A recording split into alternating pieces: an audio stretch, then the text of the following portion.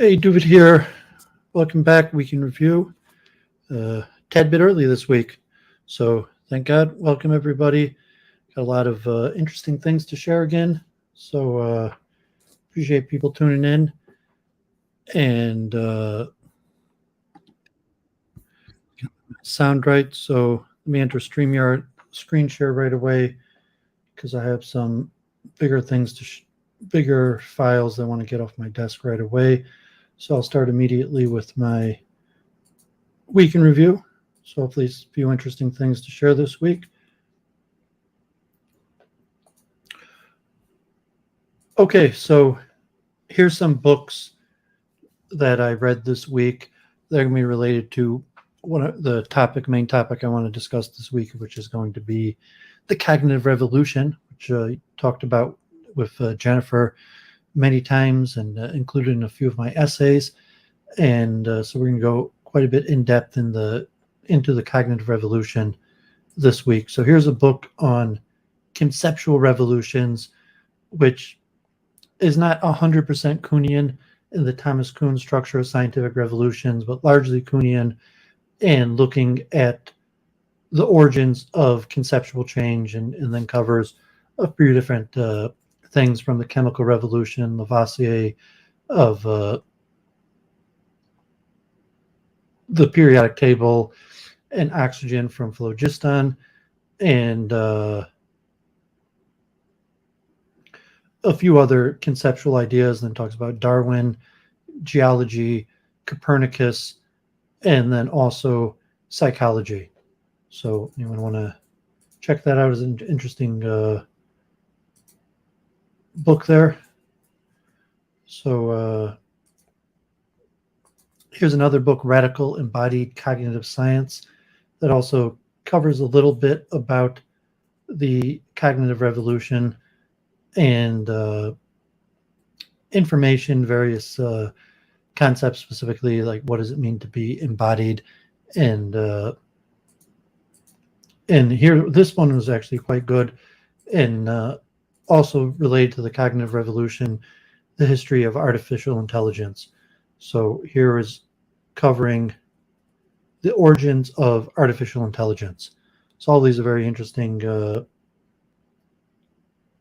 books that encourage people who follow me regularly want to go more in depth to look into. So let's make a blessing here.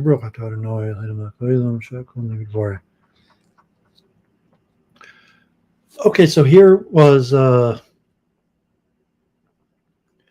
Edward Griffin, the author of Creature of Jekyll Island, one of the 13 books that changed David's life, and definitely what's going on with interest rates and the debt ceiling and various elements. So Edward Griffin, definitely an interesting character to get some insight into. In many ways, the father of conspiracy theory.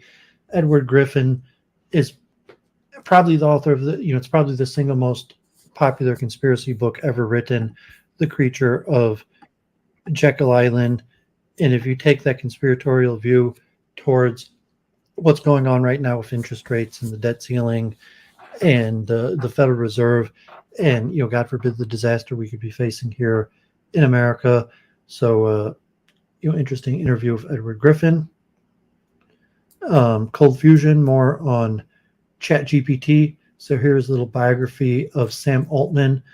People thinking the conspiracy theory, Sam Altman this year was part of the Bilderberg conference that just ended, and I think it was in Germany this year. But Sam Altman, one of the big names in the news, testifying in front of Congress, and a little bit of the backstory, who this man is, his origins, and the creation of ChatGPT. It's also interesting, 2016, he kind of predicted the coronavirus and other things with AI. It meant to, people are into the conspiracy theory. Of note that Sam Altman was at this year's Bilderberg conference with Peter Thiel, who obviously is now the head of the steering committee for the Bilderberg conference. I've been watching this week. I have another conference, auto tech this week, the Auto Tech conference that is the 7th and 8th. So Wednesday or Thursday, I'll probably head down to this conference. And so I was watching a little bit on robotics and history of robotics and various aspects about robotics. So it's an interesting course. I'm halfway through, 10-hour, 10-lecture course, and including the operation of robotics, motion control, sensors, localization, navigation, multi-robot systems, planning, reinforcement learning. So anyone interested in robotics, encourage people to check that out. And also interesting, Max Tegmark was on Democracy Now! Together with Joshua Bengio talking about AI. So Max Tegmark, one of the big names, mentioned him in last week relating to quantum theories of mind, but he's also involved various thoughts of AI. So one of the big names, Max Tegmark, appearing on Democracy Now! And I guess he's probably in the top 20 names. He's not big enough that I don't think Max Tegmark's really being interviewed on any of the main news channels for his thoughts on AI, but it's interesting he appeared on Democracy Now! And generally, I'm not so scared of AI. I think it's interesting. It's just another tool, that we could use for good or bad. And so I'm more excited about the beneficial, positive changes that could come from the technology than scared about the negative changes. But here you have Tegmark, one of the signees of the warnings of AI and various things. So if anyone wants to talk about that more, we talk about that. But that's also an interesting interview. God forbid, Jerusalem Post this week, Israel to bring thousands of more foreign workers. So Israel facing some of the same problems as the United States with high levels of debt, shekels decreasing, high costs of living, inflation, and in order to ease some of the problems, they're bringing in more foreign workers, mostly from India, the Far East, and the Jerusalem Post is even skeptical, like what's this supposed to accomplish? Bringing in more like Chinese and Indian workers, if you bring in low wage workers, possibly like inflation, that it have some sort of benefit to bring in low wage workers from foreign countries to deal with high prices and inflation. So unsure, but just thought that was interesting.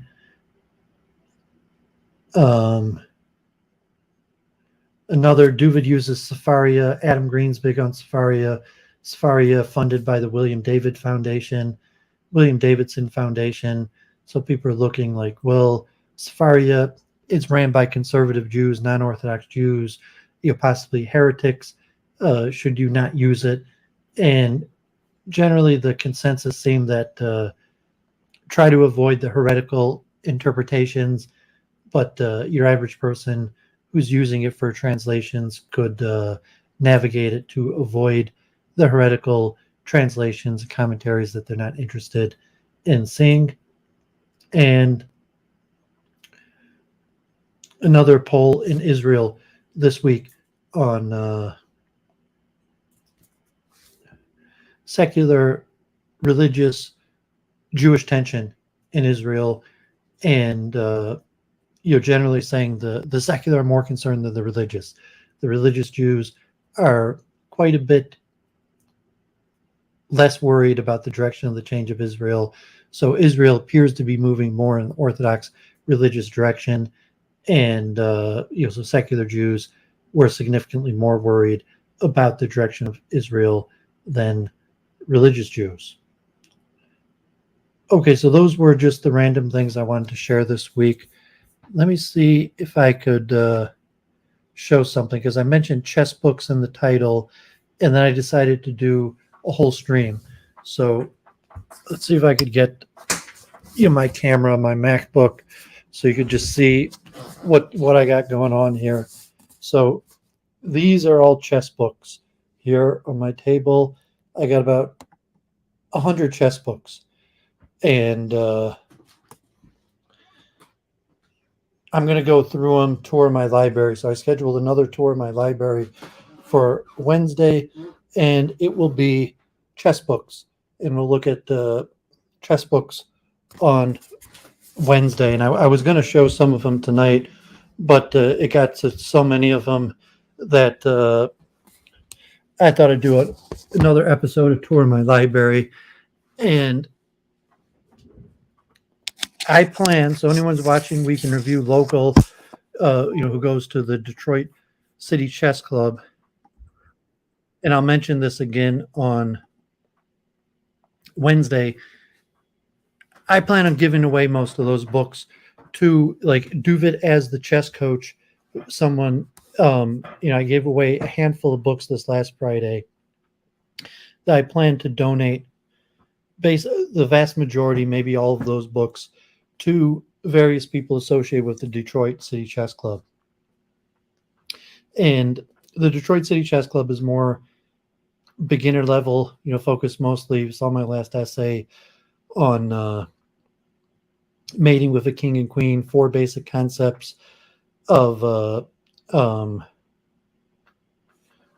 fact, I'll share that link on my blog of 4 basic concepts was my most recent essay, Chess as a Pedagogical Tool.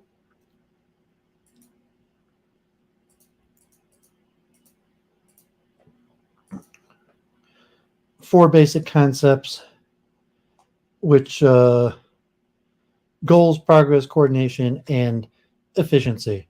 So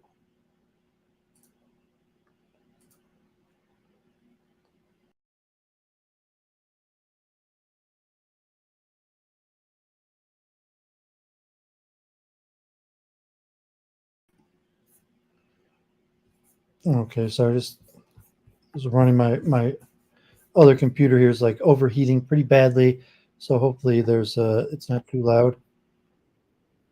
I think my MacBook has good sound cancellation, so I got a handful of people tuning in. So yes, said AKL, thanks for tuning in.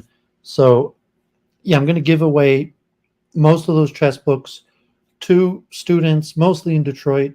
There's a handful of schools like Bates Academy, Martin Luther King, CazTech, a few others, a few more serious students that I'll try to feed them with books, and we'll see how serious over the summer, because the chess club, the numbers go down in the summer, school's out, only a handful of kids show up. So I will try to encourage people to take chess very seriously by giving chess books away, and I'll work together with the coaches from CazTech High School, Martin Luther King High School, Bates Academy, a few others, really anybody who wants to come down to Detroit to the chess club. And coming in the next few week in reviews, I want to do more going back to the chess studies, because I've got, originally I wanted to go immediately back to the science of expertise, but then I got caught up with the philosophy of science in the Science of Consciousness conference, and I never put out my second essay on theories of self and self identity formation. And expertise is generally considered an extension of self-esteem, self-efficacy, that our identity is made up. One of the important aspects of our identity is expertise. But it became pretty complicated to cover all of these theories. And then, well, is this scientific? I'm calling it the science of expertise. And then how does this fit in? Because expertise is largely an aspect of cognitive science, mostly psychology and psychometrics, not even neuroscience. So today, hopefully, will be a springboard to move back into the science of expertise. And then, hopefully starting next week, I'll start going back over chess articles and a little bit more into the science of expertise, because I've been avoiding that topic, although I think it was a worthy excursion, and it's really been like 4 months now. So thank God it's been like a 4-month, maybe even like 6-month excursion, week in review, covering the history of science, the philosophy of science, consciousness theories, and there's still a lot more to cover because, like I did before Passover, I started my series of the philosophy of science, and I said 5 out of 10, and I still want to do 5 more of them, and I have the material that I've looked at, and we'll go over more. So mostly reading long articles from the Stanford Encyclopedia. So hopefully, some point over this summer, I will also return to doing more of the philosophy of science. But so if anyone wants to pop on, I pinned the link. And so if you want to come on now, John, and just chat, see what you've been up to, or you're streaming, because I have a lot of reading to do, a lot of papers on the cognitive revolution. So I'll try to give a little ramble here, like a fireside chat on how this connects to what's going on here with this cognitive revolution, the state of my research. Jennifer is missing in action, and who knows, like she's not streaming, she's not around, her Sundays aren't available. So who knows if me and Jennifer are going to stream again, or Week in Review. So it's very likely Week in Review has just went solo, and Jennifer's welcome, she comes back around. I'm not sure if she's following any of my research, or if she just moved on to the next thing.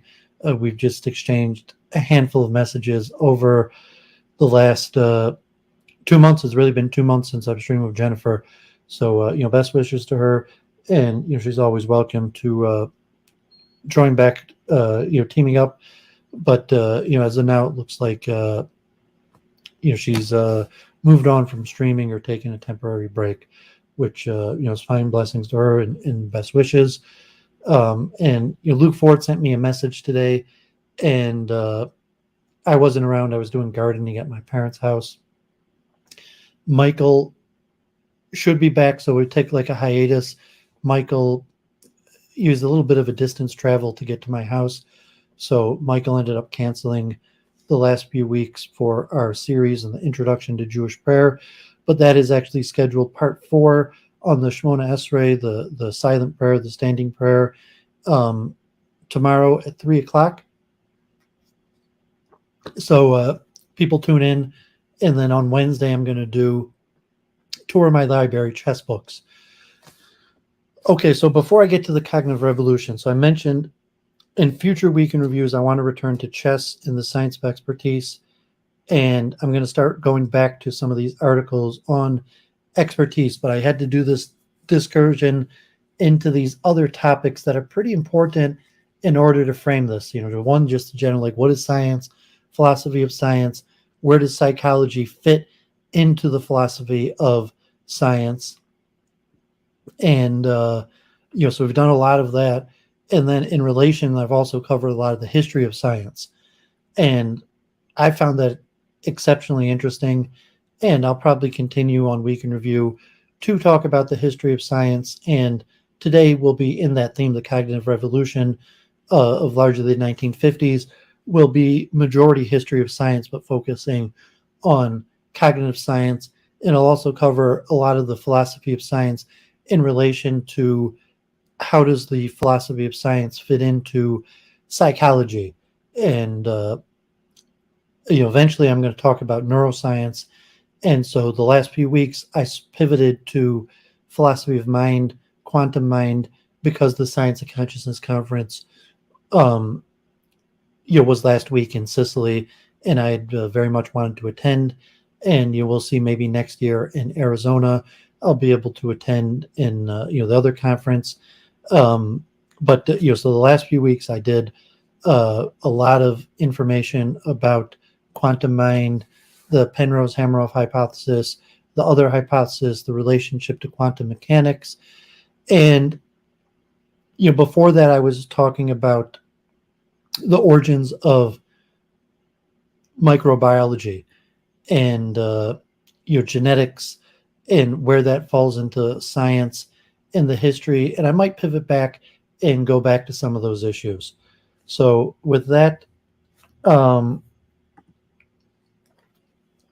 Doesn't look like anyone's joining. I have a handful of people watching. So let me just enter screen share back and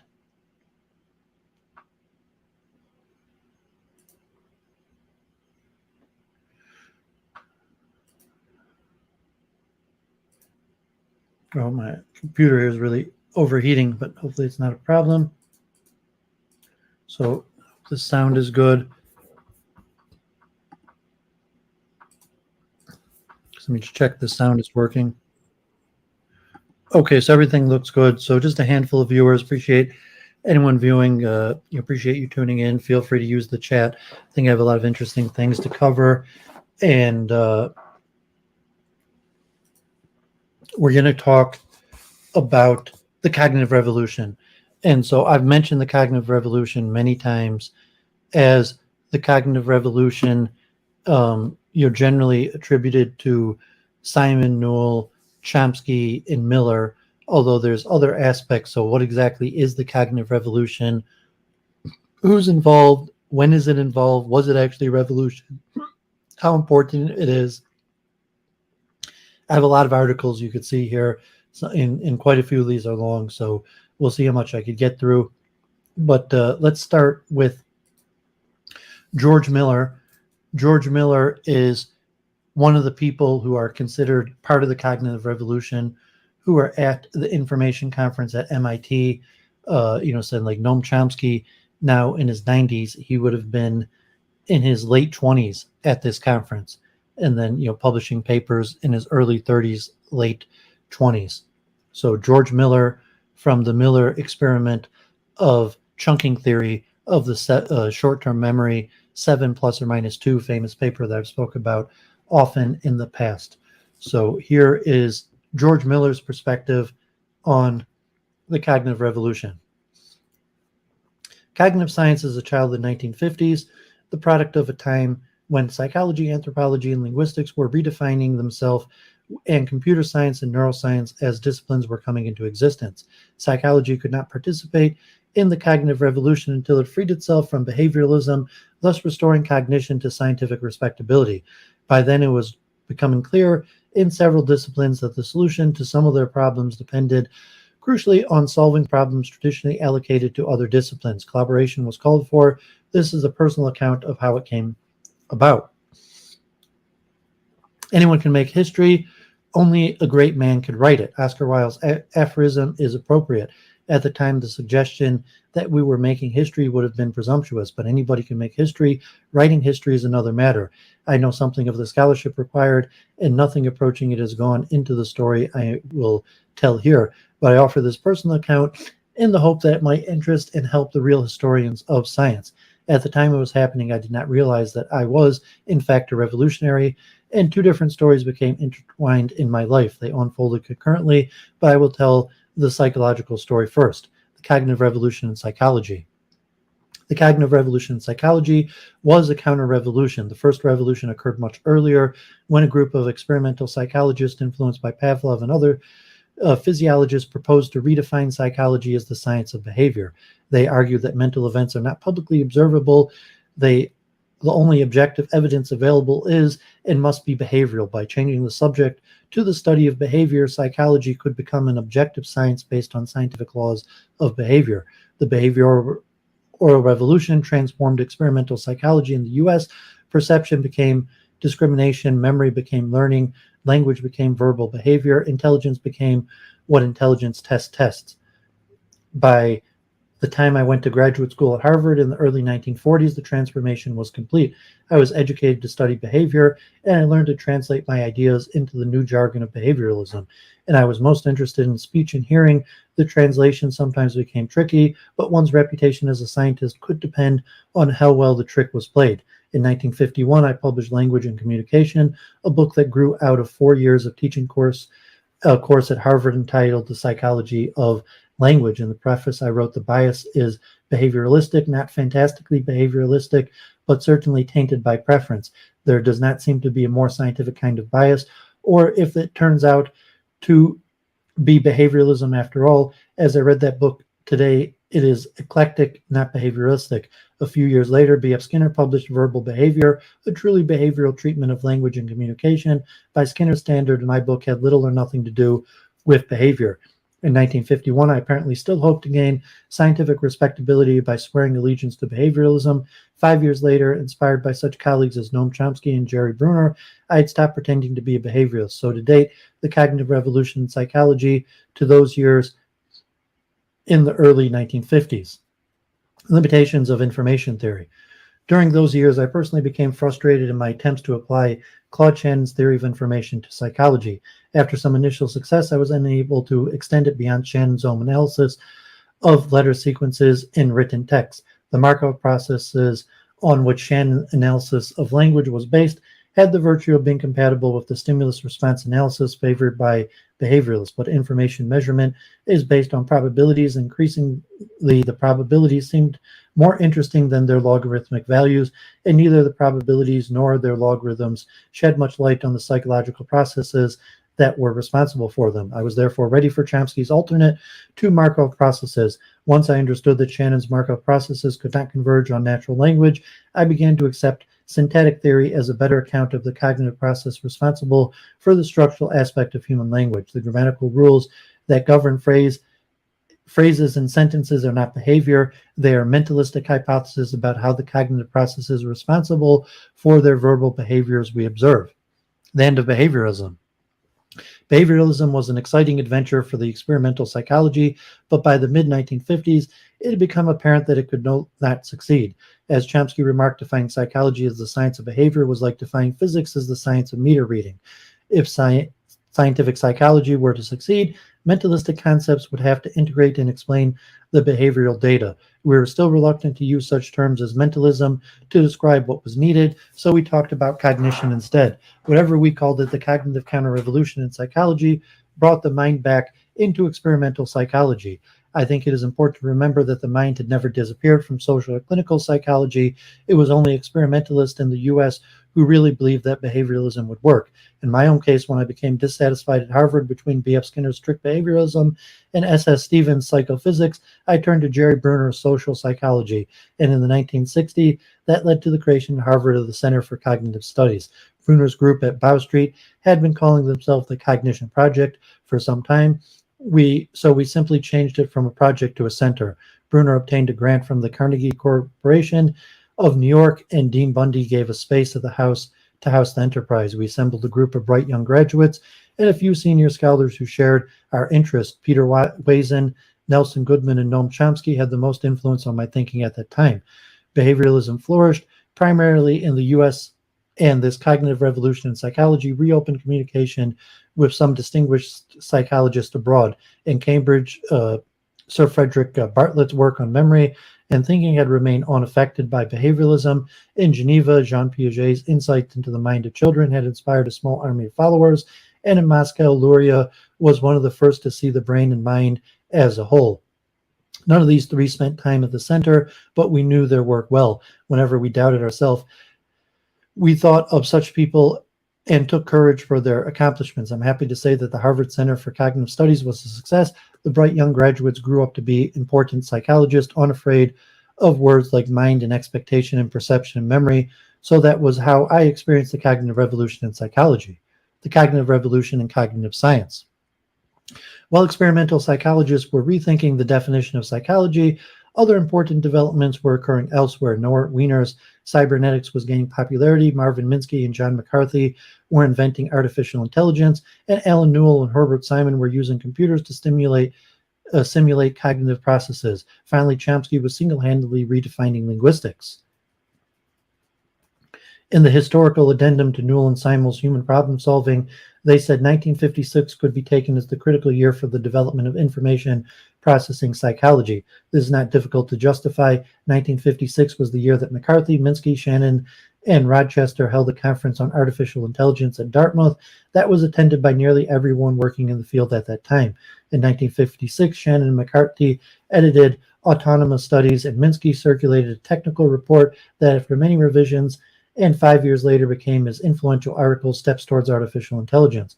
It was also in 1956 that Jerry Bruner, Jackie Goodenough, And George Austin published A Study in Thinking, which took seriously the notion of cognitive strategies. In 1956, signal detection theory was applied to perception by Tanner, Sweats, Bertzel, and others at Michigan. I published an article entitled The Magical Number 7 plus or minus 2, describing some limits under human capacity to process information.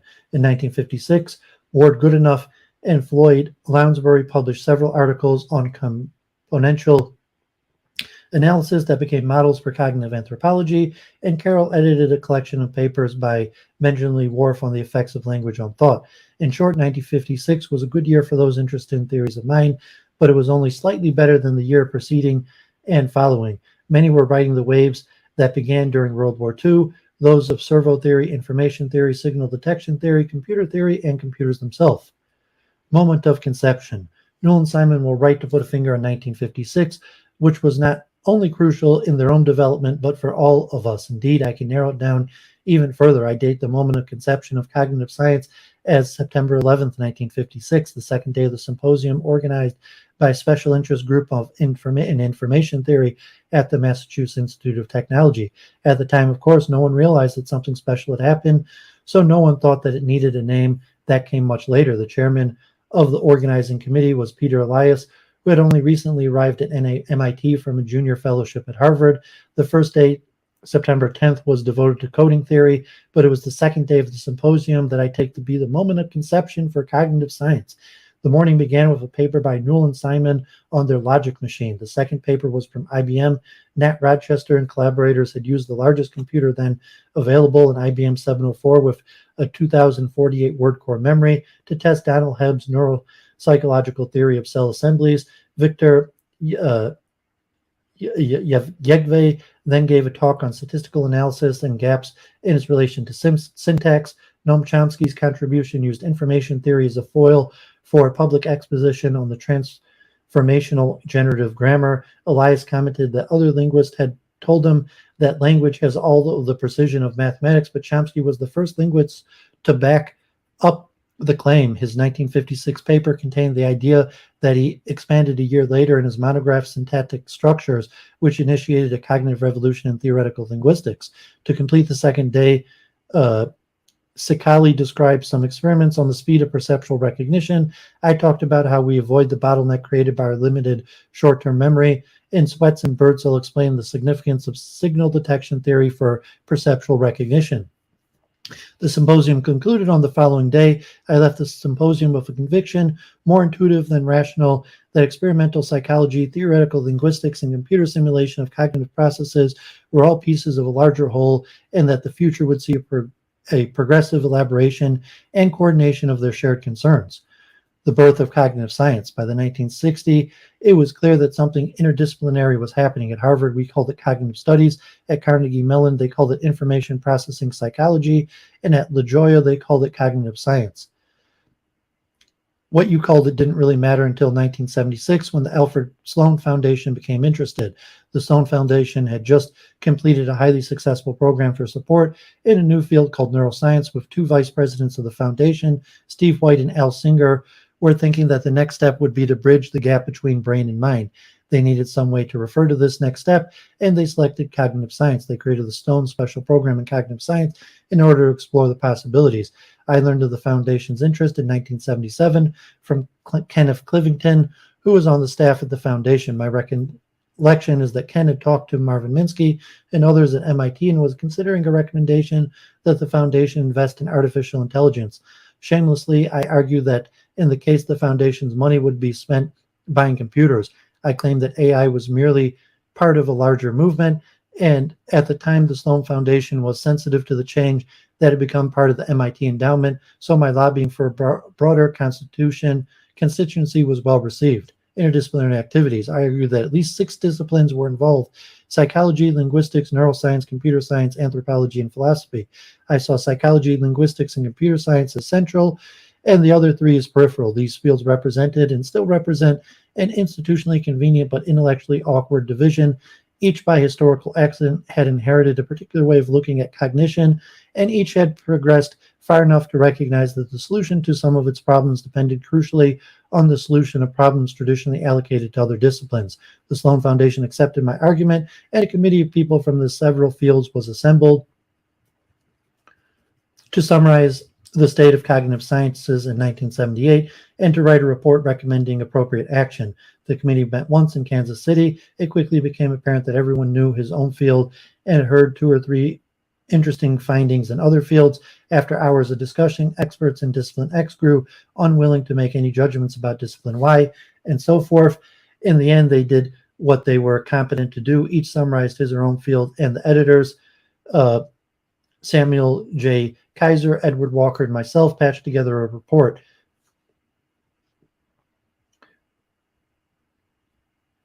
Our report had one figure, which is reproduced here. The 6 fields are connected with a hexagon. Each line of the figure represented an area of interdisciplinary inquiry that was well defined in 1978 and then involved the tools of the 2 disciplines that linked together. Thus, cybernetics used concepts developed by computer science to model brain functions, elucidated in neuroscience. Similarly, computer science and linguistics were already linked through computational linguistics. Linguistics and psychology are linked by psycholinguistics. Anthropology and neuroscience were linked by studies of evolution in the brain, and so on. Today, I believe all 15 possible links could be instantiated with respectable research, and the 11 links we saw as existing in 1978 have been greatly strengthened. The report was submitted, reviewed by other committee of experts, and accepted by the Sloan Foundation. The program that was initiated provided grants to several universities with the condition that the funds be used to promote communication between disciplines. One of the smaller grants went to Michael Gazzaniga, then at the Cornell Medical School, and enabled him to initiate what has since become cognitive neuroscience. As a consequence of the Sloan program, many scholars became familiar with and tolerant of work in other disciplines. For several years, interdisciplinary seminars, colloquia, and symposium flourished. Cognitive Science Today. Unfortunately, the Sloan Foundation did not follow up this initiative, but the interactions simulated in the early 1980s have left their mark. Some veterans of those days question whether the program was successful and whether there really is something now that we can call cognitive science. For myself, I prefer to speak of the cognitive sciences in the plural, but the original dream of a unified science that would discover the representational and computational capacities of the human mind and the structural and functional realization of the human brain still has an appeal that I cannot resist. Okay, so there you have it in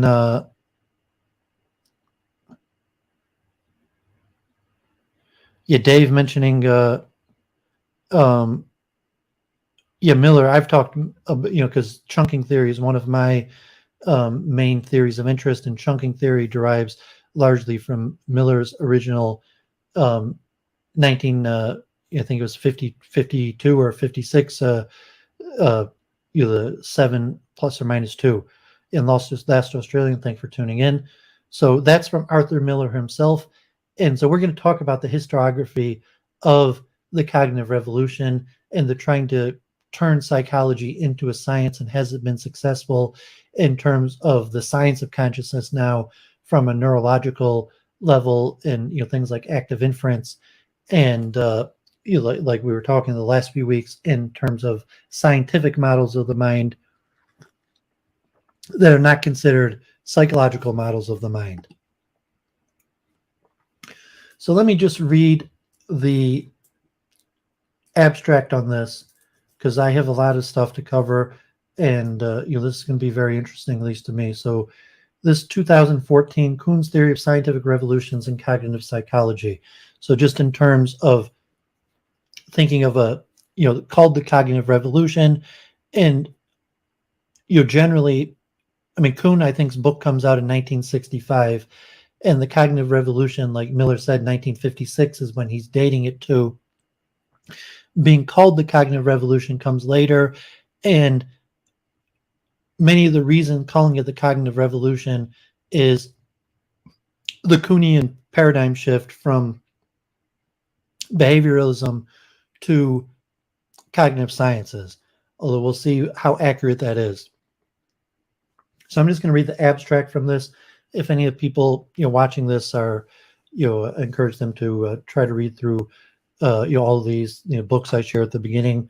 It's really a huge topic, and I've talked about it many times on Week in Review, with Jennifer, and it's a topic that I'm going to return to, much so. Today I'm dedicating a whole Week in Review just to the cognitive revolution. Kuhn's theory of scientific revolutions in cognitive psychology, Chen, Anderson, and Barker. In a previous article, we've shown that Kuhn's theory of concepts is independently supported by research in cognitive psychology. In this paper, we propose a cognitive rereading of Kuhn's cyclical model of scientific revolutions. All the important features of this model may now be seen as consequences of more fundamental account of the nature of concepts and their dynamics. We begin by examining incommensurability, the central theme of Kuhn's theory of scientific revolution. According to two different cognitive models of concept representation, we provide new support for Kuhn's mature view that incommensurability can be caused by changes in only a few concepts, that even incommensurable conceptual systems can be rationally compared, and that scientific change of the most radical sort, the type labeled revolutionary in earlier studies, does not have to occur holistically and abruptly, but can be achieved by historically more plausible accumulation of smaller changes. We go on to suggest the parallel accounts of concepts found in Kuhn and the cognitive science led to a new understanding of the nature of normal sciences, of the transition from normal science to crisis, and of scientific revolution. The same account enables us to understand how scientific communities split to create groups supporting new paradigms and to resolve various outstanding problems. In particular, we can identify the kinds of changes needed to create a revolution rather precisely. This new analysis also suggests reasons for the unidirectionality of scientific change.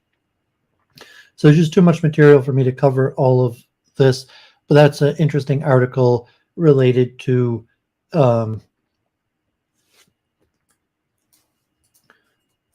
Kuhn and scientific revolution, specifically related to the cognitive revolution and incommensurability, and how much of a paradigm shift, conceptual change, how many small differences does there need to be to have it be a revolution, and taking the approach of incommensurability, that very small changes could make the new paradigm incommensurable with the old paradigm, and then arguing whether that was the case with the cognitive revolution. So let's look at this paper here by Subrata Dasgupta, The Origins and Nature of the Cognitive Paradigm, an Overview. So this will be, I looked at Miller's history, and I have one more history, and a lot of these papers have a lot of history. So thanks for the last Australian.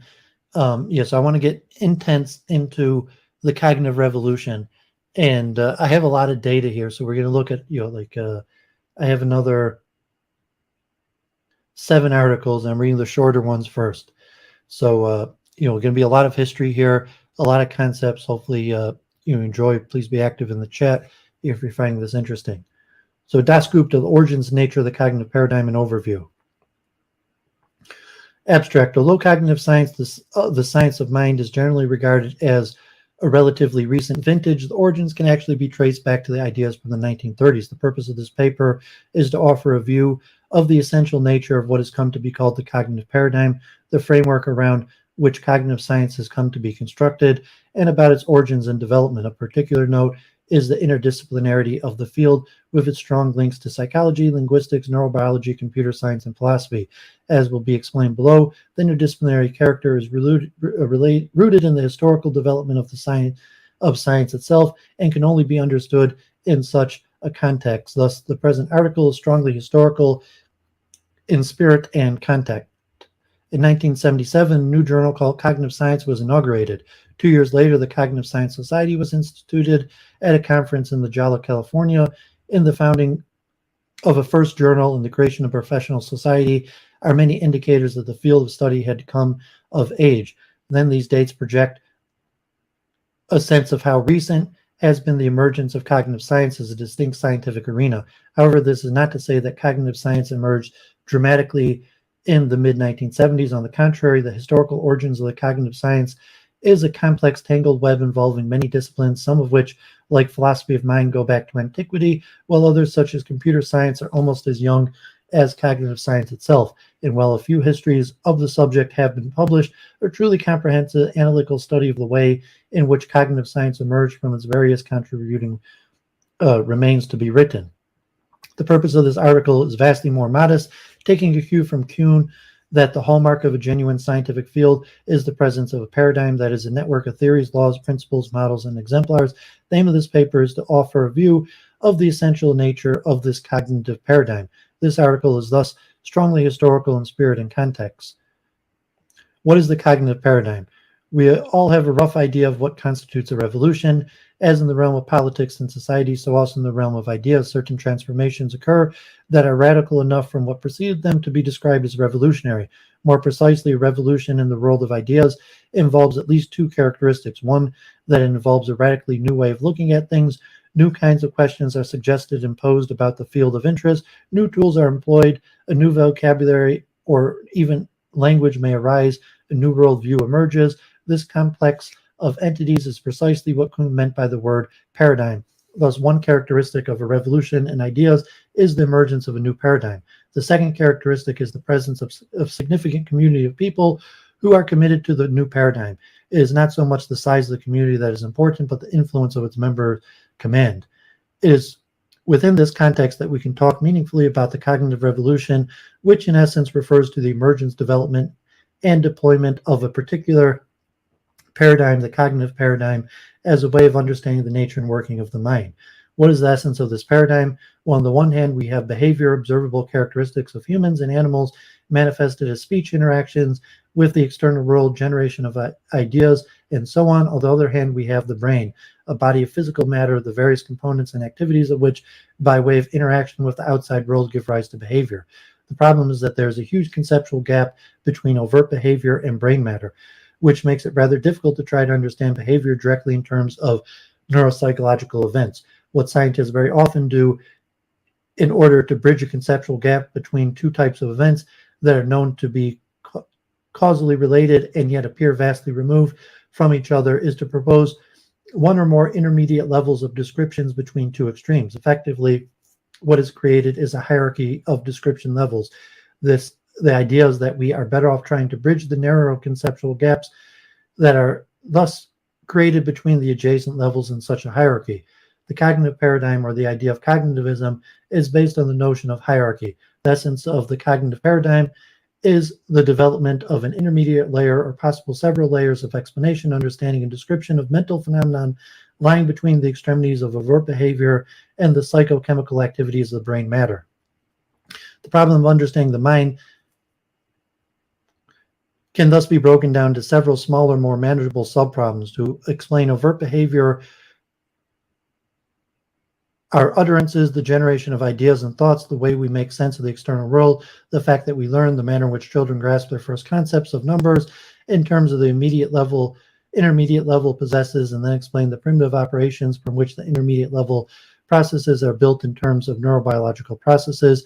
Thus, as overt behavior pertains to the world at large, the social world of the brain matter belongs to the natural world of physics and chemistry. The cognitive level mediates between the social and physical-chemical. Origins of the cognitive paradigm. The origins of the cognitive paradigm can be traced back to, at the very least, to the 1930s. In America, the dominant paradigm in psychology between World Wars I and II was, of course, behavioralism, which more or less ignored mental phenomenon altogether. Rather, behavioralism owes allegiance only to overt behavior. Yet even in America, there were a handful of scientists who, while admitting to being behavioralists, were not averse to talking about cognition and mental processes. One such psychologist was Tolman, in whose work we find the idea of mind as being some entity physically located in the brain, but which, in terms of its properties, is distinct from the brain. In particular, Tolman regarded the mind as a purposeful entity. This concept of purpose is, of course, entirely absent in the realm of physics, chemistry, and neurobiology. Tolman was a relatively rare cognitivist voice in America dominated by behavioralism. Outside the U.S., behavioralism was never quite so universally accepted. Indeed, the basic structure of the cognitive paradigm was far more in evidence. From Cambridge, England, Bartlett published his work Remembering, 1932, in which he postulated the presence in the head of an organization of past reactions and of past experiences.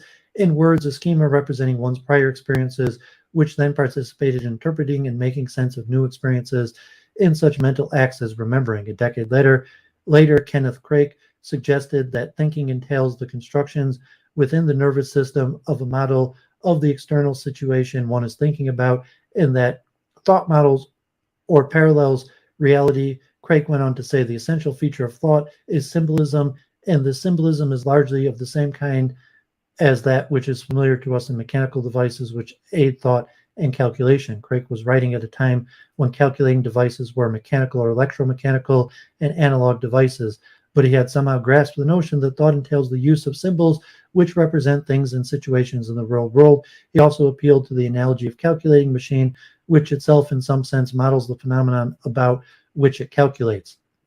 Craik's insights needs to be appreciated. It is not merely, he wrote, that thought employs symbols, but also the whole of thought is a process of symbolism. As for the nature of the process of symbolism, Craik went on to explain that if the organism carries a small-scale model of external reality and of its own possible action within its head, it is able to try out various alternatives, conclude which is the best of them, react to future situations before they arise, utilize knowledge of past events in dealing with the present and future, in every way to react in a much fuller, safer, and more competent manner to the emergencies which face it. In other words, Craik conceived thinking as involving a symbolic representations or models in the head of aspects of the external world and symbolic representations of the human agent's actions. Thought would then entail the manipulation of the symbolic models by the represented actions, that is, by mentally simulating actions and their effects on external reality. The advent and importance of the digital computer. Craik's premature death in 1945 precluded further development of his ideas, and certainly well known in England, his work seemed to have had virtually no effect in America, which is where a number of quite remarkable interdisciplinary sciences developed in the years immediately following World War II, including information theory, switching circuit theory based on Boolean logic, game theory, general systems theory, and operations research. In the tangled history of the origins of cognitive sciences, these would all leave their imprint in one way or another, but the most influential development was that of the electronic digital computer between 1946 and 49. We find evidence of the immediate appeal, what was apparently a pure technological development for thinkers on mind, brain, and thought in the interdisciplinary conference sponsored by the Hickson Foundation on Cerebral Mechanisms and Behavior held in Pasadena, California in 1948. Here, John von Neumann, mathematician and co-inventor of game theory, as well as co-inventor of the concept of stored program digital computer, compared certain features of the computer to the brain. As an example, he pointed out that functionally neurons transmit impulses which possess an all-or-nothing character, similar to the digital elements in the computer. Functionally, the neurons are analogous to the digital electronic device, even though the matter of which they are made bear no resemblance to each other. In fact, in analogizing between brain and computer, von Neumann was drawing upon earlier works by Pitts and McCullough, who had shown that the functional behavior of networks of neurons could be modeled in terms of the principle of mathematical logic, the resulting model being termed a formal neural network. But the Hickson Symposium participants had more on their minds than computers and digital circuit elements. They had mind on their minds. Behavioralism, the dogma that it eschewed any discussion of mind, mentalism, or cognition as being within the purview of scientific psychology, came under serious attack by such scientists as the psychologist Carl Lashley and the mathematician neurophysicist Warren McCullough. Thus, Lashley would argue that the nervous system, far from being quiescent or static system, is organized and actively excited, and that behavioral is the result of interaction of this background of excitation with input of any designated stimulus. What one needed to know then was the general character of this background of information, for only then could the effect of some input stimulus be understandable. And McCullough, for whom mind meant ideas and purposes, argued that the mind is in the head precisely because there and only there are a host of possible connections between neurons to be formed as time and circumstance demand. Each new connection serves to set the stage for others yet to come and better fitted to adapt us to the world. 2 years after the Hickson Symposium, The logician and computational theorist Alan Turing suggested an experimental situation in which one might not be able to distinguish between the manifestation of human intelligence and the behavior of a computer. Turing's idea was the following. Imagine an experimental setup in which a computer is in one room and a person in the other. In a third room, there is a second person who serves as an interrogator. The computer is programmed to receive and answer questions from the interrogator, and the latter, using appropriate devices, puts questions to both the computer and the other person, though he does not know where either is located.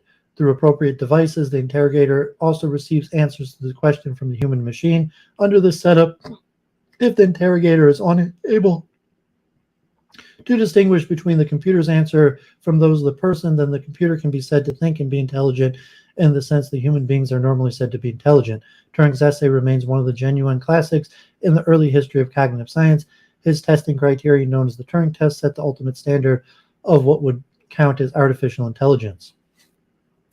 Annus Mirabilis, 1956. Turing's essay, though provocative and ultimately influential, was fundamentally speculative.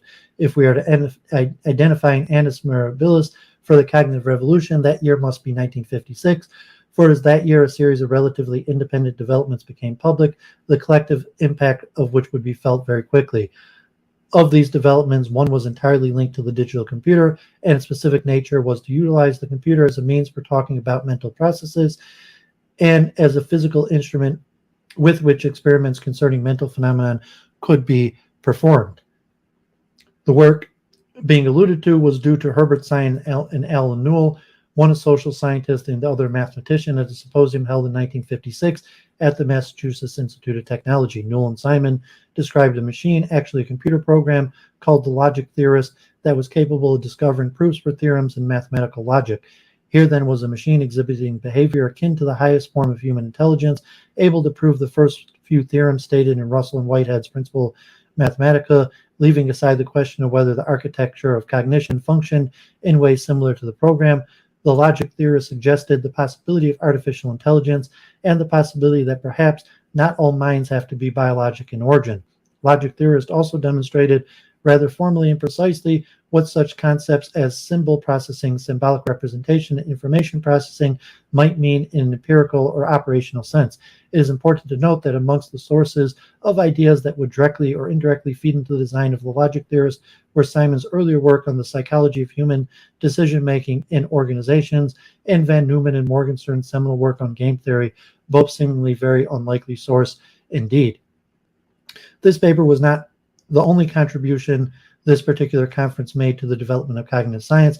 A young linguist named Noam Chomsky presented a paper which would become the root of yet another major movement in the cognitive field, one which is sometimes called the Chomskyan Revolution in linguistics. Chomsky would argue in his various publications that the creativity we observe in linguistic behavior, our ability to generate sentences we may not have ever uttered before, and the ability to understand a sentence we may not have ever heard before, can only be explained by the existence in the mind of a systems of rules and representations that encode universal principles of language that are common to all specific languages.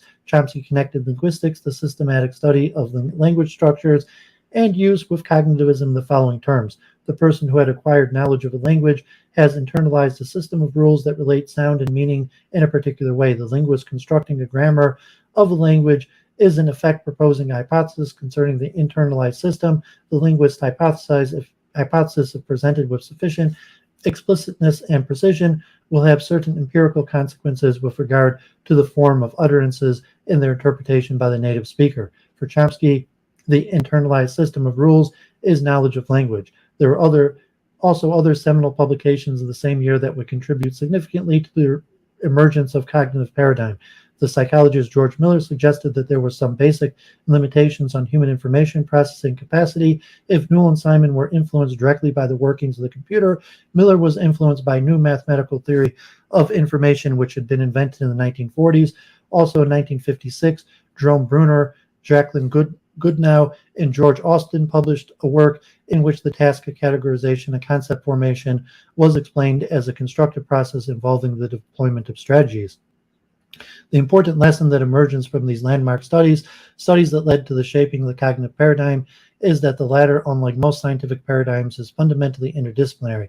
Indeed, one widely accepted view is that the cognitive sciences lies at the intersection of 5 mainstream disciplines, namely psychology, philosophy, linguistics, artificial intelligence, and neuroscience. Some would disagree that these constitute all the participating disciplines at the intersection. For example, Gardner includes anthropology as another contributing field, while this writer has came to believe on the basis of historical case studies of scientific creativity that some aspects of cognition cannot be explained without appeal to social sciences. However, the one shared belief that is more or less unchallenged by those philosophers like psychologists, linguists, artificial intelligence researchers, and perhaps to a lesser extent neuroscientists who call themselves cognitive scientists, is that cognition entails manipulation and processing of representations, also called information. Indeed, a large part of the research paradigm in cognitive science, whether conducted by psychologists, linguists, computer scientists, or philosophers, is concerned with the question of what can be the nature of mental representation for different kinds of cognitive tasks. For instance, researchers in the field of cognitive development studying how, when infants first develop the concept of numbers, debate on the form of the infant's representation of numbers. One proposal suggests that each distinct number is represented in the infant's mind by a distinct symbol. An alternative hypothesis is that each distinct object perceived by the infant is represented by a distinct symbol. Psycholinguists have used certain formal structures called trees to depict how humans may represent, construct, parse, and understand sentences. Cognitive psychologists and artificial intelligence researchers interested in how humans or computers learn concepts. For example, the concept computers have suggested representations called semantic networks that show relationships between the concept of interest and other concepts, facts, objects, and properties, so that the concept of interest is meaningful by virtue of these various relationships. Psychologists inquiring into how humans solve problems may suggest that the subject possesses knowledge of the task domain in a form of rules that specify if such and such condition is the case, then take such and such action. How does one test the validity of plausibility in these abstract theories about formal representations? Cognitive scientists devise various laboratory experiments on human subjects, or they may construct computer models based on representations and simulate them on the computer. In either case, the process is to corroborate or refute certain properties of the subject of the simulated model as are predicted by the hypothesized representation. Sometimes computer simulations and laboratory experiments may both be performed to test the validity of the representation. As a specific example, Langley and his collaborators postulated a number of general rules of the if-then type to represent a part of the knowledge for a computer program called Bacon, which was able to use these rules to discover Kepler's third law of planetary motion. Subsequently, Quinn and Simon presented the same type of data that had been fed to Bacon to human subjects who were given the task to discover possible laws connecting the data. The subjects were also asked to verbalize their thoughts and strategies as they went about solving the problems. From an analysis of such verbal protocols, Quinn and Simon argued that the human subjects were deploying the same kind of rules as has been implemented by the computer models. It must be noted that while the nature of representation occupy the attention of much of cognitive science, there are other aspects of cognition that cannot necessarily be investigated at the level of representation. For example, in studying the nature of cognitive thought, the questions of interest might be what kinds of goals initiated a particular act of creation, how did these goals originate, what kinds of knowledge did the creative being draw upon the course of creative work, what kinds of inferences of mental actions can we infer for a given act of creation. Here the researcher assumes that such entities as goals and knowledge are represented in the person's working memory and long-term memory respectively, but what these representations are not so much of interest as what specific entities are being represented, what goals, what knowledge, what inferences. These kinds of questions are more appropriately addressed at the level of cognitive abstraction, termed by Newell the knowledge level. One might say that the knowledge level of abstraction is at the very edge of the cognitive paradigm, where it intersects with the paradigms of the social sciences. Studies of the cognitive process of creativity, asking questions of the above sort, are typically the sort that reside at the edge and have been carried out at the knowledge level. The computational cognition connection revisited is not just representation that is taken to be the core of cognition, but the processing and transformation of representations also. And here computation and the computer metaphor become the principal conceptual tools by which most cognitive scientists envision how representations could be manipulated and processed. The complex relationship between technology and science is one of the enduring and fascinating themes of the history of human culture. The appeal to artifacts and their workings as a model or metaphor for the workings of nature is one aspect of this relationship, yet another more obvious one is the use of technology as scientific instruments. The one helps to clarify our thoughts about the natural world, the other extends our capabilities to perceive the natural world, but both serve a common purpose as amplifiers of human ability to comprehend nature. It is in the former sense of which the computer has the most interestingly served the cause of cognition. First, it provided a significant insight into how the symbolic processing and mental simulation that Craig had suggested as a basis for thought could be more precisely envisioned in the form of a computer program executed on a physical computer. Well before the mid-1950s, people like Turing had realized that the computer was not a number processing device, but a general-purpose symbol processing machine. Here then was a model of how symbols might be represented in the head and how they might be manipulated, processed, and transformed into other symbols. A new vocabulary was made available, one that could be used to talk about functional character of cognition, a vocabulary that included such terms as program, algorithm, storage register, communication channel processor, input-output unit, and so on. Second, the computer and its operation suggested how something purely physical like the brain, obeying physical chemical laws and harboring nothing remotely like purpose, could develop purposive properties of the kind Tolman had suggested. The following analogy was identified: the computer, hardware, software function, cognition, brain, mind, behavior.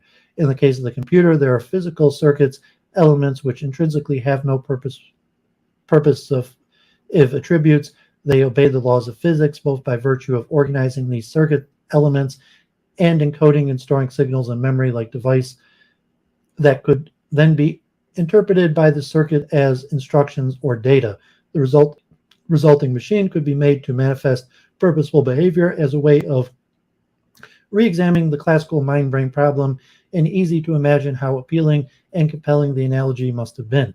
Third, if the computer and its organization yield some sense of how brain matter might be organized to give rise to mental properties and processes leading to behavior, then perhaps the logical organization, or technically the architecture of the computer, might suggest possibilities for the cognitive organization of the brain.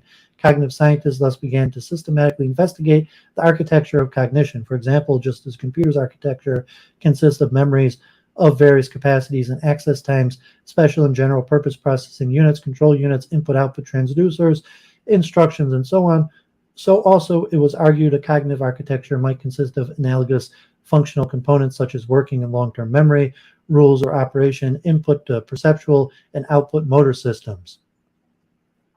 Fourth, the very same characteristics of the computer that provided a metaphorical role for understanding cognition also afforded an experimental apparatus, a kind of telescope for the inner eye, with which one could observe mental phenomena. By programming the computer, one could attempt to simulate specific higher-level cognitive tasks such as language understanding, game playing, scientific creativity, and so on. If the simulation produced behavior that was consistent with what was predicted, then the program itself became a theory of how humans might think and carry out relevant cognitive processes. So I'm going to skip the section on the case of David Marr's vision. Cognition using neural networks. Not all cognitive scientists take computationalism as the sine qua non of cognitive science. For instance, Brunner, one of the founding fathers of cognitive science in the 1950s, has in recent years reacted sharply to what he feels is an extreme computational attitude in contemporary cognitive science.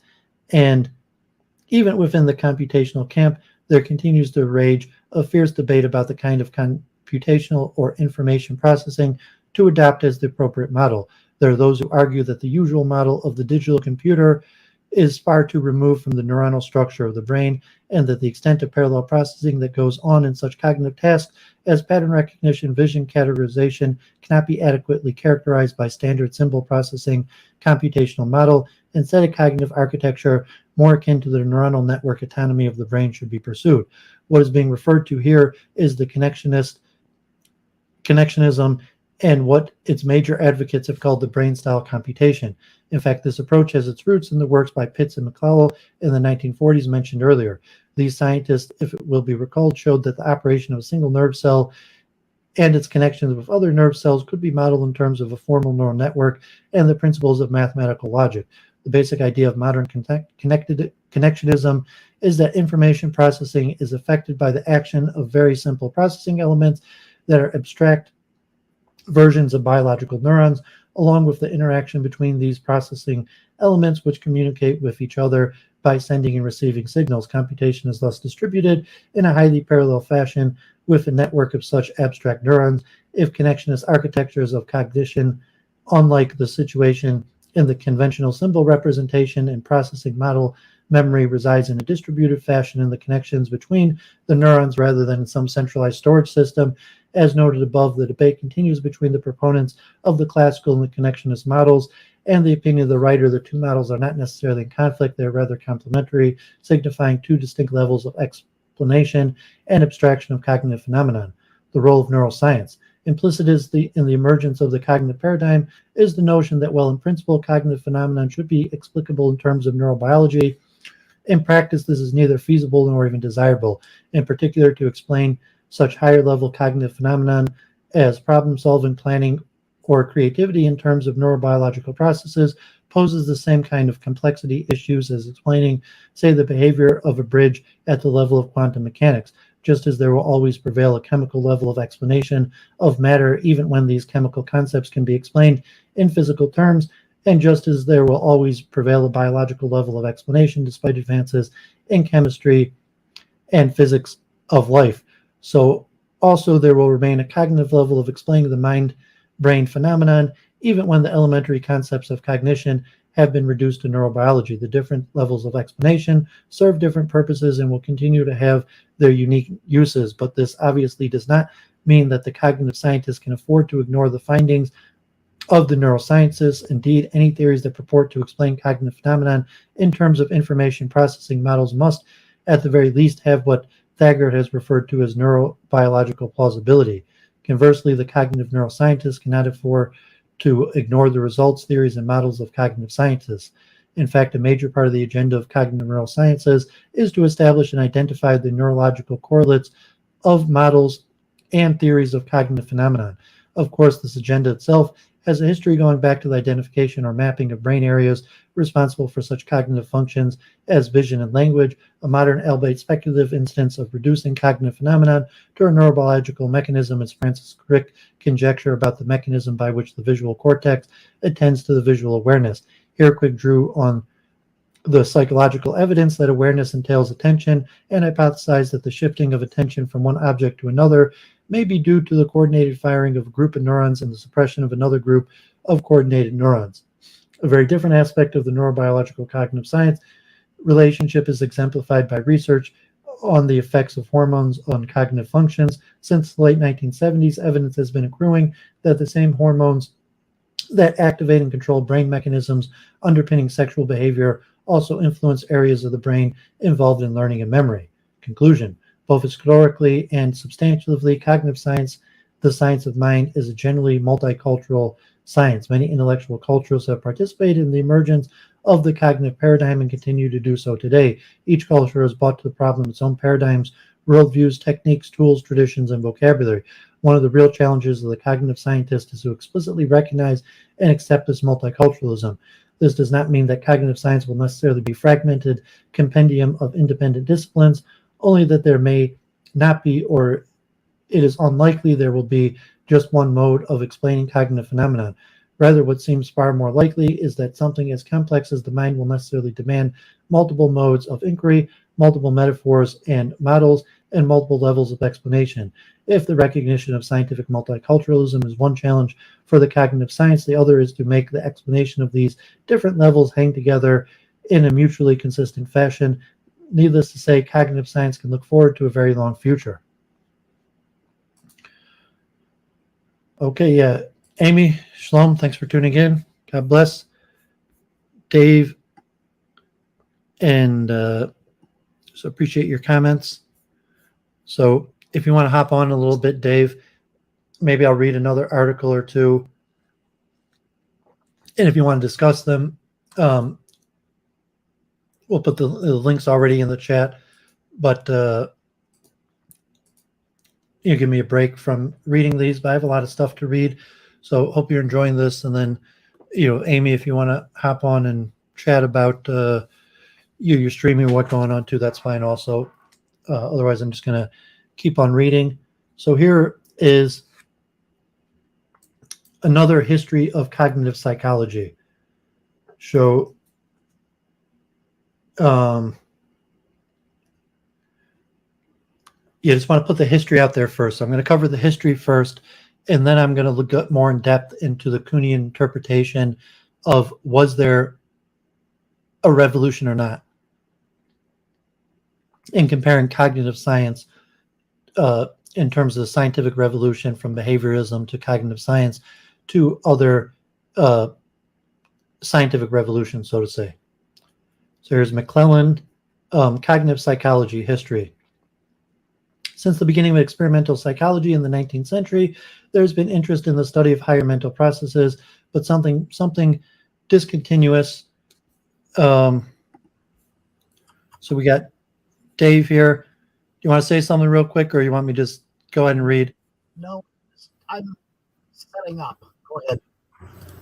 Okay, so if you want to mute just so we don't have feedback, I'll read through this article and we'll talk about it.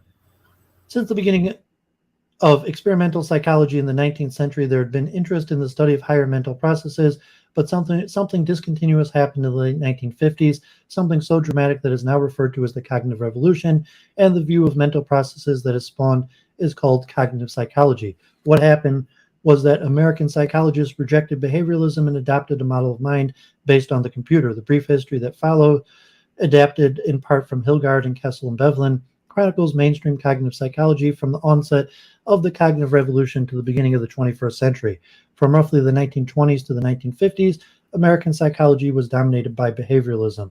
Behaviorism was concerned primarily with the learning of associations, particularly non-human species, and it constrained theorizing to stimulus-response notions. The overthrow of behavioralism came not so much from ideas within psychology as from three research approaches external to the field: communications, research, and information processing approach. During World War II, new concepts and theories were developed about signal processing and communication, and these ideas had a profound impact on psychologists active during the war years. One important work was Shannon's 1948 paper about information theory. It proposed that information was communicated by sending a signal through a sequence of stages or transformations. This suggested that human perception and memory might be conceptualized in a similar way. Sensory information enters the receptors, then is fed into perceptual analyzers who outputs in turn input to memory systems. This was the start of the information processing approach, the idea that cognition could be understood as a flow of information within the organism, an idea that continues to dominate cognitive psychology. Perhaps the first major theoretical effort in information processing psychology was from Donald Broadbent's Perception and Communication in 1958. According to Broadbent's model, information output from the perceptual system encountered a filter which passed only information to which people were attending. Although this notion of an all or none filter would prove too strong, it offered a mechanistic account of selective attention, a concept that had been banished during behavioralism. Information that passed Broadbent's filter then moved on to a limited capacity decision channel, a system that has some of the properties of short-term memory, and from there onto long-term memory. The last part of Broadbent's model, the transfer of information from short to long-term memory, became the salient point of the dual memory models developed in the 1970s. Another aspect of information theory that attracted psychologists' interest was a quantitative measure of information in terms of bits. In a still widely cited paper, George Miller, 1956, showed that the limits of short-term memory had little to do with bits, but along the way, Miller and others interested in technical aspects of information theory and related work had fostered mathematical psychology, a subfield that was being fueled by other sources as well. Over the years, mathematical psychology has frequently joined forces with the information processing approach to provide precise claims about memory, attention, and related processes. The computer modeling approach. Technical developments during World War II also led to the development of digital computers. questions soon arose about the comparability of computer and human intelligence. Alan Newell, Shaw, Herbert Simon had designed a computer program that could solve difficult logic problems, a domain previously thought to be the unique province of humans. Newell and Simon soon followed with programs that displayed general problem-solving skills much like those of humans, and argued that these programs offered detailed models of human problem-solving. This work would also help establish the field of artificial intelligence. Early on, crosstalk developed between the computer modeling and information processing approaches, which crystallized in the 1960 book Plans in the Structure of Behavior by Miller. The book showed that information processing psychology could use the theoretical language of computer modeling, even if it did not actually lead to computer programs. With the bit having failed as a psychological unit, information processing badly needed a rigorous but rich means to represent psychological information. Computer modeling supplied powerful ideas about representation, as well as about processes that operate on those structures. The resultant idea of human information processing and sequences of computational processes operating on mental representation remains the cornerstone of modern cognitive psychology. The generative linguistic approach. A third external influence that led to the rise of modern cognitive psychology was the development of generative grammar and linguistics by Noam Chomsky. Two of Chomsky's publications in the late 1950s had a profound effect on the nascent cognitive psychology. The first was his 1957 book, Syntactic Structures. It focused on the mental structures needed to represent the kind of linguistic knowledge that any competent speaker of a language must have. Chomsky argued that associations per se and even phrase structure grammars could not fully represent our knowledge of syntax. What had to be added was a component capable of transforming one syntactic structure into another. These proposals about transformational grammar would change the intellectual landscape of linguistics and usher in a new psycholinguistics. Chomsky's second publication, 1959, was a review of verbal behavior, a book about language learning by the then most respected behaviorist alive, B.F. Skinner. Chomsky's review is arguably one of the most significant documents in the history of cognitive psychology. It aimed not merely to devastate Skinner's proposal about language, but to undermine behavioralism as a serious scientific approach to psychology. To some extent, it succeeded on both counts. An approach intrinsic to psychology. At least one source of modern cognitive psychology came from within the field. This approach had its roots in Gestalt psychology and maintained its focus on the higher mental processes. A signal event in the tradition was the 1956 book, A Study in Thinking by Brunner, Goodnow, and Austin. The work investigated how people learn new concepts and categories, and it emphasized strategies of learning rather than just associated relations. The proposal fit perfectly with the information processing approach. Indeed, they were information processing proposals and offered still another reason to break from behavioralism. By the early 1960s, all was in place. Behavioralism was on the wane in academic departments all over America. Psychologists interested in information processing approaches were moving into academia, and Harvard University went so far as to establish a Center of Cognitive Studies directed by Brunner and Miller.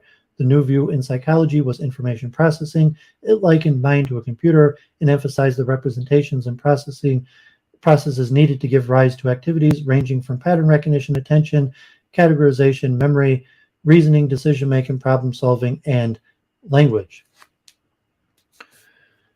Growth of cognitive psychology.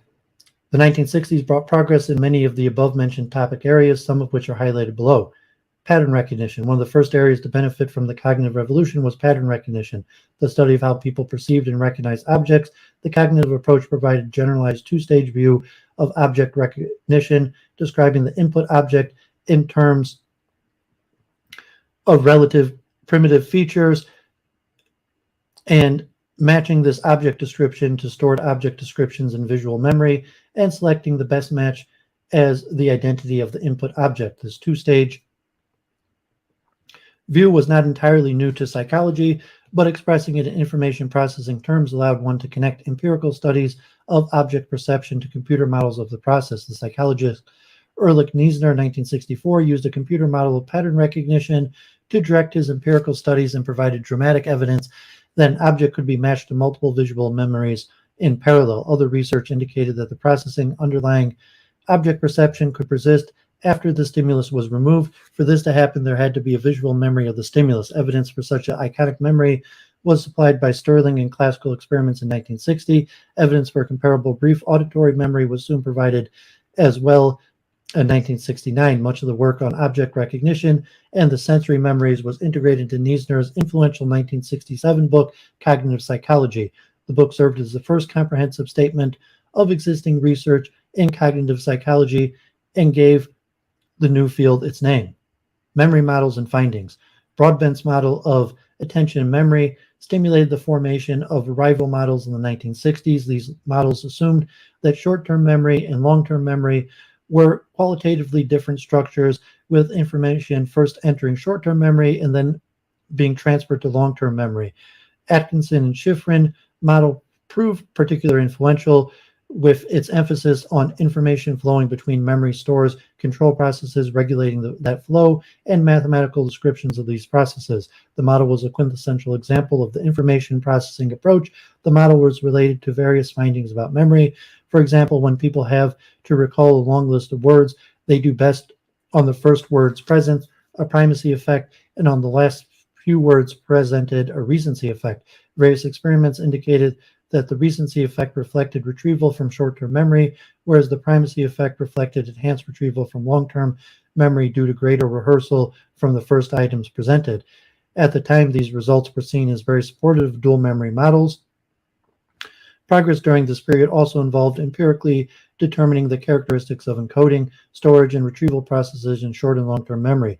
The results indicated that verbal material was encoded and stored in phonological code for short-term memory, but a more meaning-based code for long-term memory. Other classical studies demonstrated the forgetting of short-term memory reflected a loss of information from storage due to either decay or interference, whereas some apparent losses of information in long-term memory often reflected a temporary failure in retrieval. To a large extent, these findings have held up during over 30 years of research, although many of the findings would now be seen as more limited in scope.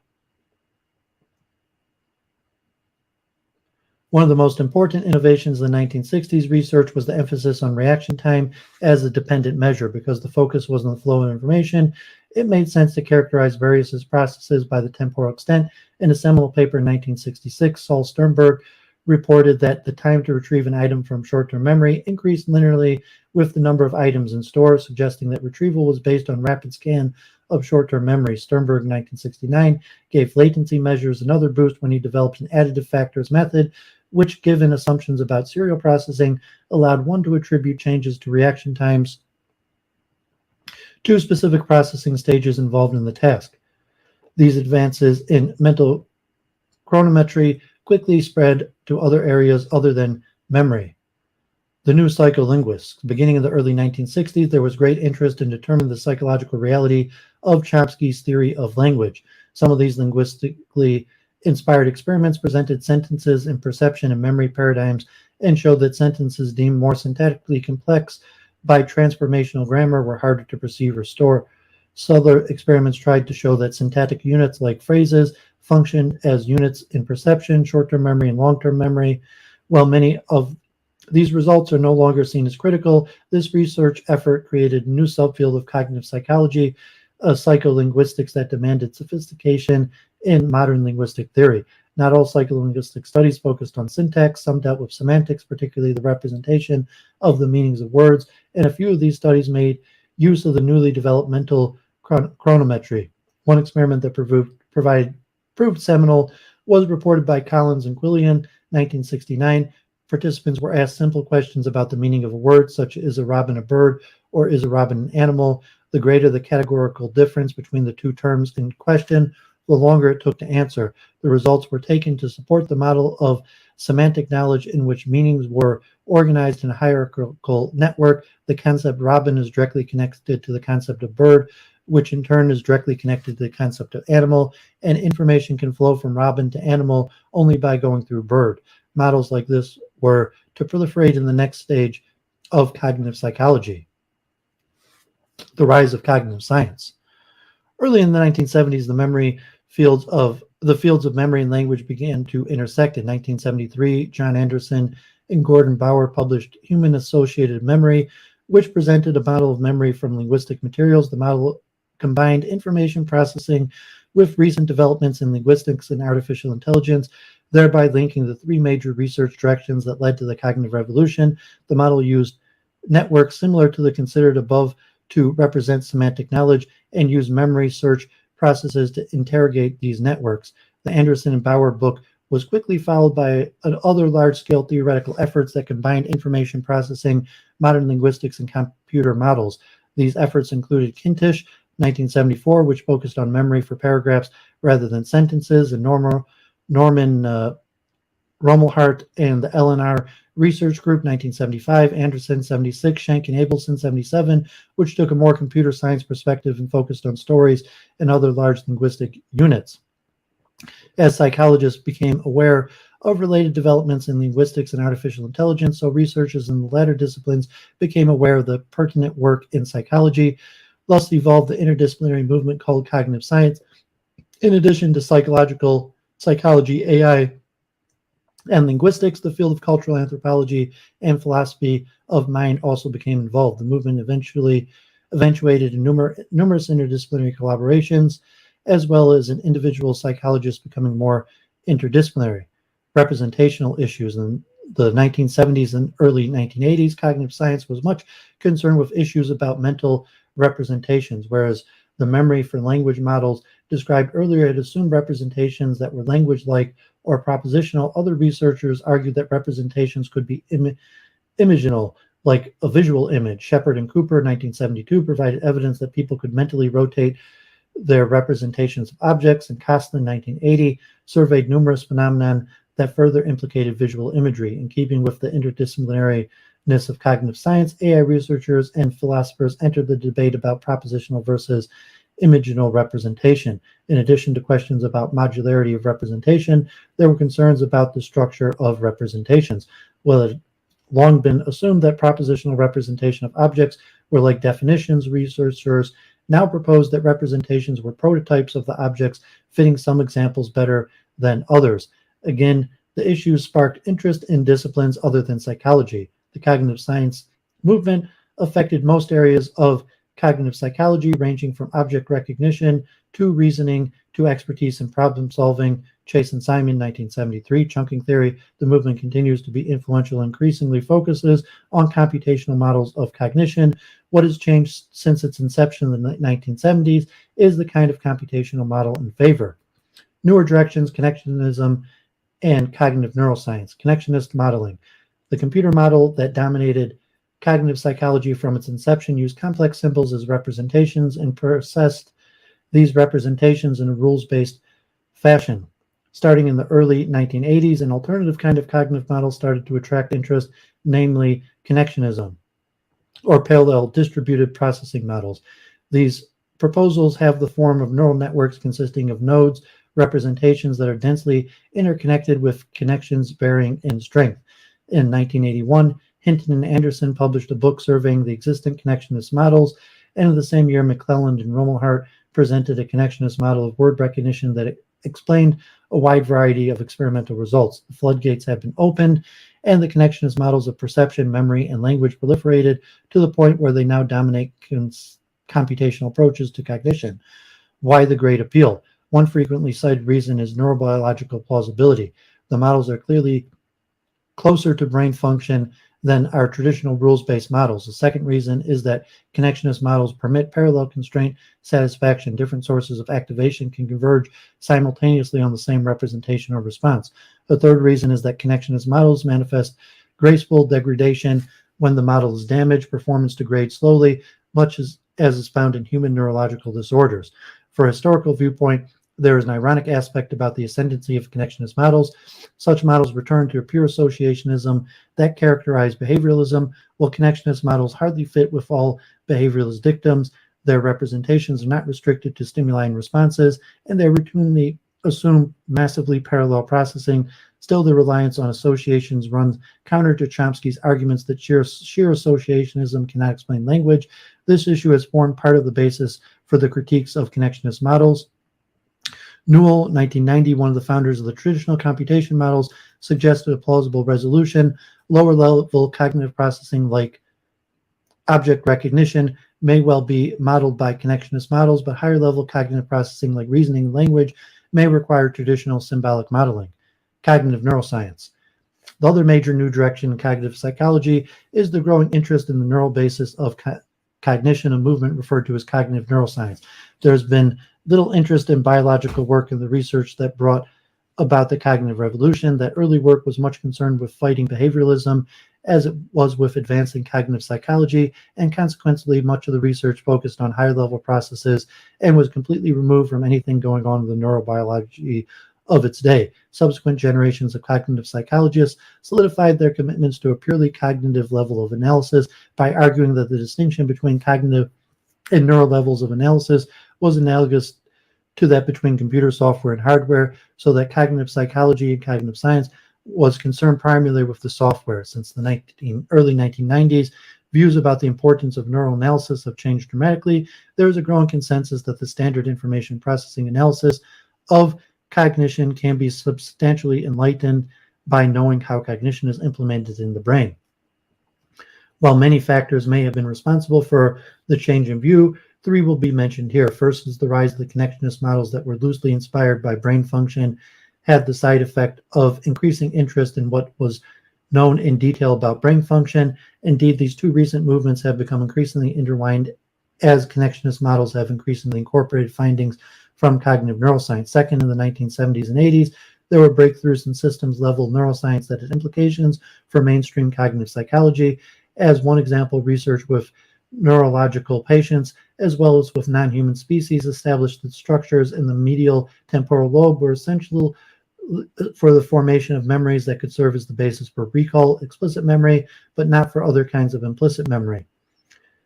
As another example, research with non-human primates showed that two distinct systems were involved in the early stages of visual perception: a WiR system that is responsible for spatial localization and a what system that is responsible for recognition of the object. Both of these discoveries had major implications on the cognitive level of analysis. Computational models of object recognition or memory would do well to divide the labor into separate subsystems. The third factor responsible for the rise of cognitive neuroscience is methodological, the development of the neuroimaging techniques that produce maps of neural activity while the brain is performing some cognitive task. One major technique is positron emission tomography, PET. In 1988, Michael Posner, Marcus Rachley, and others used PET in a groundbreaking experiment to localize neurally different subprocessing of processes of reading. PET images obtained while participants looked at words showed activated regions in the posterior temporal cortex. Images obtained while participants read the words revealed additional regions activated in the motor cortex, and images obtained while participants generated constrained associations to the words revealed still additional regions in the frontal areas. PET analysis of object recognition, memory, and language soon followed. A more recent technique for functional magnetic resonance imaging, fMRI, it is now being used to study virtually every domain of human cognition. Conclusion: this article is given short shrift to important contributions that tend to fall off of the mainstream cognitive psychology. One such case is the work done by Kuhn and Tversky on the use of heuristics in decision making, which can result in deviations from rational behavior. Another example is the cognitively inspired study of memory and language deficits in neurological patients. There are other cases like these which deserve a prominent place in a fuller history of cognitive psychology. Okay, so if Dave is around, we'll see what Dave has to say. So those were my main articles on the history. So, a lot of information I wanted to cover. And the first few there were, basically history, where I wanted to go deeply into, the history of psychology, cognitive sciences, and the cognitive revolution.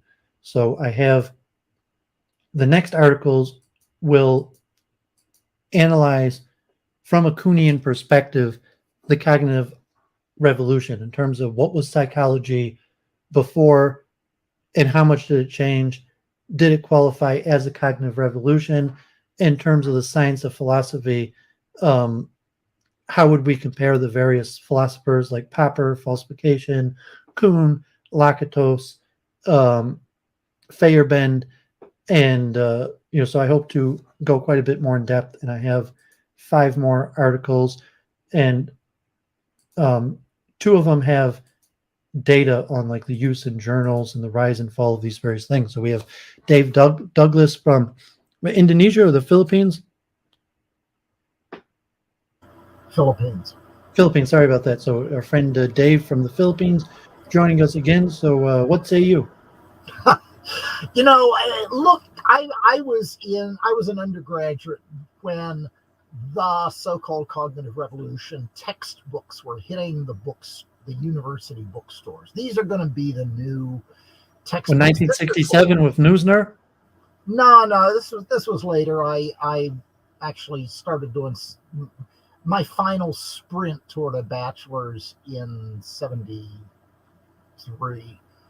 And it's funny if you had a background in 19th century cognitive psychology, the psychology of Schiller, for instance, and his essays on creativity and the creativity as a part of the social cultural process, and you see cognitive. What is cognitive? It's all about computers. It's deterministic flowcharts. If you want anything non-deterministic, you throw in a random number generator, and that's how you can get around the fact that the automatic chess player, Meltzer's automatic chess player, doesn't make the same moves from the same position every time. And the notion that cognition has something intimately to do with the way digital computers with a von Neumann bottleneck in them, it just is bazonko. And the only way it made any sense to use the word cognitive is as a reflex against radical behaviorism. That they're saying, well, okay, look, we're actually going to talk about intermediate activity in a nervous system. We're going to talk about plans and organization and chunking at various levels. And doing all those things was good, but I think what you saw in the fact that they used the specific term cognitive just showed how awful the intellectual environment in psychology was going into the late 60s and 70s. And it took something that required a lot of money to be thrown at it, and therefore proved itself to be valid. That is, these great big expensive computers run by priests behind glass walls. If you got that much money from the National Science Foundation, that was adequate proof that what you were doing was legitimate. Well, George Miller was smarter than that, for instance, and he knew that you use these mathematical tools to force yourself to think really, really clearly. You test your internal models, your intuitive models of a notion by getting data, modeling data. It doesn't mean that people suddenly have become computers. I fault both Chomsky and Watson, each on their own side of what they had set up as this two-way debate. I fault both of them. My background is largely computational linguistics, and people have actually tried to implement Chomsky grammars. One group had an entire IBM 360 doing nothing in the world but trying to run a standard model so that you could actually parse sentences in the way that a well-trained Chomskyan with a good grasp of English would do it. And they found the computers just were not big enough. On the other hand, you had folks working in stratificational linguistics, which is much closer to the old Pitts-McCulloch notion of connections and weights, even though that isn't the way it's driven. It's connections. It's these graph grammars. And using a graph grammar, you can step through actually parsing well-formed and somewhat ill-formed and really badly formed strings of words, strings of phonemes, and get reasonable results, the sorts of things people do. And they could be simulated. And the amusing thing is these stratificational grammars, which actually exhibit very highly skillful human-like performance, are enormous finite state machines with no stacks at all, unless you consider a two-level stack to be a stack. I don't, because you get a little bit of contamination. Later on, I'll give it, if you like, I can type in an example of why there are no stacks used in human language. Professor Chomsky is a really good mathematician, among other things, and he knows perfectly well when you're talking about mathematical psychology, you ought to be really careful about using the word recursion because of the way that's used in programming. In recursion, you have to have a stack, a real recursive program. You just plain cannot run it without a stack. You have to be able to, in a transparent way, to store indefinitely large amount of contextual information. And people cannot do that. At least they can't do it in language. Right recursion, left recursion, and center recursion are all particularly right recursion. Right recursion is something people can do without thinking about it at all. Just string out a whole bunch of adjectives, or in Spanish or French, do it construction.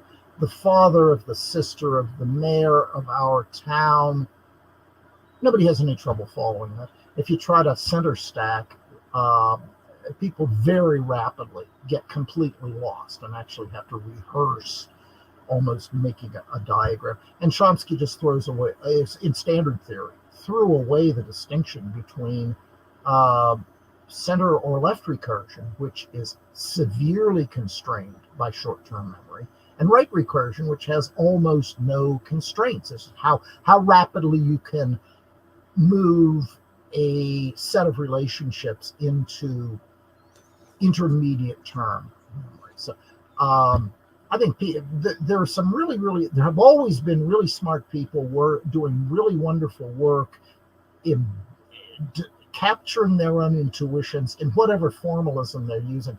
But some of the formalisms make it much easier, particularly for an ambitious undergraduate, to get stuck in the formalism, stuck in the notation, and end up not doing nearly as good work and not capturing nearly as many of their own valid, useful intuitions as they could if they were using a less constraining formalism.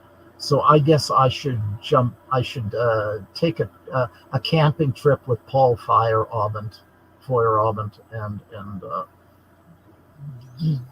learn how to use a more free set of descriptions, or go on a camping trip with George Lakoff and Rafael Nunez on using many complementary formalisms, many complementary forms of metaphor to describe our experience.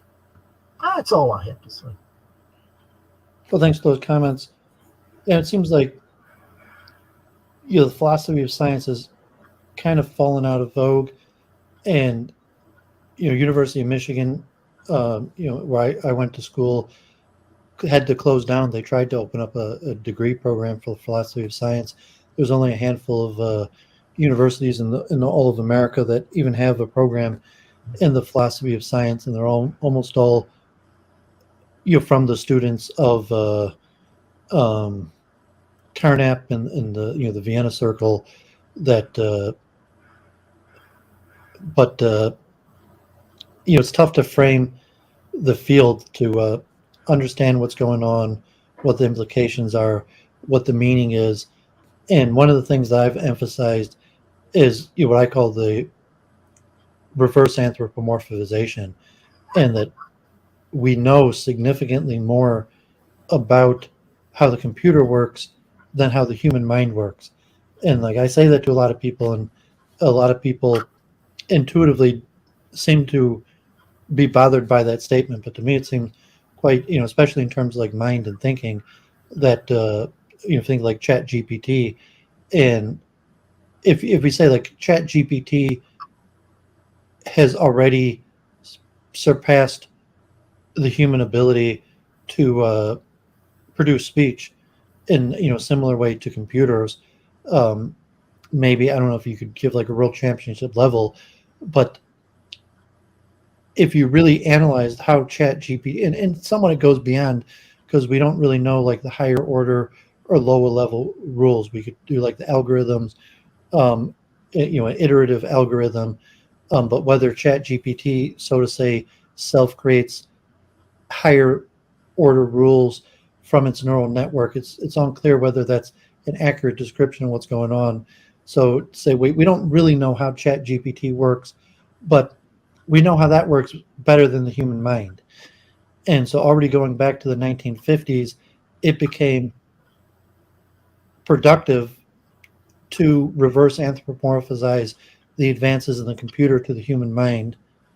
And then at the same time, so you have these divergent fields of neuroscience, and you still have like behavioralism, psychometrics that there's and like I still lean towards dualism, but if you're looking at the schools of evidence, the various axioms, and how to put them together, it's unclear they actually do go together.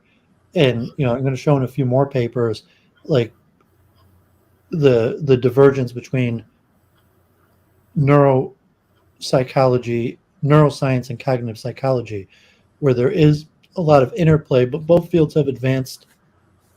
Both fields use some method of the scientific method in terms of psychometrics. So, psychology without the neuroscience still uses the scientific method in terms of studies and psychometrics and data and replicating studies, but it's not physical. It's the scientific method applied to psychometrics. Well, say the output of mind, because you can't measure mind, you can only measure the output of mind. And in terms you could measure neuronal activities, but you can't. Maybe you could correlate neuronal activities to mind, but that's it. And so we're still at this level where our best bet is to reverse anthropomorphize computer processes to the human mind. And like I'd mentioned, so the neural correlates of consciousness, I'm still more like a spiritualist. And last week I went a lot of detail from this Dirk Meyer article on quantum theories of mind. But I like the brain as a receiver model, and said, well, where is it receiving?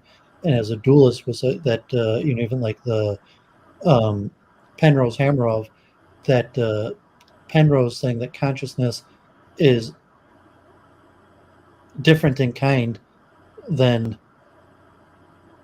how the computer works, that it's non-computive. That was I'm not sure if you saw what last week or familiar with Penrose's the Emperor's New Mind and his consciousness being non-computive, and maybe human thought in general. But so it's an interesting field of research.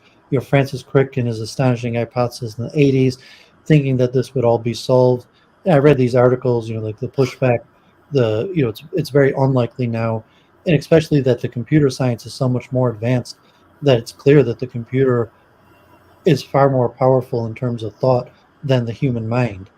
And so it's unlikely that the human mind works at all like the computer. And then I even said, from my analysis of the evidence, is that there's actually small evidence that thought arises from the brain or the material at all, and a lot of that comes from the computer.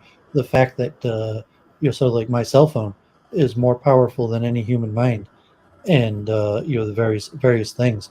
So I'm not sure. Did I tell you? I told you about my concept of reverse anthropomorphization. I mean, you agree with my your framing that we understand how the computer or the machine works significantly better than the mind, and that's probably only going to extend, where we're going to continue to understand how the computer works. The computer will continue to produce better level of, so to say, thought than the mind, and maybe that will lead to a new approach towards mind.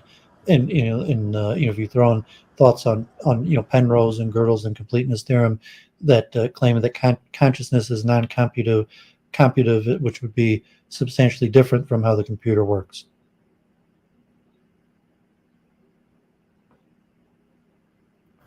Well, I read The Emperor's New Mind a number of years ago, and then worked through Gerald Edelman's demolition, as I view the demolition of Penrose, specifically Penrose's work on consciousness. Edelman very much appreciates Penrose as a physicist, but he comments about him as well about a lot of other people who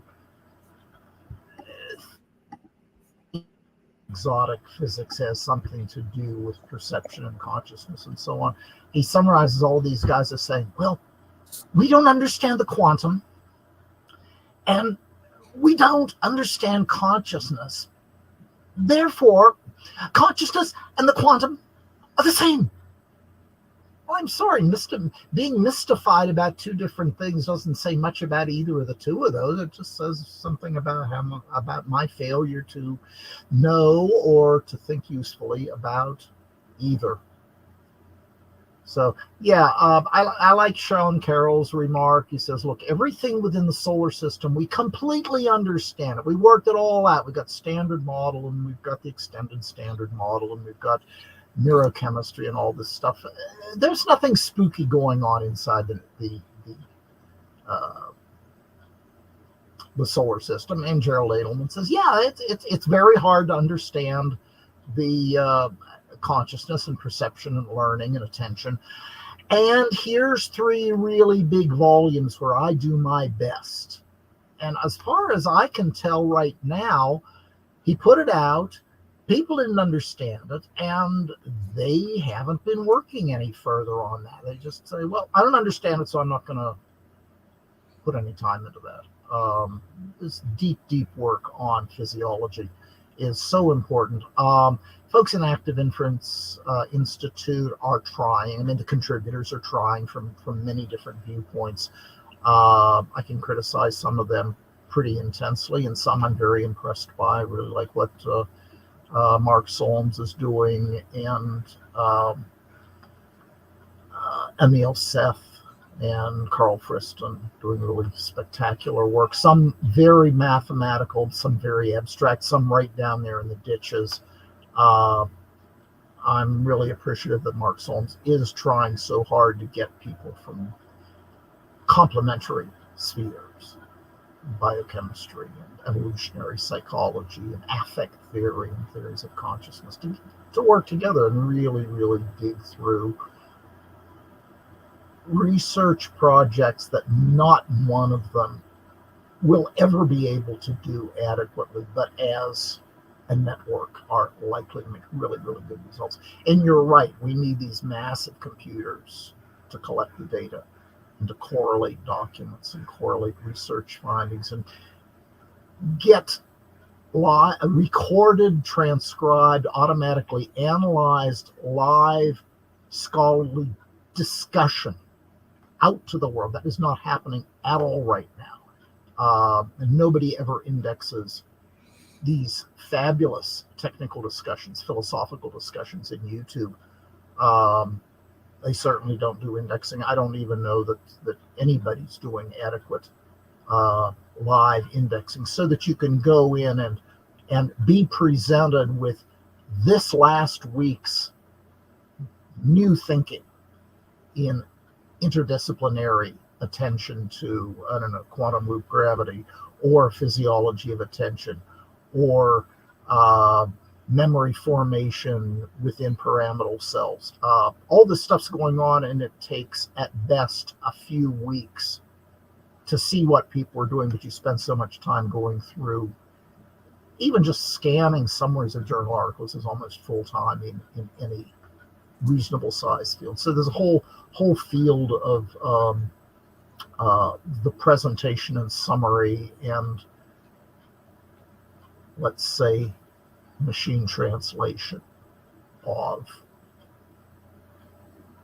genuinely state-of-the-art work. And by translation, I don't mean just German to Russian. I mean terminology from loop quantum gravity to discussion of unified field theory.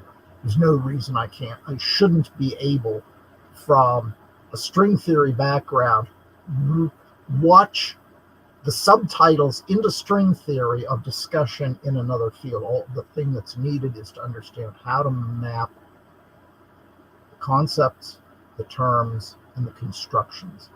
And these terminological bottlenecks, these subdisciplinary bottlenecks, could be alleviated a good bit.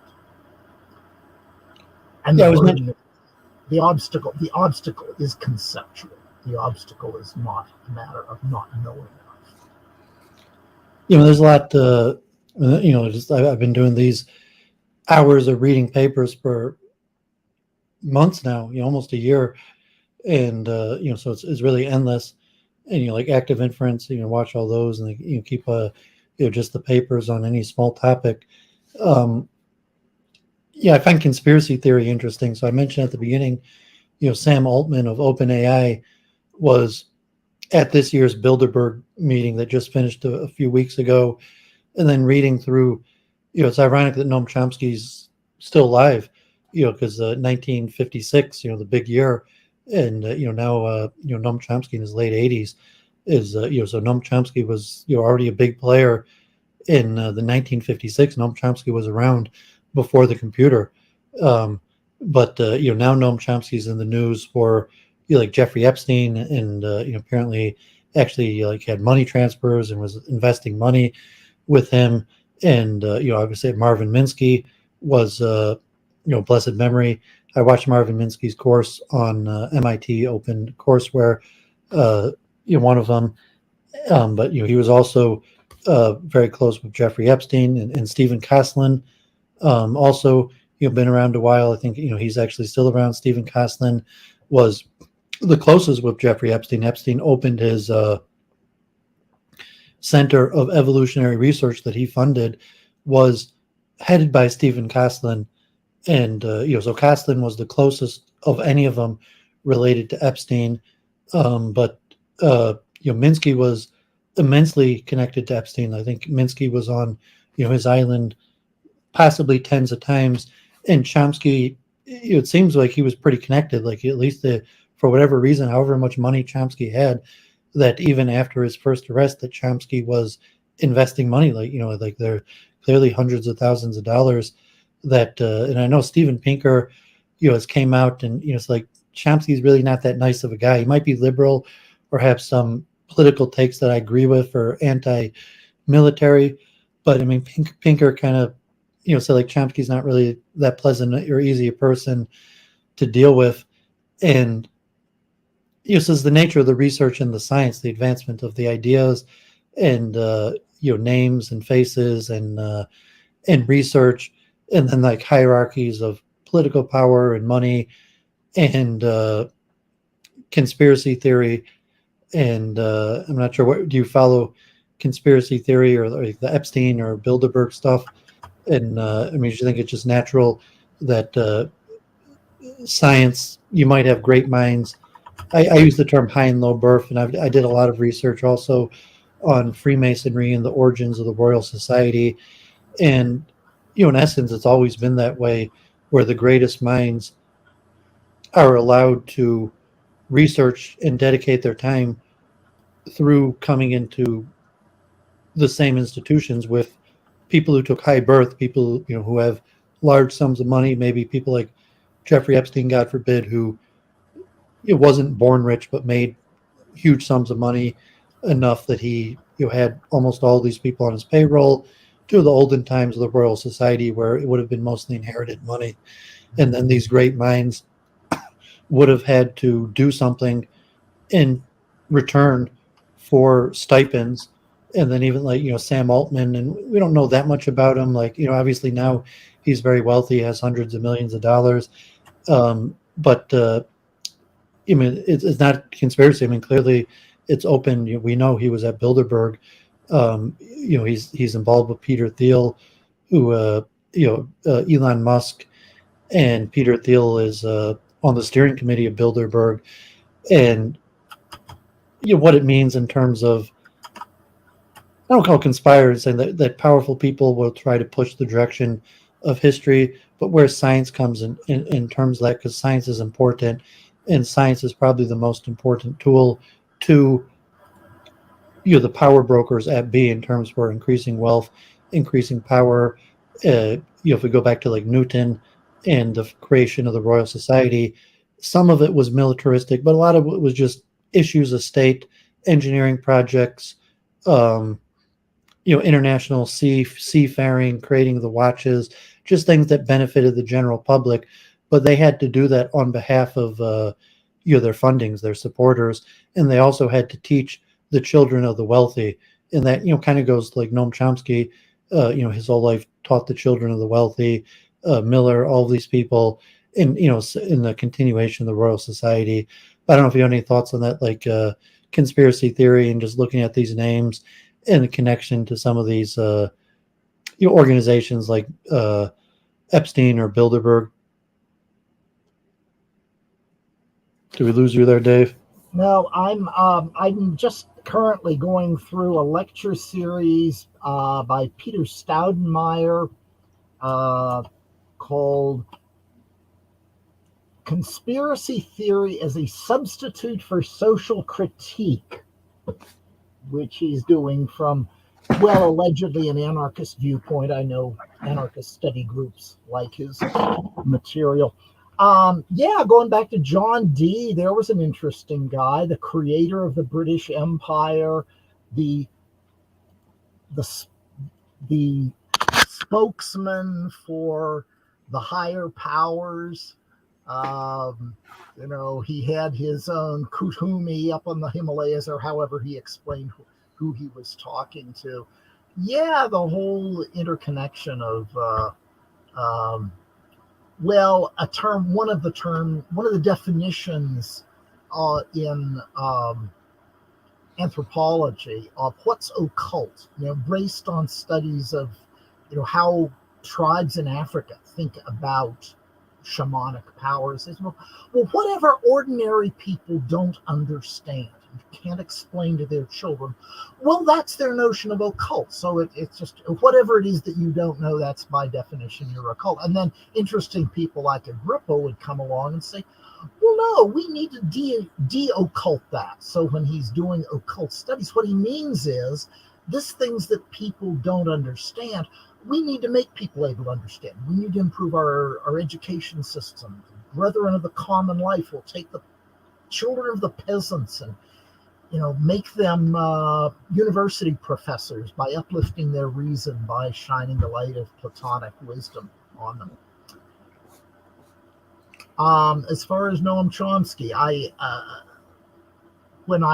don't think I'd ever seen any of his political work way back in the 70s. One of my teachers was a professor of linguistics, not a Chomskyan, and he remarked, I tried to get work downstate at Champaign-Urbana, and it's a wonderful people there doing really fascinating work, folks that have deep understandings.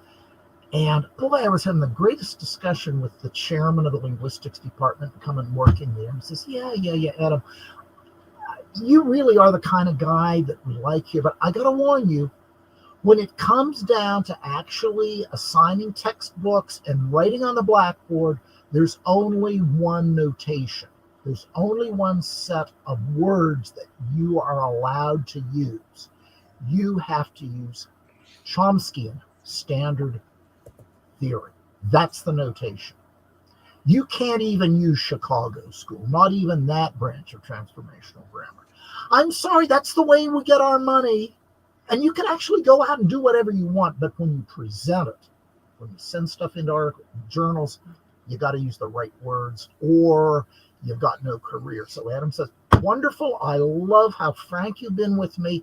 I'm going to the Chicago branch of the University of Illinois because they have an institutional mechanism that blocks the transformationists, the stratificationists, the tagmemicists, the structuralists from ever getting a hold of their department.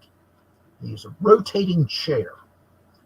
Every 3 years, the linguistics department gets a new chair and is forbidden for you to succeed somebody of your own school.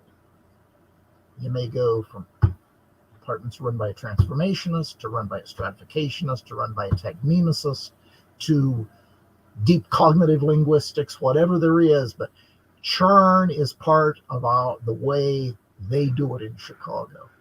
And I had a wonderful experience. Every possible background, people saying, well, I do linguistics the way Tagalog speakers naturally do linguistics. And if you think it's a strange way to analyze English, that's great. Learn how to do it, and you'll find out. You'll understand English or Russian or whatever you're studying a lot better than you would if you just stayed with an Indo-European conceptual framework. You learn a completely different conceptual framework.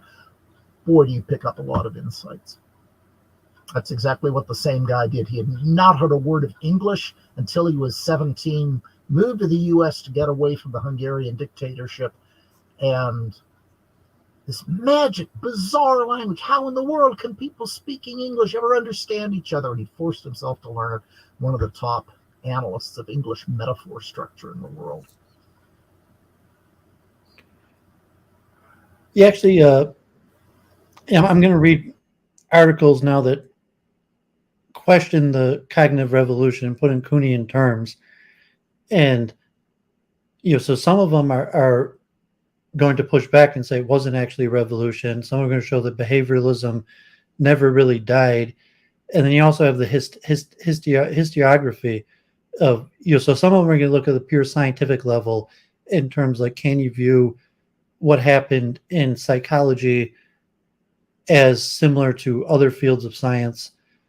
And then there's also the political aspect of textbooks and the writers of history that we actually have a paper that analyzes a study of textbooks and how many use this expression, cognitive revolution, and if it's meant to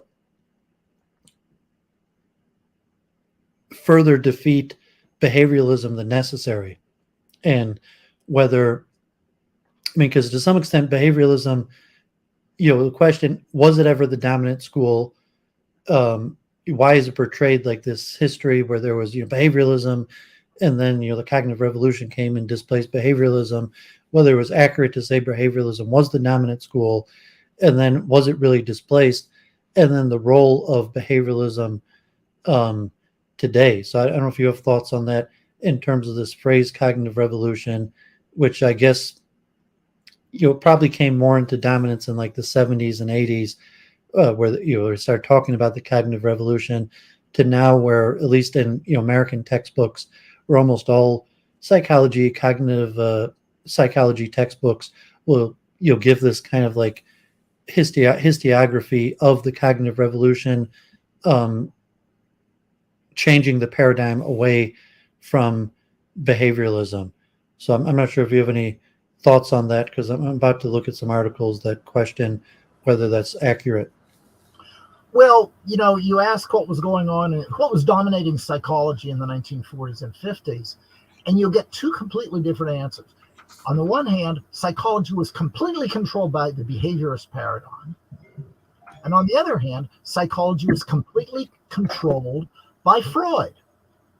Well, what's the relation? There's no relation. It's just on the one side, the practical work of psychotherapy, clinical work, was Freudian, just before the somewhat effective tranquilizers and antipsychotics came in. And on the other hand, the paradigm for talking about research. What do you do in the lab?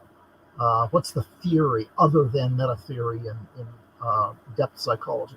What's the theory? Well, it's all behaviorism. It's all stimulus and response.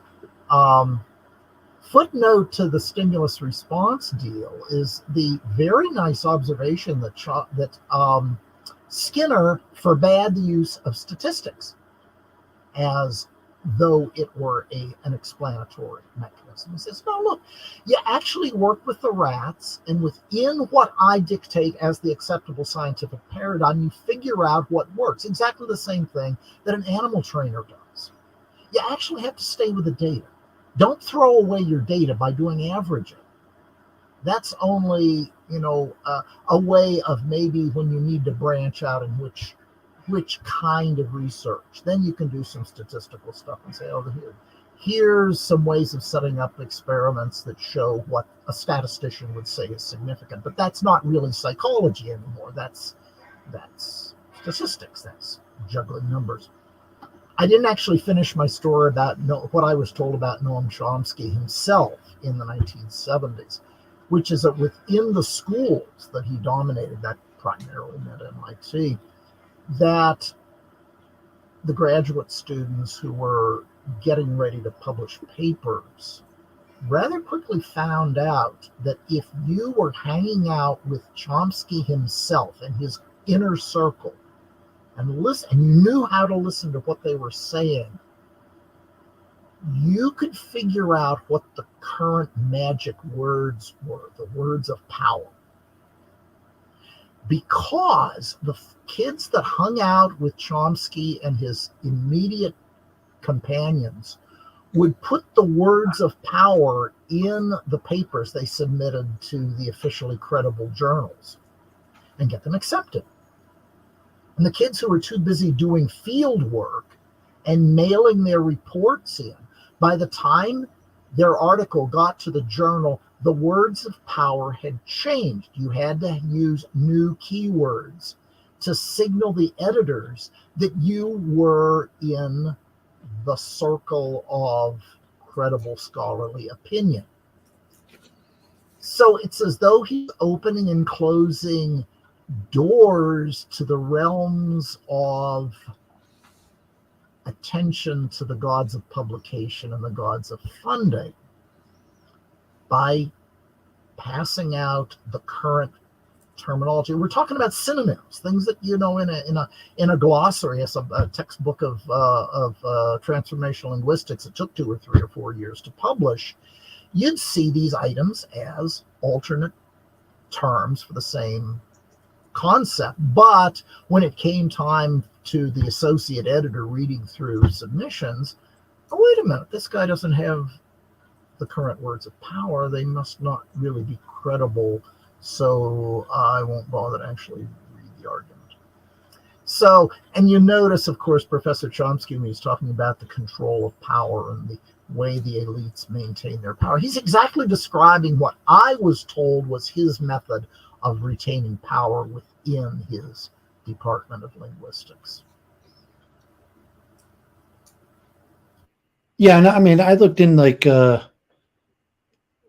like Chomsky's kind of a conspiracy theorist today, but he probably had his height of power under Clinton in the 90s, where he was integral in having John Deutsch installed as CIA director, and whatever power Chomsky had, or Deutsch's background, how he knew Chomsky, and why Chomsky would have had this power play to get Deutsch installed, and then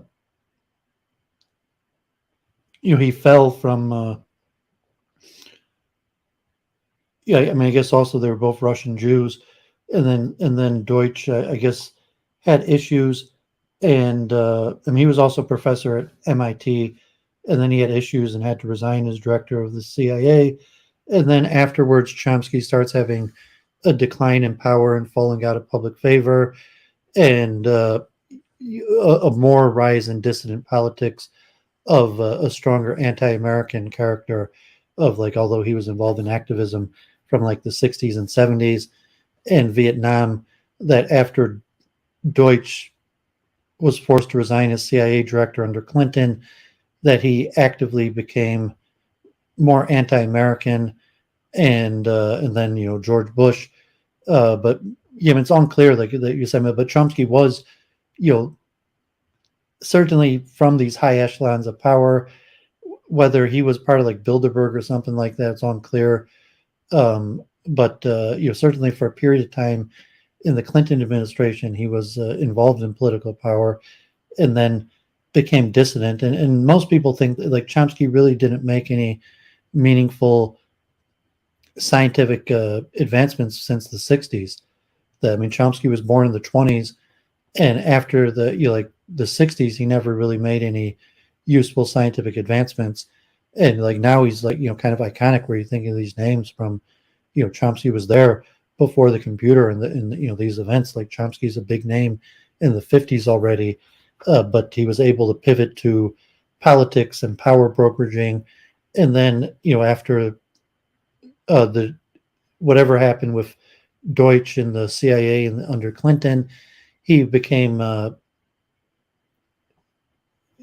favored by power, and then even reached dissident levels where he's still around today, but like almost never gets mainstream media. And like Chomsky's actually he does like 20 programs a week, like on YouTube. You could see him talking to like channels that I don't even know if I could even get an interview with Chomsky. I saw another small channel, but he'll be on channels with like just kind of rambling to whoever is willing to listen to him. And so it's interesting that like him as a character, maybe to a certain extent, like the rise and fall and re-rise and re-fall, that something like that.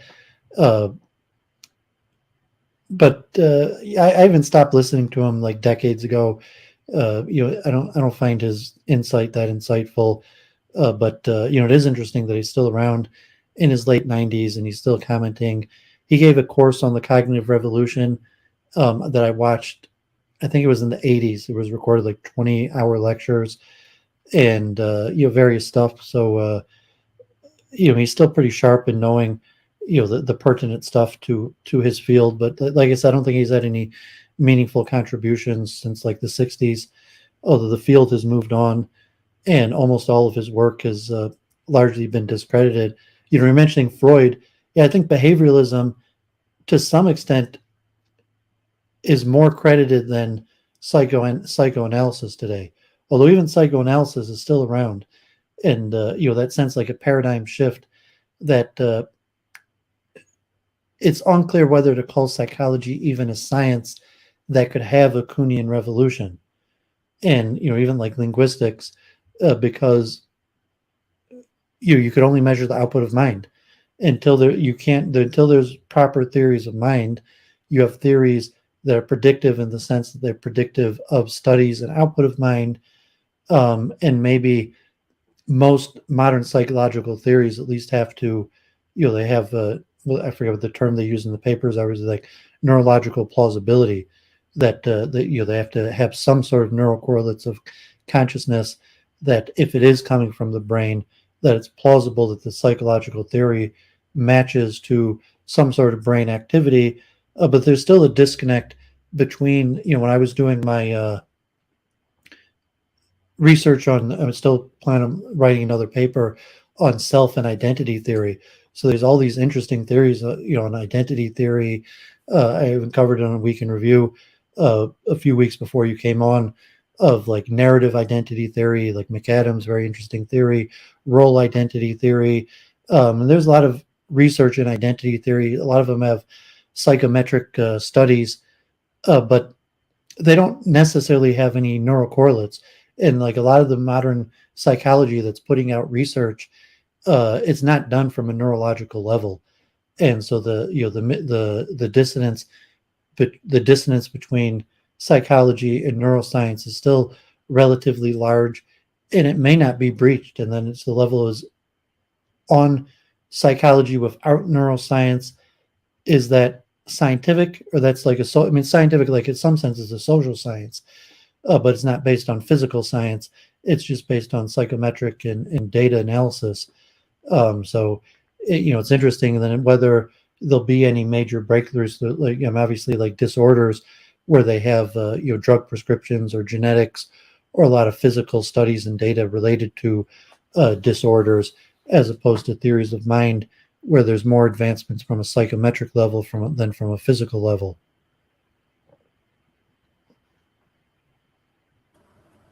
Well, if anybody asks me what do I think of ChatGPT, I just quote Chomsky from a few weeks ago.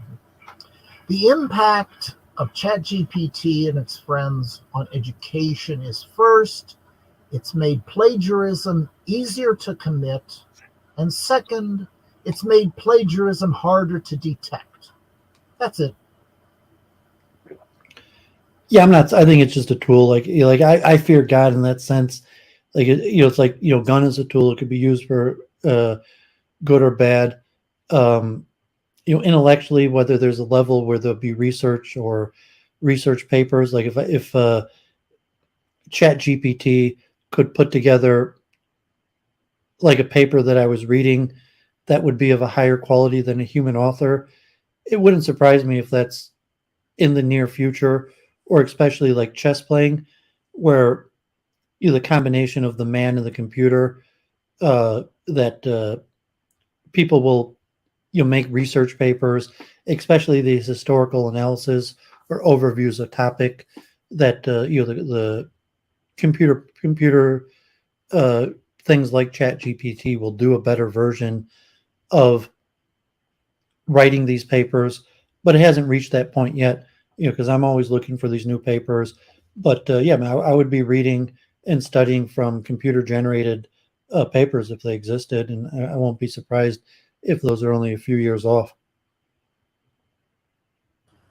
Well, according to some allegations, there are two unusual things about ChatGPT specifically. That is that particular implementation, and specifically the training set. That unlike the models run by Google and Microsoft and the academic ones, the peculiarity of that particular very, very large data set was it was essentially not curated. It was everything that was accessible for free. Vast dumps of Twitter conversations and conspirators and craziness.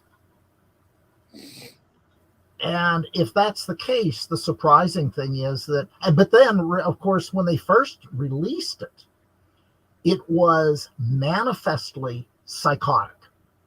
It was to the degree that it was, if you try to describe it the way you describe a human, it wasn't merely a psychopath. It was a psychotic psychopath. It was hallucinating all the time. And after a few days or a couple of weeks, the managers at OpenAI realized we're going to get sued. Somebody's going to act on one of these specific statements come out of here. Somebody's going to get killed, and we're going to be put out of business through lawsuits or prosecutions. So then they applied the censorship, and they wrote a whole layer of bots to go and say, no, Hillary Clinton literally is a demon from hell, and God ordered you to XYZ Hillary Clinton, which is what Alex Jones, one of the things that created Alex Jones's long inventory of sins that got him in so much trouble. He was saying things like that, but at least you could point at it. It wasn't the computers say it and computers don't make mistakes. The other models, though, what was the figure that for 6 years Microsoft had a really, really good big deep training model, and for ethical reasons they did not release it to the general public. They didn't let people use it because they knew it hallucinates, it lies, it confabulates.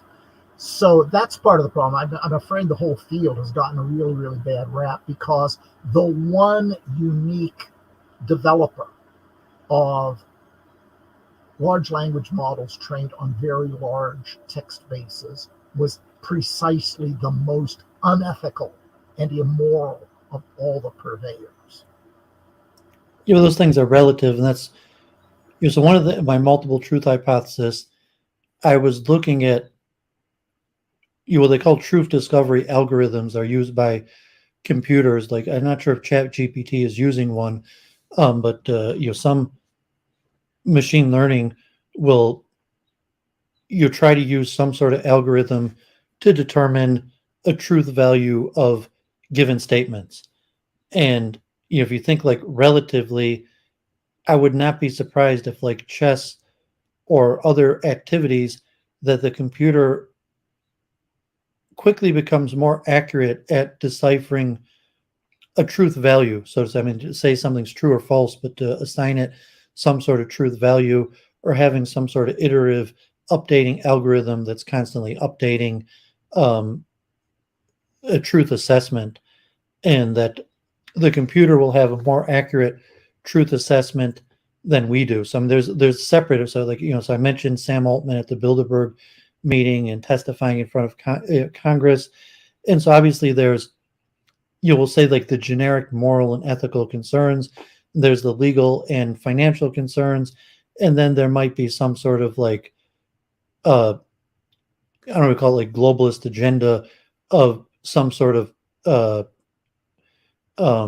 use the Popperian terms of social engineering, that like George Soros and the Open Society, but that presumably uh, that's one of the things that they're considering, is using this technology for social engineering. So there's all their legal culpability, profit centrism, ethics and morality, and social engineering. And ethics and morality is the most um, hard to define of those terms, because there really is no proper definition of ethics and morality. And if you put it to the computer, you could program weighted values. So if like computer functions, you could have, like, so to say, like a alpha zero type program where there's no weights put into the program. They just give an end goal function and let the computer algorithm iteratively run the process in order to get to the goal on its own. Or you could have the old school models like chess programs where they add in weights. So presumably they've added in weighted functions in terms of some sort of like ethics and morality, where certain things, if it's trying to avoid like violence or racism or crime, where they've put weights into the program in order to discourage it, and that's been programmed so that the algorithm is disrupted by the human programming of these added weights into the program. Um, but say, well, how would the program, just in terms of the thought experiment, um, if you just set the computer to decipher the truth value of anything, like, let alone modern day facts, historical, historical revisionism, and even ethics or morality, questions like, the ethics or morality of contentious issues, abortion, crime, and to analyze it, I would assume that, if not already, relatively quickly, the computer will do that more uh, logically superior. Put in the terminology, they will have a more accurate truth value determination than humans. And what to do with that. And then if there was some sort of power, like like a science fiction dystopia, where the computer no longer has the human control, but just goes off the weight function, where the human no longer has the ability to weight the algorithm, and to, so to say, that the algorithm might determine that the most efficient thing is non-moral, non-ethical, but at this point the humans could still weight the program to be less efficient due to human considerations of what we consider moral and ethical. And will the computer have some way to override these limiting human weighting values that are put into the program? And or if kind of like genetic engineering or something, what happens if so, okay, so we have the social engineering, so the people that are running the program are going to weight it in a certain way that has some consideration of politics, morals, and ethics, but basically some form of social engineering. What happens if a competitor comes up with an unweighted um, algorithm that is morally and ethically neutral? And so to say, is if the like scientifically or philosophically, is say, if moral and ethics actually is uh, a divergent from truth, that, so to say, in terms of the computer obtaining a more accurate truth value, that morals and ethics actually inhibit the computer from obtaining a higher truth value.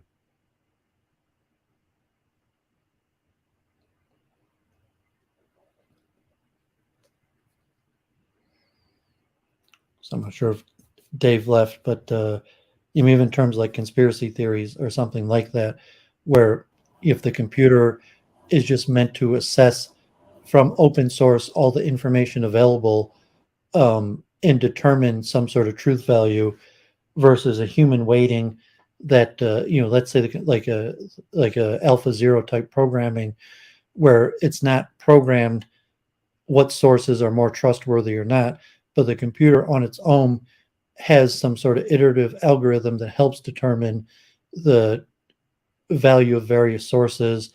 And I'm going to assume that these computer iterative algorithms will be more accurate than humans, if they're not already more accurate. And I don't necessarily have a dystopian view on that. Like, personally, like, because I'm a God-fearing person. So I'd say that it's not going to, so I'm not scared of the computer. I'd say the computer is more indicative of, well, I'll use the term the present state of karma. So if the computer is turning out, so to say, amoral or, conspiratorial type thinking, that's just a reflection on humanity. And then you say, well, the elite of the humans, so to say, know the truth. But you say like, well, maybe I trust the computer to determine the truth more than our human elites.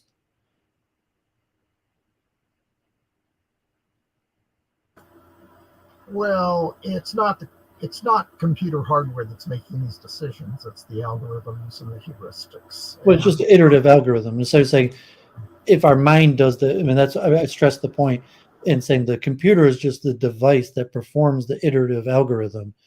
But the iterative algorithm is, it goes back to monism or something, where in what space is the iterative algorithm? So I'm saying, the computer is just a mechanical device.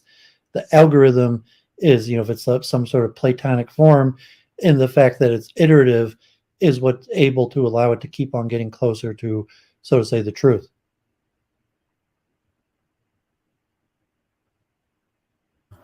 Yeah, I'm so pessimistic about the official state of concepts of scientific method. I'm not inclined to think that higher degree of agreement with the official worldview that you'll find on either legacy media or the alternative media represents motion toward conceptual adequacy, the sort of adequacy that'll keep humanity in some kind of decent shape. For instance, mean per calorie consumption for the next 10 years.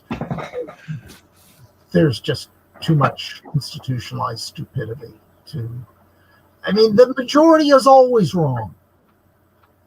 There's no way, if the U.S. Constitution had been put up to a plebiscite, no way it would have come close to passing. It's only because there was an elite, a cultural, moral, scholarly elite that says, we should do this, people, let's do this. That's the only reason the Constitution was passed. There would be no United States of America as a federal republic if it had been up to the majority. No way. They didn't want to replace one king with another. We would have stayed with the Articles of Confederation for another 5 years. It would have fallen apart. And the French, British, and Spanish empires would have moved in and divided up the eastern coast south of Canada, and that would have been that failed experiment. It would have gone the way of Athens. Interesting experiment, and it failed. Well, humanity has already reached the point in the last 20 years where the computer is superior to the human mind, and almost all forms of business, like, forms of science, some of it's just been recently the last few years with like AlphaZero, like the alpha protein folding and various things where the computer is producing better results than humans. And we don't know how the computer is doing it. We can understand like this is the algorithm and it's iteratively performing the algorithm that's relatively simple, but how the computer did it, we don't know. And like the chess comparison, like why this is the best move. You could have the grandmasters and the top thinkers analyze and try to understand why the computer is doing what it does. But to a certain extent, even the top grandmasters don't necessarily know why that's the best move. They just have to trust that the computer is probably right. And that's been the case with business really for the last decades with analytics, where like if you're doing business, stock trading, any form of logistics, supply chain, engineering, it's basically, you program the computer to do it, and then you follow the computer's recommendation to the best of your understanding. And I would say that's already the case for basically all big business, from saying business, governance, engineering, um, resource extraction, distribution, logistics, supply chain. We all, in case like basically all big business now does what the computer recommends. And it doesn't mean like, still need a person who can intelligently interpret and code the computer for the analytics. But at the end of the day, the people are not capable of doing the analytics. They're only capable of programming the machine and then interpreting the analytics that the machine does. And so that's my current understanding of the system as is, that like we're already reliant upon the computer. The top minds, the top businesses basically program the computer, interpret the computer, and then do what the computer recommends. And I don't see that changing. I think it's just going to get more and more. And like you were talking about the philosophy of mind, that I think this will cause a difference in the direction of the philosophy of mind, seeing that the brain is unlikely a computer, consciousness is unlikely happening in any way similar to how the computer is operating, and the computer is already easily surpassing the ability in terms of at least cognitive function, or how we define intelligence. So we'll have to give a different understanding to differentiate, like, no more of these reverse anthropomorphizations, to differentiate from what the computer is doing to what the human mind is doing. And that's why I said, like, from a spiritualist perspective, that it could even lead to more research in terms of the brain as a receiver, into saying the brain is not actually functioning. I mean, that's my theory. My understanding as a religious, spiritual person is that the brain is a receiver, not a producer, and that all these advances in computer technology will lead to giving up on the brain as some sort of processor, and maybe pivot to the brain as a receiver. Yeah, just to the question of the brain as a receiver. Do you know Eccles' papers to that effect? Yeah, I haven't read them I haven't in depth, but yeah, I'm familiar with them. Okay, yeah, and Brain, another doctor. I'm sorry, I forget his first name. Yeah, look, it's almost a matter of, it's almost tautological to say any well-defined puzzle, let's say any well-defined puzzle can be solved better by an appropriately programmed large computer than by any one person. Because the premise is that the parameters of the puzzle are already fixed. So the task is to find an optimal solution, one of the good solutions to that. But the question of where the system breaks down, whether the algorithm actually whether the boundary conditions of the operation of the puzzle, the execution of the self-maintaining system that you're looking for an optimal control algorithm for, that's something that cannot be contained in any optimal algorithm itself. If I were the sort of person that went around referring to the incompleteness theorems to shut down discussions, I'd say, well, of course, we already know that no formal system powerful enough to describe itself can describe itself consistently. But, what's the definition of success in business in the case of corporations?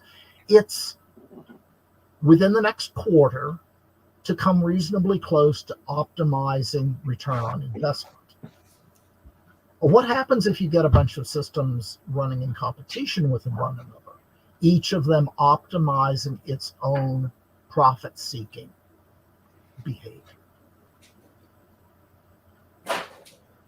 Well, most business could be reduced to a well-defined problem. I mean, if they use like, and then therefore it's programmed into the computer, or if it can't truly be well-defined, that's the extent that the coder has to do, is to attempt to well-define it so the computer could run the analytics and then interpret, the computer's, how the computer processes the analytics into what to do. But if it's looked in efficiency, that's why I said, like, in terms of, like I said, the truth, they say, well, you can't really know the truth, but you could have a truth value, and you could get closer and closer to the truth value. And like a computer running an iterative algorithm, each time it runs the algorithm could get a little bit closer to a higher value. So, so for business, basically all business decisions, you run the analytics, and then if it's well defined, then you just do what the computer recommends. If it's not well defined, then you have to, use a little human intelligence to artificially well define the problem, and then run the analytics, and then to take the analytics from the well-defined problem, even though in reality it wasn't well defined, and then interpret that into making a decision. I would say that all business, in terms of, because you have a supply chain, you have international trade and these various things, that there is no such thing as I would posture to say that basically all corporations use computer analytics. There's no such thing as a mega corporation doing. There's probably no such thing as global trade at all that's not operating based on computer analytics. Yeah, I don't want to push this particular discussion much farther because I haven't thought of it in enough depth, but I would suggest that in an economy, particularly a global economy, you have a paradox sort of parallel to the local optimization paradox. Some people would call it the Harry Seldon paradox. If everybody knows how to optimize their own benefit, the system as a whole is going to become both more rigid and more unstable. It's kind of like taking a mush and freezing it, and it doesn't necessarily get harder, it can get more fragile. And the boundaries, there's more and more danger of the boundaries, the existential boundaries of both the subsystems and the coupled top level system eventually breaking down, being exceeded. The terror about the global supply chain breaking down that we heard a lot about a few months ago is very much live. The cheaper it becomes to operate a particular link of the supply chain, the more catastrophic it will become if that thing can no longer be maintained. I made this argument in the 70s that I foresaw the use of more and more computer chips in more and more places, particularly, my instance was a locomotive, that you'd have locomotives that was controlled by dozens of microprocessors, each made as cheaply as possible, outsourced to whoever was willing to make that. But what if you get into an economic slump? First thing that's going to happen is you stop replacing things until they just plain break. And then once they've broken, how do you find out how to replace it? Well, the company that made it may have gone out of business, but we can't tell because the supply chain was so long. We can't even find out who made that particular price optimized version of that particular microprocessor, and presto changeo, the locomotives break down and nobody knows how to fix them because they're all running on these little tiny chips, which these days would be run by hyper optimized Java virtual machines on processors that can no longer be replaced, using interconnections that can no longer be replaced. So yeah, because humans still have to interact in a coordinated way, and maybe the computer models will take into account human nature. And like I stream technology shows, and like I'm going to go this week to an automotive one, and that's already basically the current state, that there's a sensor. The car is basically a computer, has a central processing unit, and all the major components in the automobile have sensors that feed the central computer and then could be monitored, and know which components aren't operating according to best standards, or to just configure the various devices to operate according to the most efficient way, based on sensors, monitoring, and control systems. And that's been the direction of technology in like Industry 4.0, where even RFID, where basically every component has some sort of device that could measure and then send the data from that measuring to some sort of central processing that could be optimized. So I mean, that's clearly the direction of technology. And there's also like the reverse Flynn effect, like humans are too dumb now, like IQ or intelligence, hard work is decreasing, so the ability of humans to operate these machines. Think Herman Wouk in the Caine Mutiny, if remember that one, Herman Wouk, the Caine Mutiny, a movie I think with James Cagney or something, but it's it was designed by geniuses to be ran by idiots, and that's basically the modern sense of everything's being designed by geniuses to be ran by idiots. And the level of like the wealth disparity, if you could be one of the geniuses who design things to be ran by idiots, and then like I said, where it's really the computer to some extent is running itself, so the geniuses who are designing it are kind of coding and interpreting the computer, and the coding, like like the Gödel's incompleteness is just artificially making problems that are not well defined to put into the computer, and then taking the computer output of that data to reapply it to the problem that's not actually so well defined. And yeah, because I'm an engineer by training, I'm generally willing to look at these things in moral or ethically neutral terms, even in terms like moralistically, to say like a nihilist philosophy as a believer, but if I'm a nihilist philosophy that there is no morals, like I prefer not to die or be tortured, but it's morally neutral. It's just me who prefers not to die or be tortured, but it's not necessarily objective in any of these sense. So you just interpret these things in neutral terms of what the technology is capable of doing, what humans are capable of doing, you verse the interaction, and then analyzing the scenarios, and that some of them may comply with moral or ethical paradigms, some of them might not. And even interpreting interpreting philosophy of mind into that, because generally that's how I argue with dualism, because generally I argue that I believe in karma and action reaction, but say that if there is some sort of moral or ethical consequence, and even recording from like a monistic point of view, that there's a physical event and then there's a moral event, and that the moral event of whether it was good or bad, from my understanding, has to be non-physical. And that's part of why I'm a dualist, because I don't think morality could be, maybe a monist system, but I don't think you could record a memory of the good and bad of an event in a physical system. I think that the good and bad has to be recorded somewhere non-physically, and that's even why I lean towards dualism over monism, because I think that morals and ethics are true, but operate in some sort of separate realm, where each event, a physical event, like worst case scenario, like person A kills person B, that there's the physical event, but then there's the moral event, and the action reaction of the physical event is different than the action reaction of the moral event.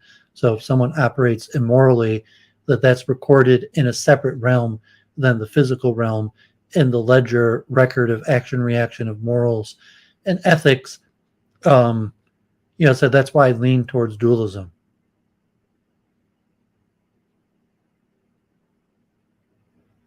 And I really haven't heard any good accounts, even of a monistic interpretation of morals and ethics, to say, like, even from a dual aspect monist recording of if an event is morally or ethically good or bad, where is that recorded?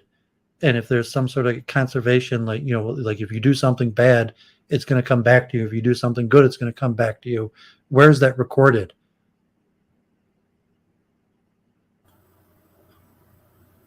Well, a couple of people that have worked through the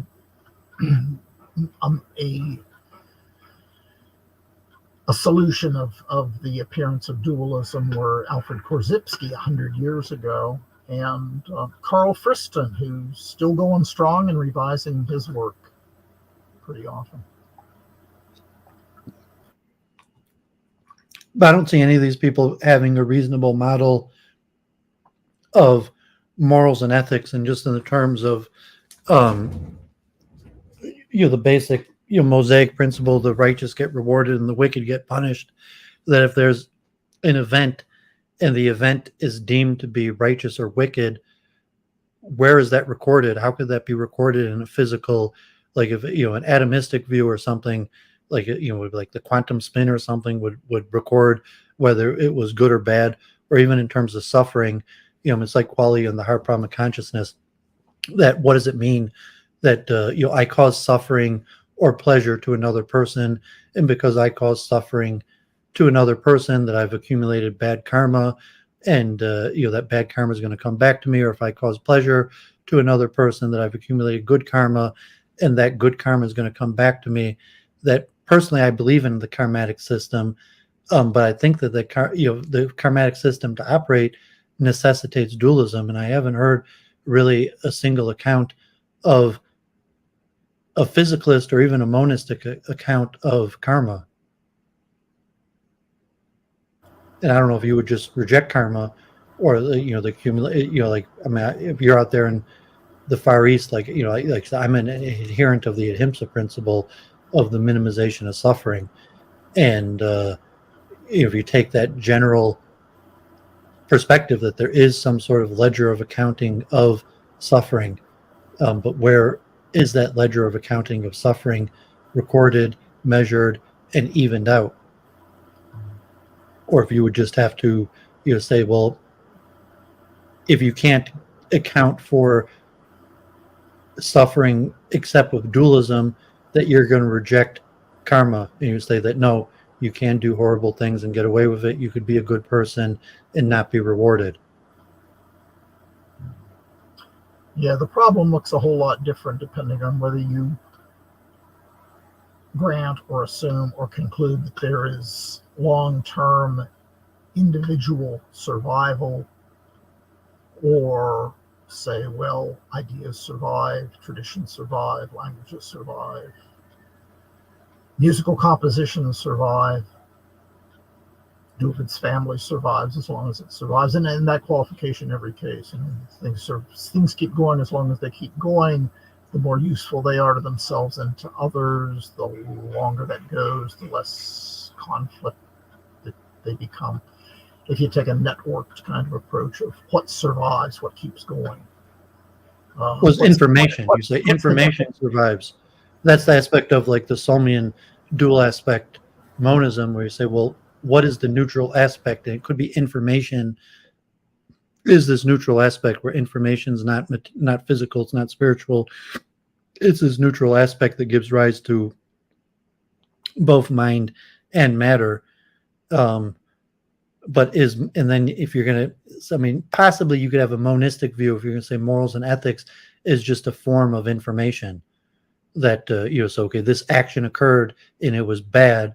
And the information that this action occurred and it was bad is stored somewhere and evened out, in a sense that it was stored and will be evened out. If it was stored that the event was bad, then it's stored that the person did this bad and has the bad coming back to them. If it's stored it was good, but where's that information stored, and is moral and ethical information of a different nature than other types of information?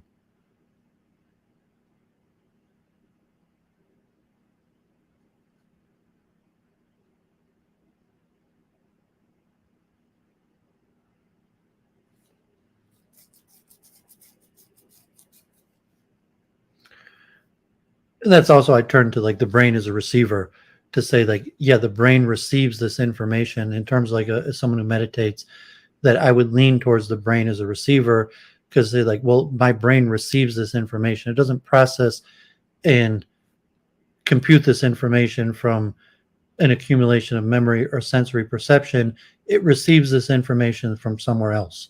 And that's my own perception about how my own mind works.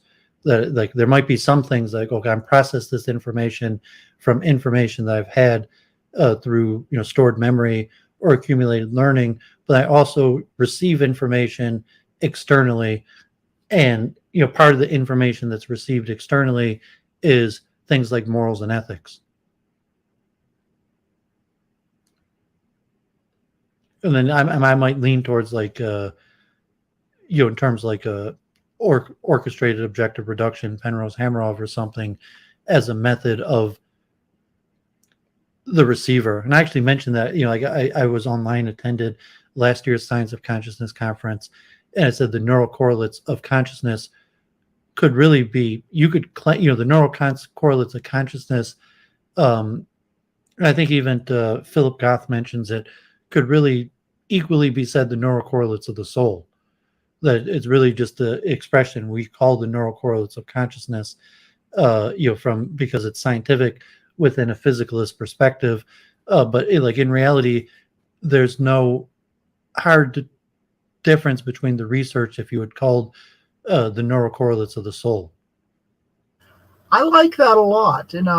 Just when I find somebody going into a lot of depth, a career shaping degree of exploration of the simulation hypothesis, I say, okay, that looks like a lot of work. I guess you're having fun. Okay, so we're talking about God now.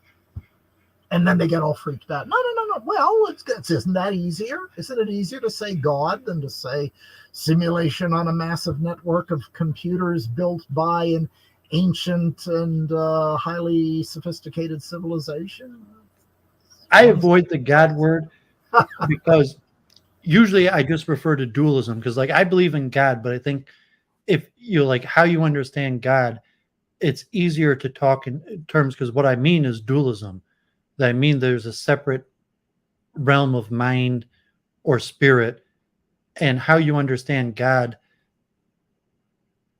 is different according to the different systems. But the key element is that there's a separate non-material realm that includes mind and spirit. Because like, I made a chart because it's kind of complicated, but said that God, like, so to say, the deity, there's a realm of mind and there's a realm of matter, and then God operates outside of both of those realms. So some people think of God as the realm of spirit or the realm of souls, but I would differentiate this. Like, no, there's a realm of spirit and souls, and then there's God, and God is independent. This is like the Kabbalistic framework, where there's like God is called the realm, the spiritual realm, and the material realm.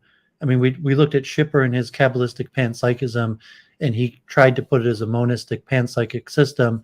But there's other reason to think, is you have a spiritual realm and a material realm, and then God reigns over both the material realm and the spiritual realm. And you could look, well, the spiritual realm, God is closer to the spiritual realm, but that's not necessarily accurate. And that could be a criticism of Schipper's Kabbalistic panpsychism. It's like, no, God is separate from the spiritual realm also. And so like God is largely unknown. What we can know is the spiritual realm and the realm of mind. And then also, if you're looking at like T-Jump, came to the conclusion, like you could be an atheistic dualist in the same way. I mean, dualist just means you believe there's two realms, called the spiritual realm and a material realm. And a deist believes that there's a God and a creator. So you say, well, how could you be an atheist and believe in a spiritual realm? You say, well, just like there's an uncreated material realm, there's an uncreated spiritual realm. Whatever gave rise to the material realm that we don't know, or maybe a big bang or whatever, it also created a spiritual realm.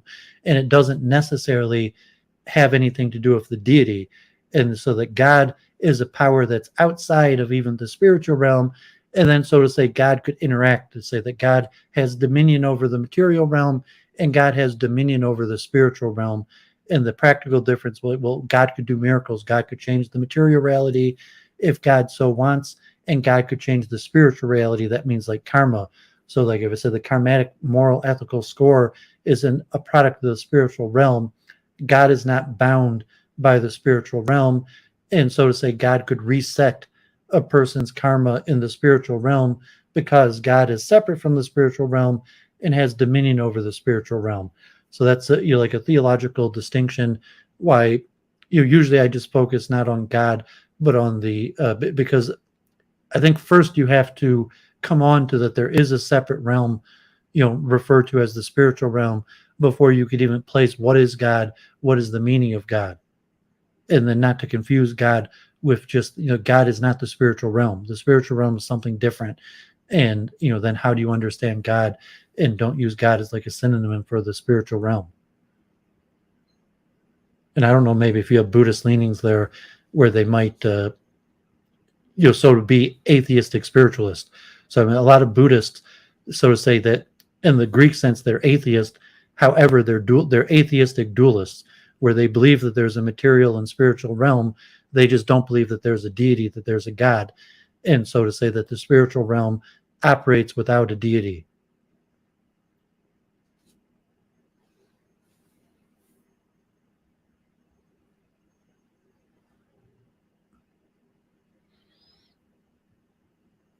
Have you have thoughts on that?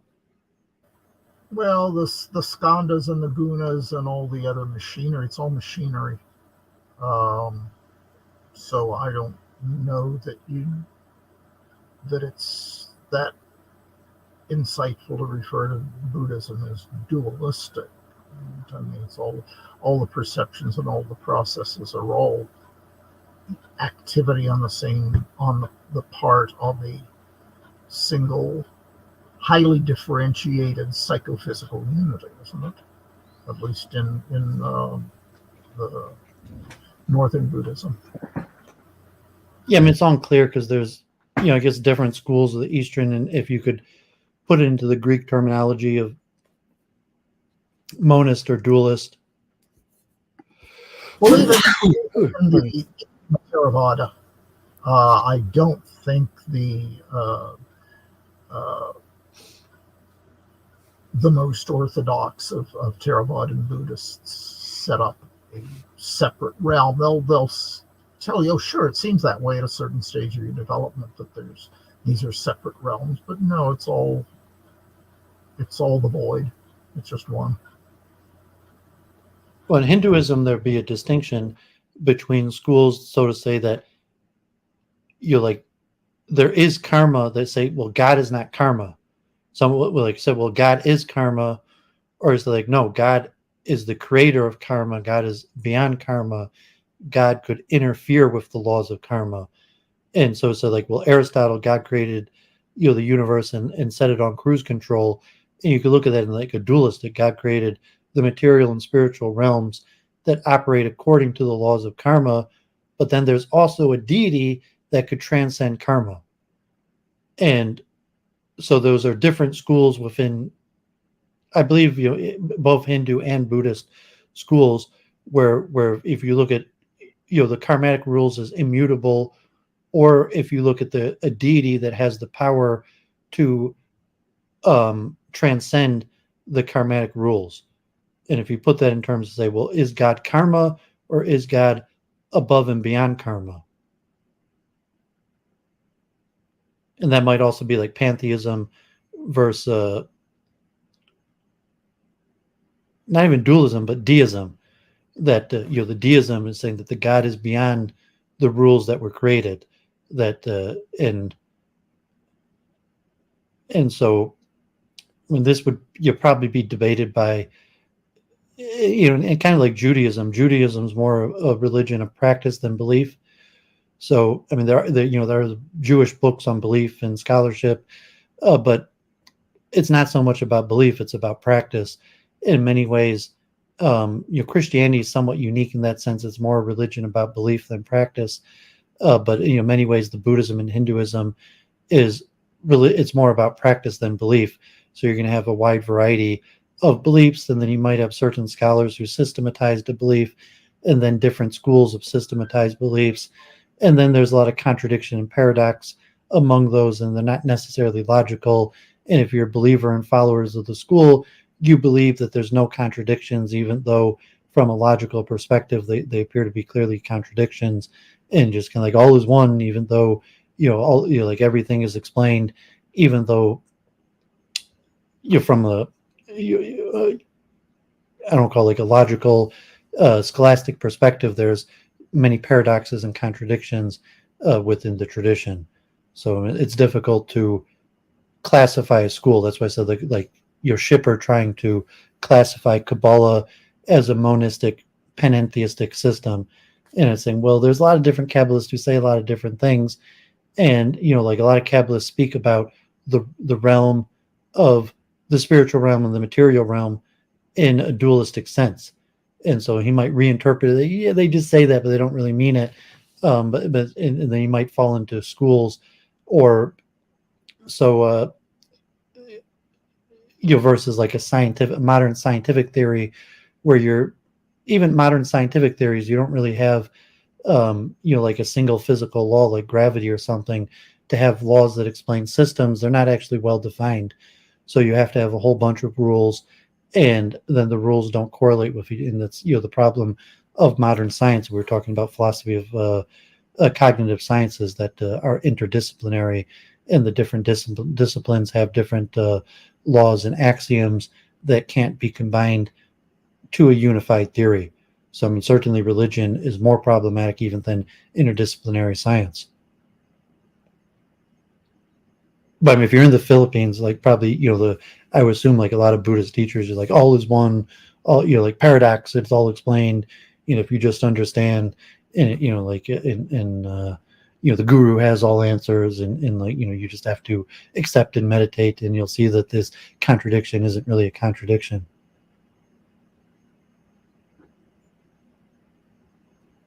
Well, this area is overwhelmingly Roman Catholic. I guess also, I mean, Buddhism's the dominant religion near you? Oh, no, I don't think there's any part of the Philippines that's majority Buddhist. The north is majority Roman Catholic with a lot of Protestants of different kinds. Some areas are majority Muslim. My wife for years and years thought that Mormonism was the second or third largest religion in the United States because she saw all these American Mormon missionaries. No, it's just this is where the missionaries come, because people speak English here, or at least will pretend to understand your English, and they're nice to foreigners. But it'd be more about practice than belief, in the sense that the people who have religion, it's more about practice than belief. I mean, they believe things and they might talk about their beliefs, but when it comes down to being religious, it means that they follow and do certain practices. And one day they might believe and one day they might not believe. But if they're, they're part of the religion because they do the practices, and their beliefs might, waver over time. I forget what this was. It was a paper I was reading recently that was talking about it had to do with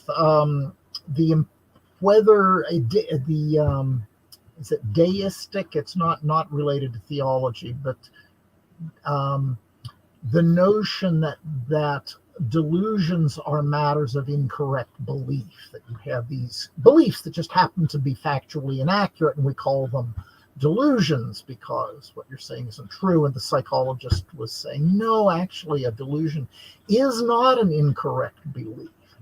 And he asks himself, well, why do people are just locked into believing that we have to analyze delusions and hallucinations and all these subjective phenomena and activities, systematic activities, we have to call all of them beliefs and the consequences of beliefs. And he answers himself, well, maybe it's because belief is so central to Christianity and has been for almost 2,000 years. What was it, the 3rd century, the first burnings at the stake over heresies? I mean, you barely had a Christian church and they were already killing each other over orthodoxies. And he says, Islam went on for centuries and centuries, and as long as you did the stuff you were supposed to do, you were okay. People didn't care that much about what your belief was. Who cares? You're doing the prayers, you're doing you're paying alms, you're doing all these good things, you're doing the 5 things you're supposed to do. You're a Muslim, you're okay, you're a buddy. And the Christians, no, we're gonna tie you to this chair and make you tell us what your beliefs are. So, a footnote to that, I wondered, what would the psychobiologists make of 1,000 years of heretic hunting in Europe? Did that change people's brains? That if you didn't manifest beliefs, you didn't manifest the correct beliefs in the correct ways, you were removed from the gene pool? Yeah, it's possible. That's what we call it, the religion is a group strategy, a group evolutionary strategy, and what led to success in reproduction and adaptivity, and this anthropological view of religion as group adaptive strategies. And it's not so much about the beliefs, and then it's also to say, from the anthropological view, just like in linguistic, religion is descriptive, not prescriptive. That just like linguistic grammatical rules, that religions, it was, later we come up with stories like a prophet or leader that prescribed it, but the reality is they emerge more bottom up, and practices arise and become popular, and then later religion comes to explain the practices that people already do. So it's just another example of, say religion is descriptive, not prescriptive. And then that would become into a group evolutionary strategy where there would be adaptive reasons why these practices came into being and why they became selected for. And then the religion is just the story that we tell each other about the origins of it, as opposed to the evolutionary reason, just for whatever reason these practices were adaptive in a certain environment in a certain time. And if you're talking about Christianity, like in Europe, if it's like cold winter theory or something specific to that, where in likelihood, especially it became more dominant in Protestant, which would be further north, and would connect it to some sort of cold winter theory, individualism, or the whatever nature of the different environment. So I mean, it's an interesting perspective, the anthropological approach, and as we noted in the cognitive revolution, anthropology was one of the 6 things in the original cognitive revolution for the cognitive sciences, because religion is such an integral thing, and like you said, beliefs is a carryover. And these days, in terms of like cognitive science, we'll talk about the predictive mind, and there's different theories, and to a large extent, active inference and Carl Friston is somewhat a view of the predictive mind. And you would say like a belief or a delusion is a prediction, and usually it has value, like explanatory power. The prediction is valuable for certain circumstances and not for others. And so the problem is the person, why does the person have this delusion? Because in certain circumstances, this worldview prediction works, and in other circumstances it doesn't. And so the person will use the prediction in cases where it doesn't work. But call it a delusion if you mean a delusion is a case where the prediction fails in all cases, or is the delusion where it fails in some cases, or is there some brink point where if the predictive power works 10% of the time and fails 90% of the time, what point is it going to classify as a delusion? And from the therapeutic view, you're saying you have to change whatever reason you're making this prediction, and the prediction is coming out to false and it's hurting you, even though in some cases you could say, well, the reason you're making this prediction is probably because it's working, or it worked in the past, or else why would the person so that would be how I understand delusion. And then then you have the linguistic carryover that I mention all the time. Like psychology is the study of soul, so we inherit this Greek dualistic system way of thinking, and all these beliefs and psychology and almost all the words referring to mind come from the the Greek dualistic tradition, and then the words have changed meaning over time to have a materialistic term. So like words like delusion, belief, psyche, psychology, these were all the words that our ancestors used for thousands of years when they believed in dualism. And rather than create new words, we just adapted these dualistic terms to a new meaning. And so like delusion and belief are probably like that also. I don't know if you had any thoughts like the predictive mind in that aspect, like delusions presumably occasionally have predictive power, and that's why people become delusional, because the predictions work in enough circumstances that they will use those predictions in circumstances where they don't work. And that's really just cognitive dissonance. I mentioned like Festinger's cognitive dissonance is one of the earlier psychological studies that stood up to the neural correlates of consciousness and the predictive mind. Because like cognitive dissonance, when Festinger came up with the theory, was before the neurobiology. But I think in terms of the current thinking of predictive mind and neurobiology, that some form of cognitive dissonance is likely the most correlate to neural activities, where like say you have some form of neural pathway that's made because the prediction is successful, and then the brain just keeps on making that prediction, and as it becomes less successful, the brain eventually has to form a new pathway to make a new prediction. And but the neural pathway for the old prediction, even though it's now failing, is already in existence, so that's why the person keeps on doing it. Yeah, Mark Solms bangs up against that in his clinical practice. Even though he has a Freudian background, he rejects the notion that genuinely repressed memories can ever be recovered. He says they cannot be recovered. We wouldn't call them repressed if they could be recovered. So, which means that he, with his patients, what he tries to do, and he says that the clinical part of the work, the actually therapeutic part of the work, is getting people to recognize that I'm doing it again. And they'll come in and say, I'm doing it. And if actually it's in an institutional setting, oh, I'm doing it again, right on the spot. And if you're lucky, the therapist is right there and they're doing whatever the bizarre thing is. And he says, we're trying to get you to recognize you're doing it again, closer and closer to the time that it's happening. And eventually you'll start to say, it's about to happen. And once you can do that and actually perceive that, then we're done with the therapy. And now from now on, you're going to learn better ways. Recognize the situations where it's likely to happen again. Distract yourself, start thinking about a better term, and start retraining yourself. Now you're doing cognitive behavioral therapy. You're just your own behavioral therapist, maybe working with a professional therapist. And he points out that the reason I think I'm on the right path is once the therapist is out of the picture completely and you're out on your own with your friends and your projects and your life, and you keep getting better and better and better, that proves to me that, yeah, this is the way it is. The drugs don't do that. Once you're off the drug, you stop getting better.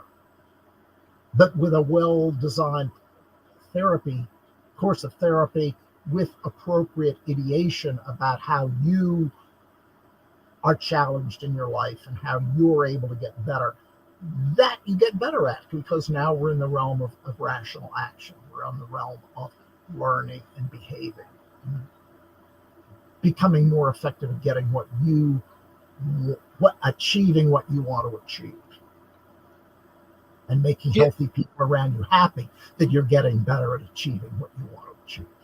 Well, as we mentioned, that clinical therapy doesn't necessarily correlate to neurobiology. So if you're looking from a neurobiological understanding that a person has a behavioral pattern, it's been hardwired into their brain, and the only way to change the behavior is to have a new behavior that has stronger wiring. And that, I mean, if you look at like a behavioralist classical conditioning, where I mean, it could happen naturally through cognitive dissonance, through, like pain, where, for whatever reason, I act in a certain way because, maybe, as a child, or, my parents, or it's just mimicked behavior. And for whatever reason, as a child, I learned to mimic this behavior, and it worked well enough that it became part of my identity. But, generally it was a relatively ineffectual way. It was effectual enough that it allowed me to become the person who I am and survive, and, whatever success a person has had. But relatively, there's more effectual ways for a person to operate. So they have to unlearn the behavior, and you can't really unlearn the behavior. You have to learn a different behavior. And so, if it comes back to the conditioning, where there's going to be, in the clinical, where the person could recognize it and have some sort of control. But I mean, that's basically Festinger's cognitive dissonance, and why it's worked well with modern neurobiology, where the previous course of action has to become more painful than the new course of action. Then the new course of action will become the dominant reflex. And the period of time that it takes a person to switch even from an inferior behavior that the person knows is inferior to the new behavior might be impossible to some extent. Like a lot of these things, you have clinical, you have training, character refinement, or a certain way that, cognitive control, where I'm going to, meditate and observe my behavior. I'm going to see myself doing it, stop myself, and then put myself into the better frame of behavior. And, so if you're looking at the predictive mind and say, well, the person has done this behavior 10,000 times already, and now you've just informed them that it's really not such a great thing, and there's this other behavior that's significantly better, that you have that that brink of well, they've done it 10,000 times, and in order to untrain that and train a new behavior could be near impossible, or would take that amount of neural effort to create some new form of behavior. And I talked about character refinement the other week. I think you were on that show when I talked about forgiveness. I mentioned character refinement. So I mean, that's like therapy, and just related to character refinement and recognition of behavior that is bad, and then a different type of behavior that's more optimal, and then to train. And I don't know if you read Benjamin Franklin's autobiography, and I mentioned that the Hebrew book Cheshbon Nefesh, that was based on Benjamin Franklin's autobiography, but where he had a notebook, and each time he did character that he thought was unbecoming, he would note it in his notebook, and count numbers, and until he could eventually uproot the bad character, and also to try to instill a better character. And so that, like, to some extent, Benjamin Franklin predates Festinger, and there's probably other Hindu or Buddhist thoughts about character refinement, meditation, getting control of yourself, and then the process of learned behaviors to how do you unlearn learn behaviors and adapt to new, better behaviors. And there's also like character refinement from a religious perspective, you say, well, there's this objective, correct way to behave, and then there's the natural way that my body and, like evil spirit tells me to behave. So like the unrefined person just always behaves in the poor way. And then so you have to learn the code of behavior and then adapt your behavior to the proper code of behavior. And I'm pretty sure like Buddhism has a lot of that. And, Hinduism, Judaism, as, just like there's a proper code of behavior and then there's the way you behave. And what you need to do is stop behaving the way you behave and behave the way of the proper code of behavior.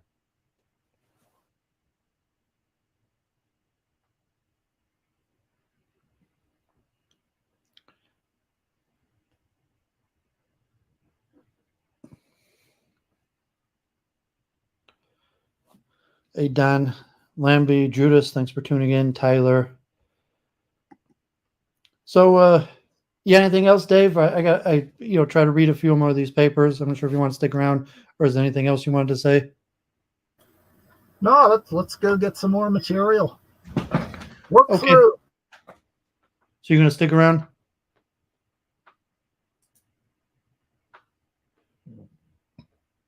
Okay, so got my screen share back, and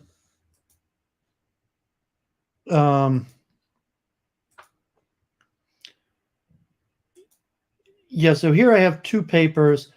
This one, The Myth of the Cognitive Revolution, and another one I had to download it. The Cognitive Neuroscience Revolution is not a Kuhnian revolution, evidence from Scientometrics. And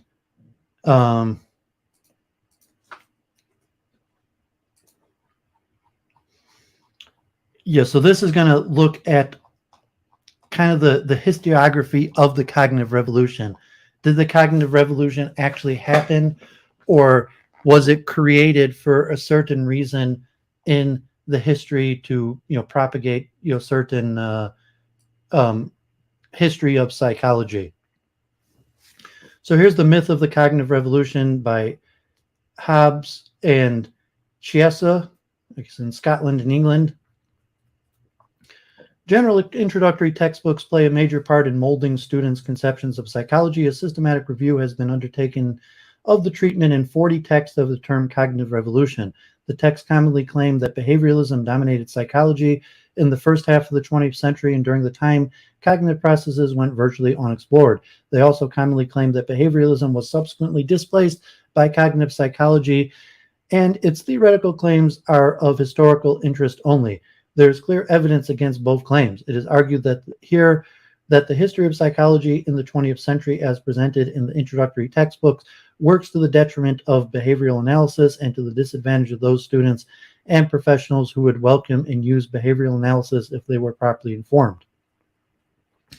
As we intend to demonstrate, the term cognitive revolution is fairly commonly used in psychology textbooks. Considering the appropriateness of the term and comparative how the term revolution is employed by Kuhn and other philosophers of science, Donahue, Ferguson, and Nagel, 2003, argue that the historical events which would justify the use of such a term did not occur. They conclude that cognitive revolution is not a precise description of historical events, but rather a social rhetorical term.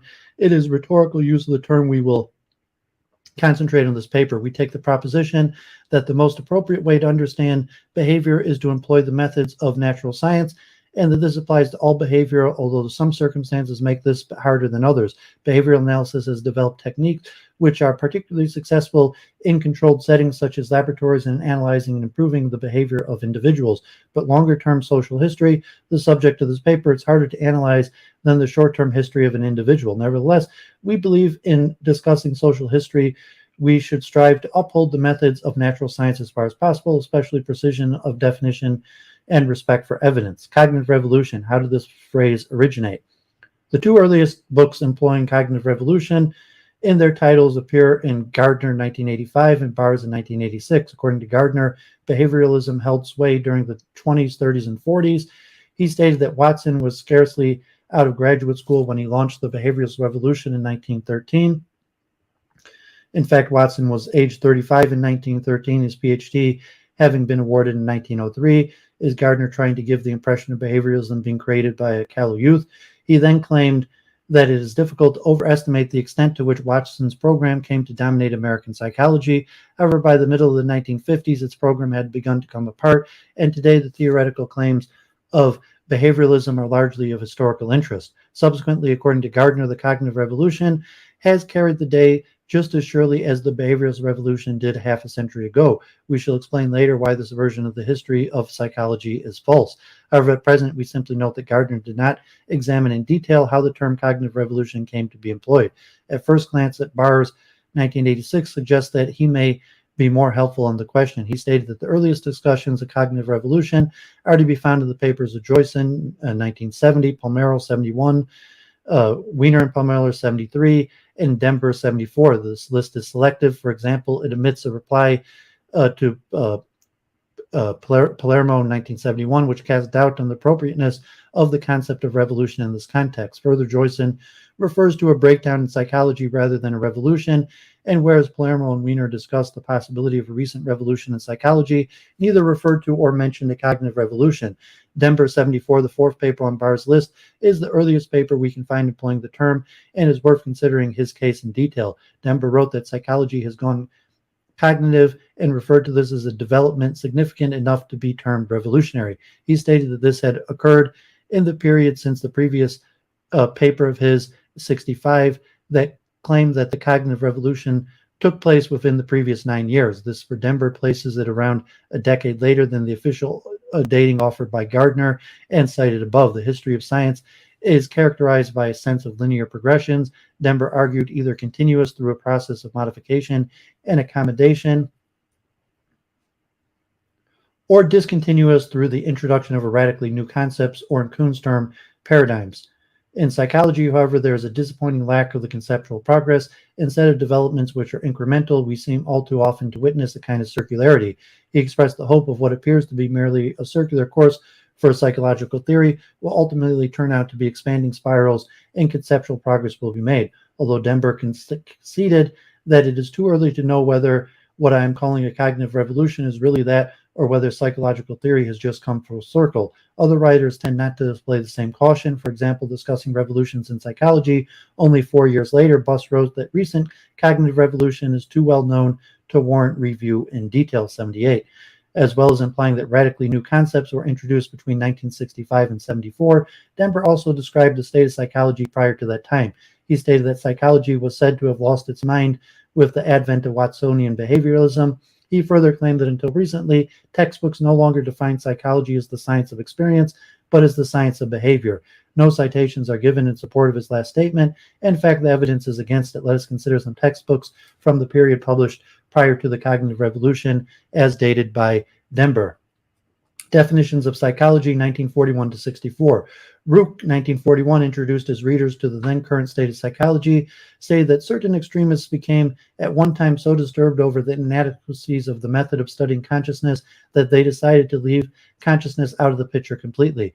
He went on to outline topics which cannot be dealt with by studying behavior alone, and concluded that obviously introspection must be employed, presumably since he saw only extremists as having argued for the exclusion of consciousness. That allowed him to describe attempting to build psychology on the basis of behavior alone as an absurdity. In 1946, Moon stated that psychology today concerns itself with the scientific investigation of experience and behavior, and 48, Boring, Langford, and Weld suggested that psychology deals with both behavior of man as it appears in his responses and with consciousness as he finds it in his immediate experience. According to Woodworth and Marcoux in 1949, psychology can be defined as the science of the activities of the individual. While this definition might appear favorable to Denver's claim, they go on to say that activity is used here in a very broad sense and includes cognitive activities like seeing, hearing, remembering, thinking, and emotional activities like laughing and crying and feeling happy or sad. Moving forward to the 1950s, Knight and Knight, 1952, began their first chapter. Thus, psychology may be defined as the systematic study of thought and behavior. And McKellar, 52, opened with the sentence, human psychology deals with experience studied by introspection and behavior studied by more objective methods. The opening chapter of Hebb, 1958, is called Behavioralistic and the Study of Mind. Well, Hebb used the term behavioristics to refer to trying to understand what people do. This requires us to understand what goes on in their heads. Dee's later Principles of Psychology, 1964, might initially appear more in line with Denver's claim. His first chapter does not start out with a formal definition, but states that if you were to ask what it is that psychologists do when they study minds, the answer would be that they observe behavior. It goes on to refer to the current fashion among psychologists being to describe psychology as the study of behavior. The fact that Dees referred to a current fashion for describing psychology as the study of behavior suggests he was distancing himself from that form of definition. This is comparable with his later point that Watson's term behavioralism has not become a synonym for psychology generally. Two dictionaries of psychology from the 1950s are also relevant. The first American, the second British. English and English define psychology as a branch of science dealing with behavioral acts or mental processes and with the mind, self, or persons who behaves or acts or has the mental processes. Drever's definition is the branch of biological science which studies the phenomenon of conscious life in their origins, development, and manifestations, and employing such methods as are available and applicable to a particular field of study and the particular problem with the individual scientist is engaged.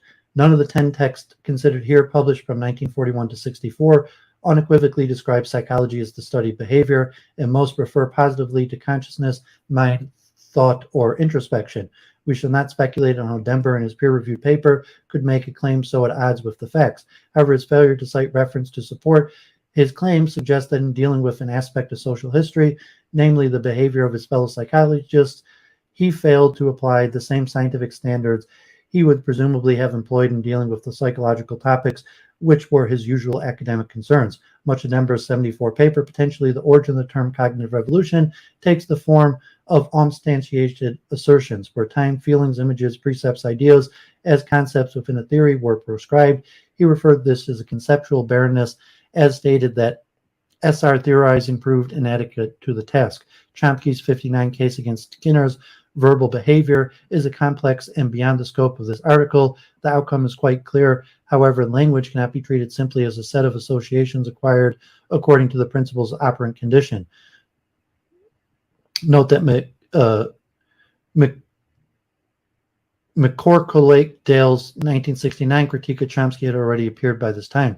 One may also note a crucial inconsistency. Denver conceded that the field of perception has been relatively impervious to the impact of behavioralism, explaining that Gestalt psychologists such as Wertheimer, Kafka, and Kohler totally rejected behavioralism tenets as they applied specifically to perception and cognition. His claim that textbooks define psychology as the science of behavior implies the dominance of behavioralism. How can this be reconciled with his assertion that leading psychologists rejected behavioralism? We'll return to this point later. Cognitive Revolution, Introductory Textbooks, 1979 to 2009. We reviewed an opportunity sample of 40 English language general introductory psychology textbooks. They were taken from the author's collection and supplemented with volumes from university libraries.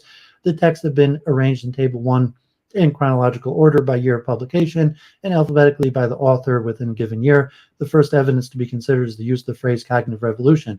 We distinguish between three different possibilities. Cognitive revolution appears only as part of the title of a work or works listed in the references. Cognitive revolution appears in the body of the text of the book. Cognitive revolution appears in a heading to a section of a chapter. We suggest that these represent an ascending order of prominence on the assumption that evidence suggests increasing prominence of the term with the passage of time. How is the term used? It should be noted that none of the glossaries of these books carries a formal definition of the phrase. Thus, we have to rely on examination of the context in which they appear. 3 points may be noted. The term cognitive revolution usually occurs in a section of an earlier chapter giving an overview of the history of psychology. The textbook authors use cognitive revolution to describe changes taking place in the mid-20th century between the 1940s and 70s. Authors describe approaches to psychology which contrast with earlier approaches termed behavioralist as a cognitive revolution. Why this should be termed a revolution may probably be explained at least in part by writers such as Denver, as already noted, viewing this period in the history of psychology by applying Thomas Kuhn's 1962 notion of a scientific revolution. Kuhn's approach is not explicitly described in these introductory textbooks. Nevertheless, there seems to be broad consensus among most, but not all of the textbook authors that something revolutionary took place. This view appears to be shared by some writers who did not themselves employ the term cognitive revolution. If we look at the third column in this table, we see references to a history of psychology which imply the dominance of behavioralism. During part of the 20th century, the dominance led to a neglect of important phenomena such as cognitive processes and feeling. The previous point is sometimes emphasized by the use of metaphor in which psychology is said to have lost its mind or lost consciousness. We shall shortly attempt an assessment of such a picture of psychology, but before doing so, let us consider the fifth column in the table. So I'm not sure if Dave has seen or heard any of these textbooks, but here see 1979, and look from being mentioned in the references, other descriptions, and the decade of change.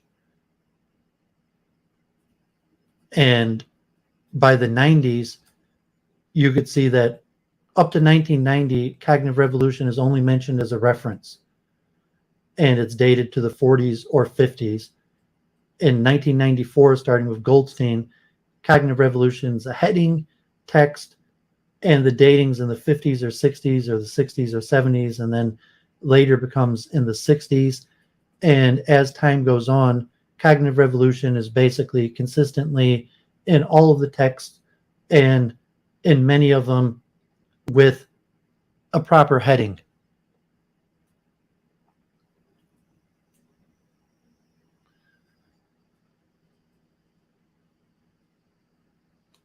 In attempting to evaluate the history conveyed by most of these textbooks, two key concepts need to be examined: dominance and behavioralism. Can dominance be quantified? We found no reference in these books to any attempt to quantification, and indeed this seems to be true if one examines the wider scholarly literature promoting the notion of a cognitive revolution. One reason why this lack of quantification is significant is that any attempt at producing such a work would require the field in question to be defined. Which population of psychologists was dominated? One or two of the texts suggest that the authors were sensitive to such an issue in that they qualify their generalizations with a phrase such as "at least in North America." In fact, this problem was acknowledged by Palermo, 1971, one of the early writers to propose a revolution. Having defined his field as American experimental psychology, he added a footnote suggesting that perhaps learning should have been a further qualification. Nevertheless, the title of his paper refers only to psychology without qualification. We suggest there are two objections to the causal claim that behaviorism dominated psychology, one naive and the other sophisticated. The first objection is based on the flourishing of psychoanalysis and the rejection of behaviorism by Gestalt psychologists during this same period. The second objection draws attention to the two attempts to quantify a relevant trend. Lovey's 83 paper, Attention in Behavioralism, Fact and Fiction, and 1993 on Changes in Modern Psychology, a citation analysis of the Kuhnian displacement thesis. In response to claims that attention was dropped from psychological research for these decades, 3 decades, Lovey undertook a systematic analysis of the scholarly literature and found at most a tiny decline in the prominence of papers dealing with the topic. In response to claims that cognitive psychology was displacing behavioral psychology and psychoanalysis, Freeman concluded a citation analysis of leading journals in cognitive psychology, behavioral psychology, and psychoanalysis between 79 and 88. They found an increasing trend for cognitive psychology, but also high citation rates with no downward trends for behavioral psychology.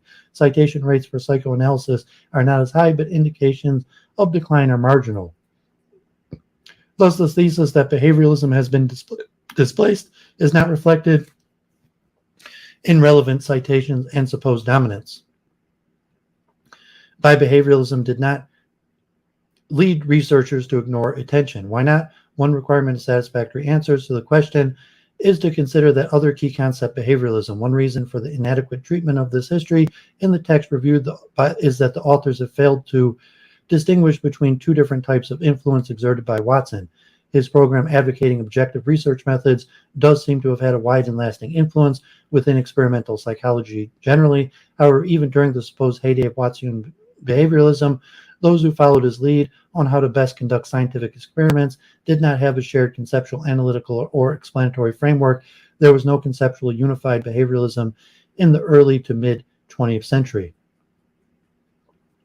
To focus, for example, on Tolman, whose cognitive maps were proposed in 1948. In Hull's drive theory, the most they shared conceptually was a tendency to speculate about processes within the organism, a tendency that continues in modern cognitive psychology. As Mecca Chisa has argued, a great many explanatory accounts in contemporary psychology are grounded in the framework of Tolman and Hull, the SOR framework, with O representing the organism.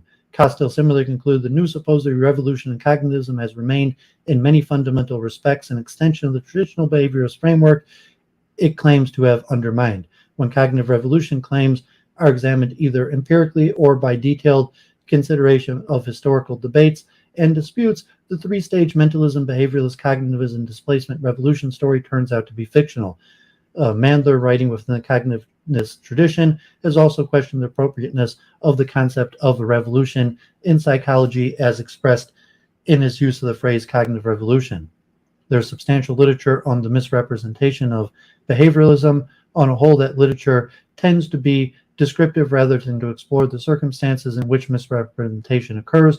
There's a wider context which may be noted. It is not only behavioralism which is badly dealt with in secondary literature. Misrepresentations of psychological research and academic writing has been reported on many occasions. Examples include, so I'm going to skip through a little of this. We suggest there are more reasons than mere intellectual curiosity why behavioralists should explore this area.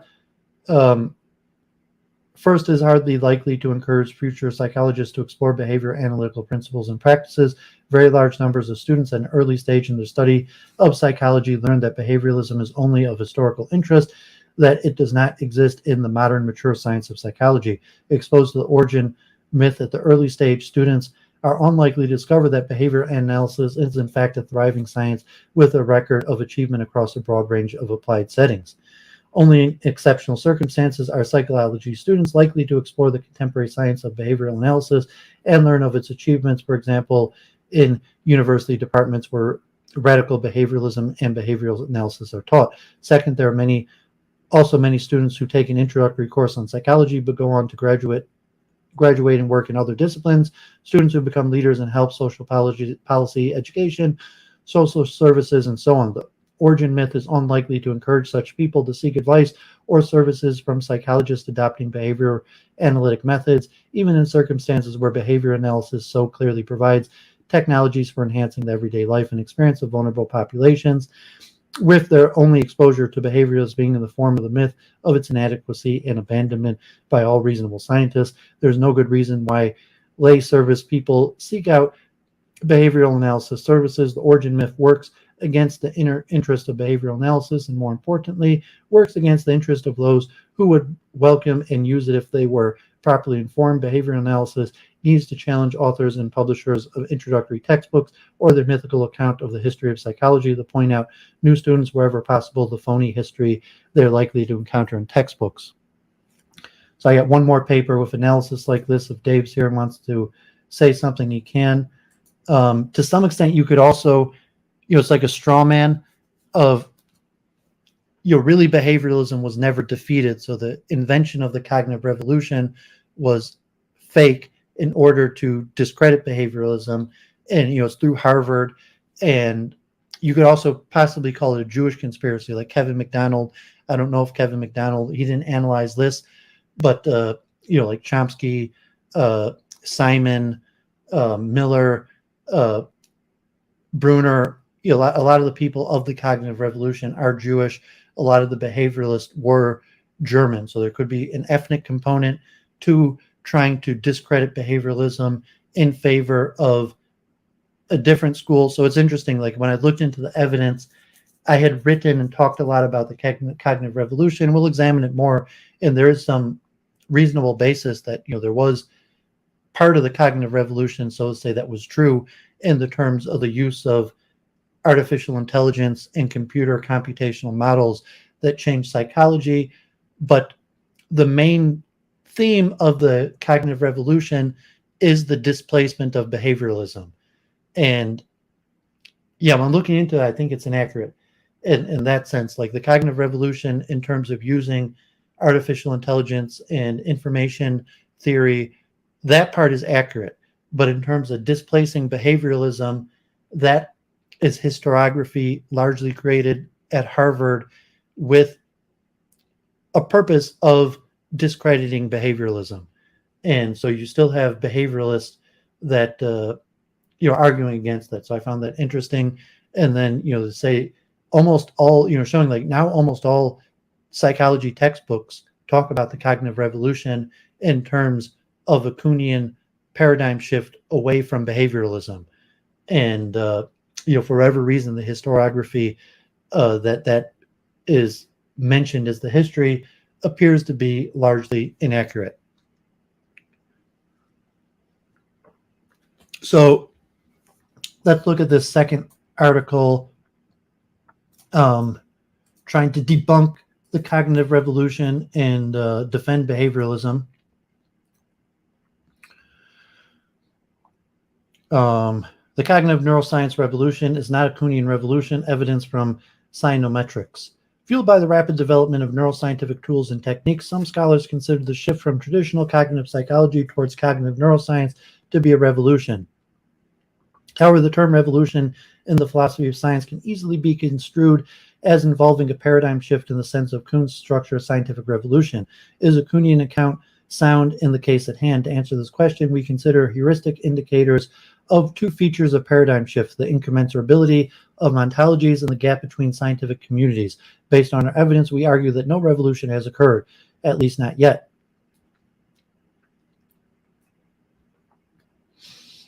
Textbooks often partition the flow of human history into different epochs separated by remarkable events. For instance, most textbooks set the boundary between the modern contemporary ages in 1789, the year of the French Revolution. In a similar fashion, the history of scientific psychology is often presented as a series of revolutions. First, we have the behavioralist rejection of introspection, a kind of parasite of founding fathers, including Wundt and Tichtoner.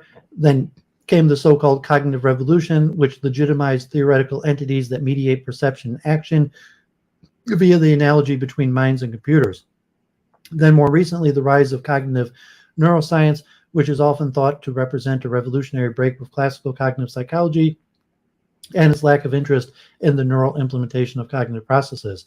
The idea that the rise of cognitive neuroscience is a revolution seems implicit in many accounts of the phenomenon. Perhaps it is fueled by the rhetorical statements that have accompanied big science projects like the Human Brain Project or the Brain Initiative. Sometimes it is even made explicit in scientific articles. For instance, in Listening Tool-Driven Revolutions in Neuroscience, Bickel declared that it remained an open dispute whether the rise of cognitive neuroscience spurred by the rapid spread of functional brain imaging deserves the very label revolution. But the same year, Boone and Piccinini published a paper entitled The Cognitive Neuroscience Revolution, describing a change of tides in science that remained, they claimed, unbeknownst to many fellow philosophers. Given the vast influence of Kuhn's book, The Structure of Scientific Revolution, talk of revolution may be easily interpreted in terms of shifts from one paradigm to another, possibly incommensurable one. In this paper, we claim that the transition from traditional cognitive psychology to cognitive neuroscience in terms of a Kuhnian paradigm shift amounts to a mischaracterizing it. Hence, given how easy talks of revolution in the context of scientific progress may evoke the Kuhnian narrative of paradigm shifts, we advise fellow philosophers and historians of the mind sciences to refrain from employing a revolutionary lexicon when describing and thinking about this transition. Apart from historical accuracy, we think that our concern have a broader implication. One most salient fear here is that the Kuhnian narrative is adopted by cognitive neuroscience textbooks and becomes the standard training framework. New generations of neuroscience will be tempted to neglect the past psychological literature under the wrong assumption that this has nothing to do with their field. This could condemn them to reinventing the wheel. After presenting some theoretical considerations that contextualize our claim in the next section, we use scientometric data to defend it against the paradigm shift view of the psychology to neuroscience transition. The notion of paradigm shift is notoriously elusive to definition. As such, bibliometricians struggle to provide consensus operationalizations of this notion. To circumvent this problem, we take a slightly more indirect approach addressing two proxy properties diagnostic of paradigm shifts, namely that the two contrasted paradigms have different ontologies, incommensurability, and that they are pursued by different scholars. In section 3, we offer a brief recap of Kuhn's account of scientific progress and derive testable scientometric predictions for both incommensurability and Planck's principle. In the following sections, we shall show some data that argue against these predictions. Lastly, we hint that other models of scientific progress better describe the transition from classical cognitive psychology to cognitive neuroscience. The shift from classical cognitive psychology to cognitive neuroscience. As we mentioned, Boone and Piccinini described the passage from classical cognitive psychology to cognitive neuroscience as a paradigm shift. Why the main breaking point, according to the authors, is epistemological. During the ancient regime of traditional cognitive psychology, the golden explanatory standard was the boxological framework confined to Mars algorithmic and representational levels, which prevailed irrespective of physical implementation. This epistemological stance was based on a commitment to a functionalistic metaphysical framework according to which human minds were universal Turing machines with mental states often construed as subpersonal mental representations. The cognitive psychologist was not concerned with finding out what parts of the brains perform some cognitive operation, since, as Putnam famously put it, we would be made of Swiss cheese if it wouldn't matter, and it wouldn't matter. Instead, cognitive psychologists sought to provide functional explanations, decomposing a complex behavioral task into several stages of cognitive processes occurring at the subpersonal level, whose nature and relationship were often represented by boxes and arrows respectively. Ideally, the same model that describes how a cognitive operation can be exploited by human beings could be used to program a software that performs the same task. By contrast, in the new age of cognitive neuroscience, respectable explanations need to be cast in terms of multi-level neurocognitive mechanisms. Abstracting from some relatively fine-grained differences, the most influential definitions of mechanistic account share this idea that to provide a mechanistic explanation of some phenomenon means to explain how it depends on a component operation that results from the workings of component parts that exhibit the right kind of spatial and temporal organization. In the context of the transition from cognitive psychology to cognitive neuroscience, box and arrow designs are thus no longer sufficiently explanatory. They are best sketches of mechanisms, placeholders for a complete account given in terms of neural structures and processes implementing a given operation. Now, the mechanistic epistemological framework traced by Boone and Piccinini may not reflect current practices in cognitive neuroscience. Indeed, mechanistic explanation is a more regulative ideal subscribed to by philosophers than the standard epistemology used in present-day neuroscientific research. And while some philosophers agree with Boone and Piccinini that interlevel mechanistic explanations must be the gold standards to which cognitive neuroscience aims, others have protested that mechanistic explanations need not be the only explanatory account in neuroscience. On that, in trying to catch up with the challenges of complexity, nuanced mechanistic frameworks ultimately give up on their significant heuristic strategies, decomposition and localization. Of course, some neuroscientists also share the urge to have interlevel mechanistic explanations.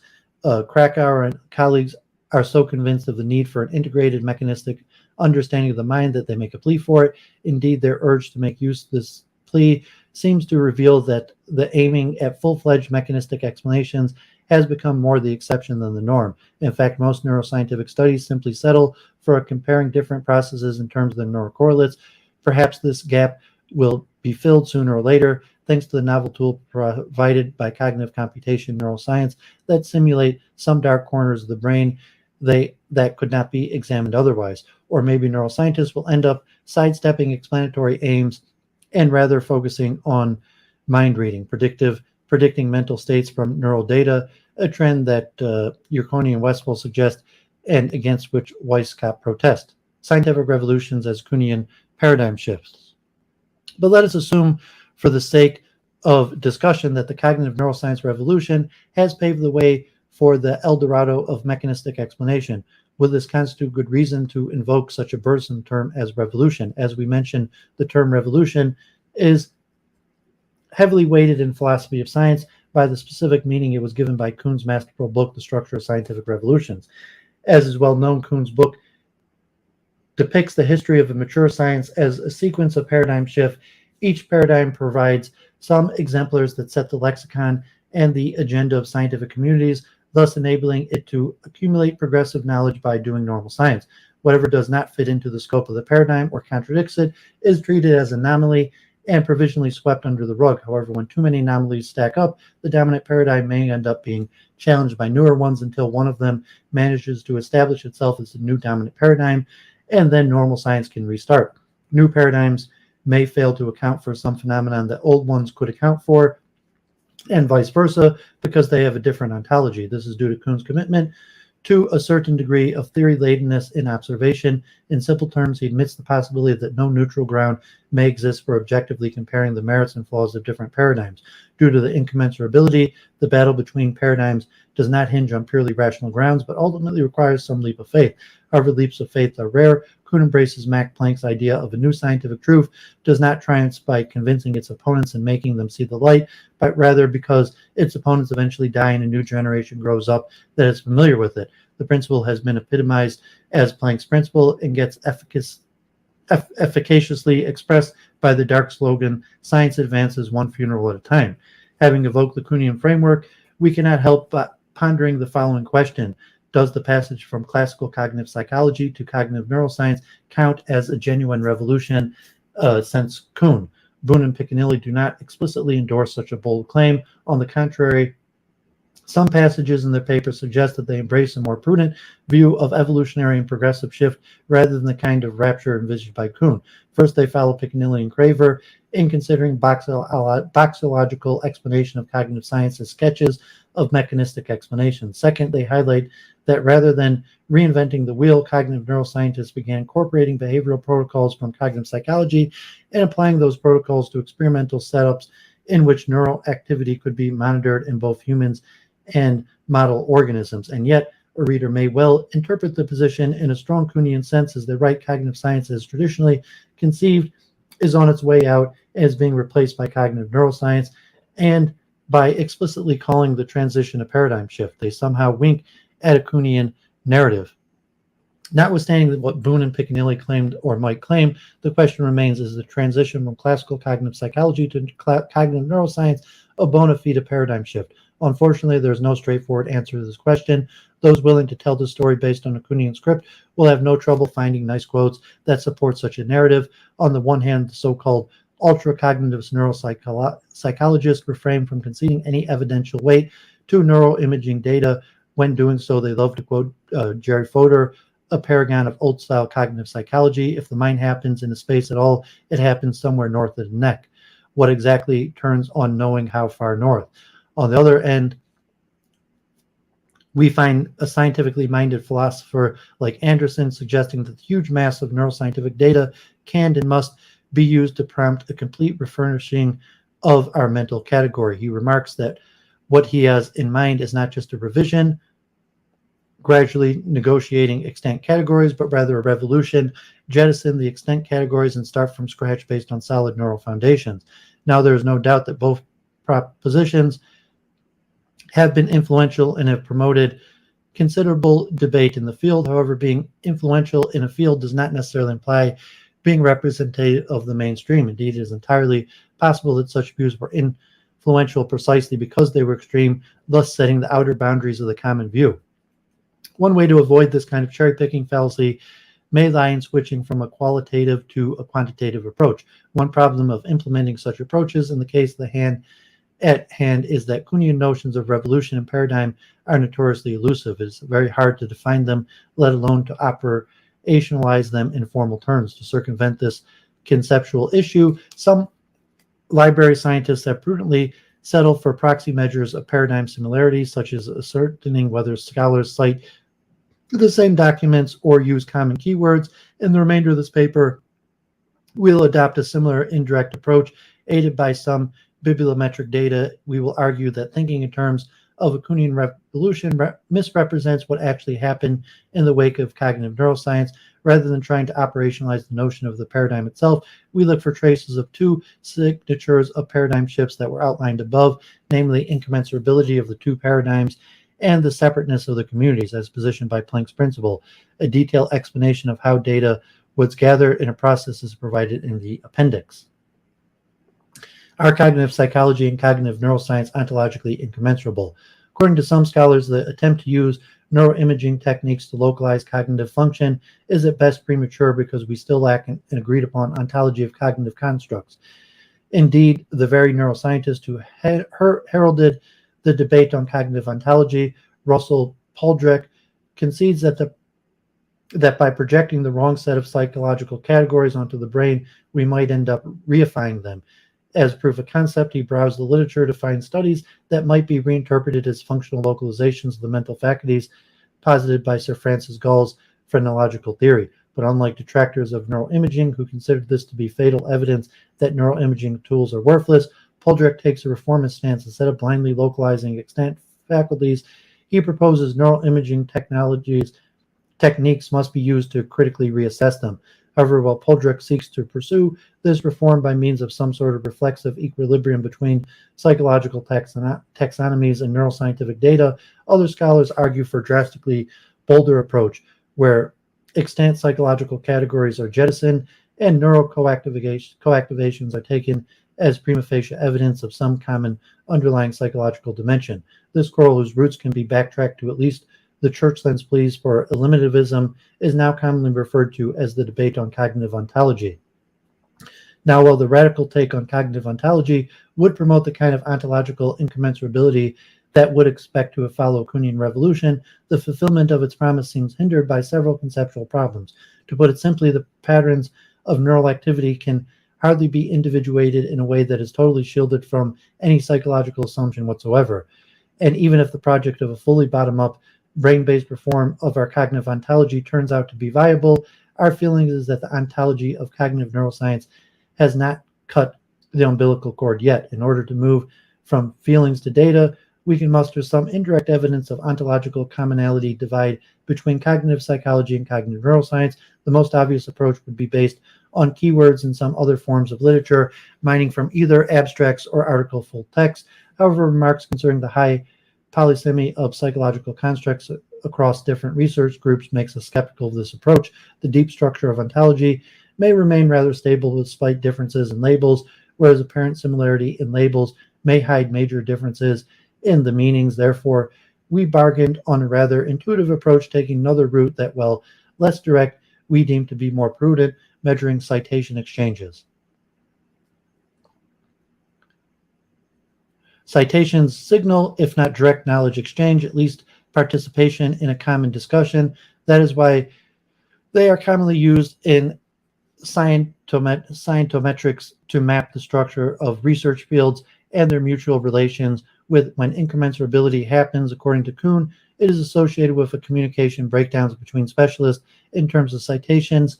This can be operationalized as a lack of mutual citations in these specialist publications. By contrast, robust citations flows can be interpreted as a proxy for scientific information communication between fields and thus the lack of incommensurability barriers. After all, except for the first revolutionary stage in which the Copernican astronomers directly challenged the Ptolemaic theory, we do not expect to find discussions of epicycles in astronomy, nor do we expect to find Paracelsus writing mentioned in present-day chemistry journals. On the contrary, robust citations trading between psychological and neuroscientific journals would signal that the two disciplines share a lingua franca, contrary to what you would expect if they were incommensurable. Yet, as bibliometricians know very well, rather than being defined by some fixed level of reality, scientific disciplines such as psychology and neuroscience are best seen as historical entities. Indeed, in bibliometric mappings, they present themselves as spurious clusters with overlapping areas that change shape over time.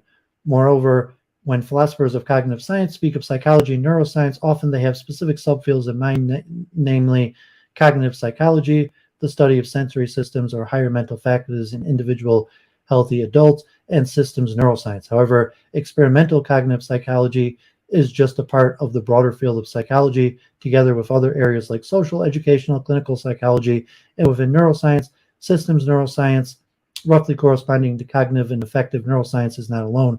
As stressed by Bickel, contrary to the misconception of many philosophers, molecular and cellular neuroscience, the more biomedical branches of the discipline make up the mainstream neuroscience.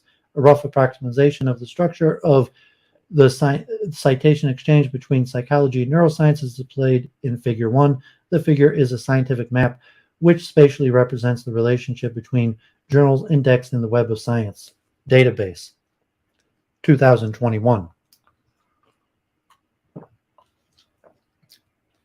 So right, you have neuroscience, cognitive psychology, social psychology, clinical psychology, and psychoanalysis.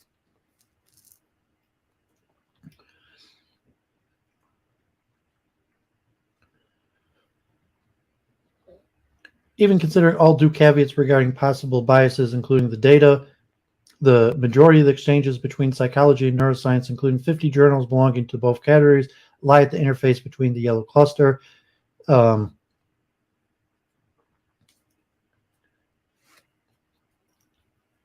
look at this chart, percent of outgoing citations to psychology journals of neuroscience, and the solid line is psychology, applied psychology.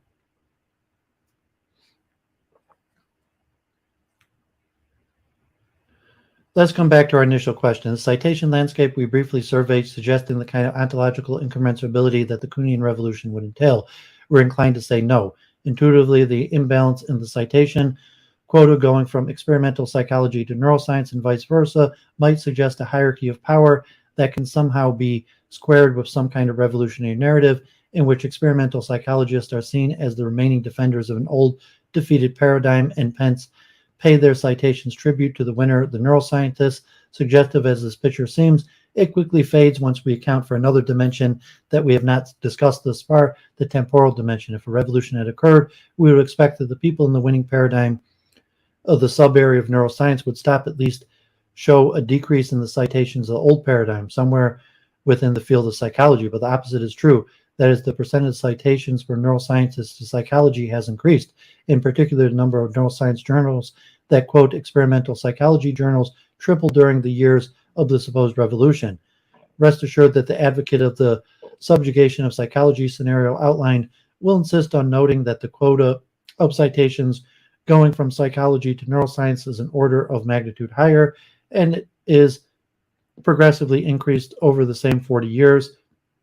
In experimental psychology, it almost doubled.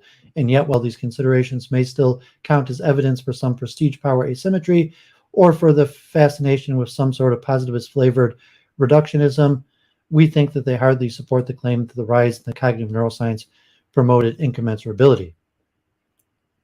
Are cognitive psychologists and cognitive neuroscience different people? Let us now turn to a more direct question. Namely, are the communities of cognitive psychologists and cognitive neuroscience made up by distinct researchers? Recall that Planck's principle allowed for some conversion, but not many, since it rarely happens that Saul becomes Paul.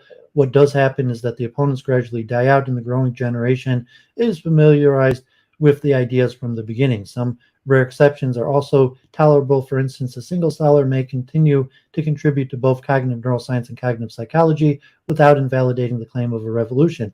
But if we take the claim seriously that in general, cognitive psychologists and cognitive neurosciences adhere to competing paradigms in the Kuhnian sense, we should consider this scholar to be a lonely, multidisciplinary genius, stoically resisting the modern drive to specialization. Conversely, if the proportion of authors that work for both teams is not negligible, a likelier explanation is that there have never been two competing teams at all.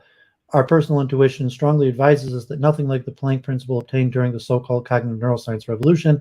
Quite to the contrary, we suspect that scholars who identify as psychologists routinely get employed in neuroscience departments, if only to switch back to psychology departments, and the same holds for scholars who think of themselves as neuroscientists.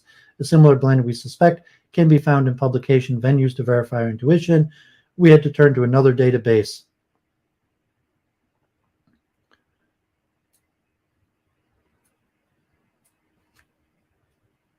So people could look at the exact numbers. A lot to get through, so I'm going to skip through the numbers.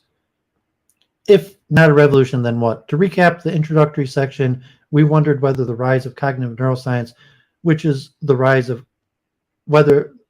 sometimes construed as a revolution, would qualify as a Kuhnian revolution, in which one paradigm is abandoned for another. We then hastily pointed out that in the following section that this is not an easy question to answer, since the notions of a paradigm revolution have no straightforward definitions, let alone operationalization. However, we noted two kinds of features may be taken as heuristic cues that some sort of Kuhnian paradigm shift has occurred, incommensurability and Planck's principle. These two features cannot be measured directly either, but by spotting an increase in citation exchange, we noted that rather than supplanting cognitive psychology and burning bridges to psychological communities, the rise of cognitive neuroscience actually strengthened communication with psychology, the contrary of what one would expect from incommensurable paradigms. However, even accounting for the rise in absolute numbers of scholars involved in the study of mind and brain, the percentage of researchers authoring works in multiple fields has increased. Again, this pattern of data invites a narrative of integration, not revolution. Admittedly, our arguments are far from conclusive. We could only tackle the issues of incommensurability and Planck's principle using proxy data, which inherit the bias and distortions in the databases. We do not exclude the possibility that someone will find new data or even come up with new interpretation of ours, proving that the cognitive neuroscience revolution is a revolution in a strong Kuhnian sense. They're very welcome to do so, but we think that the burden of proof lies on their shoulders. Until convincing counter-arguments are provided, it is better to avoid speaking of a revolution. The influence of the earlier Thomas Kuhn looms way too large over philosophy of science for use of the word revolution without immediately bringing his thesis to mind. In fact, authors who talk about revolutions in neuroscience sometimes feel the urge to suspend their judgment on the revolutionary status of cognitive neuroscience, or supplement some caveats in a footnote. But since in some editorial formats, footnotes are separated from the relevant text by several pages, a reader may miss them, and even if she reads them properly, the ergonomic principles regulating memory could easily conflate a non-necessarily Kuhnian revolution with a revolution plain and simple, which may end up acquiring some feature of Kuhnian ones a few months later. If a Kuhnian notion of revolution is then taken seriously in defining the syllabus for a new generation of neuroscience, it could legitimize neglecting knowledge accumulated over decades of boxological cognitive psychology. Thus, we deemed an explicit rejection of the hypothesis based on arguments that can be publicly debated to be potentially useful. Moreover, our rejection has motivated the search for other narrative. What narrative? Theoretical considerations and the pattern of scientometric data we sketched above jointly invite us to think of the passage from cognitive psychology to cognitive neuroscience as one of progressive expansion and integration rather than abrupt rupture.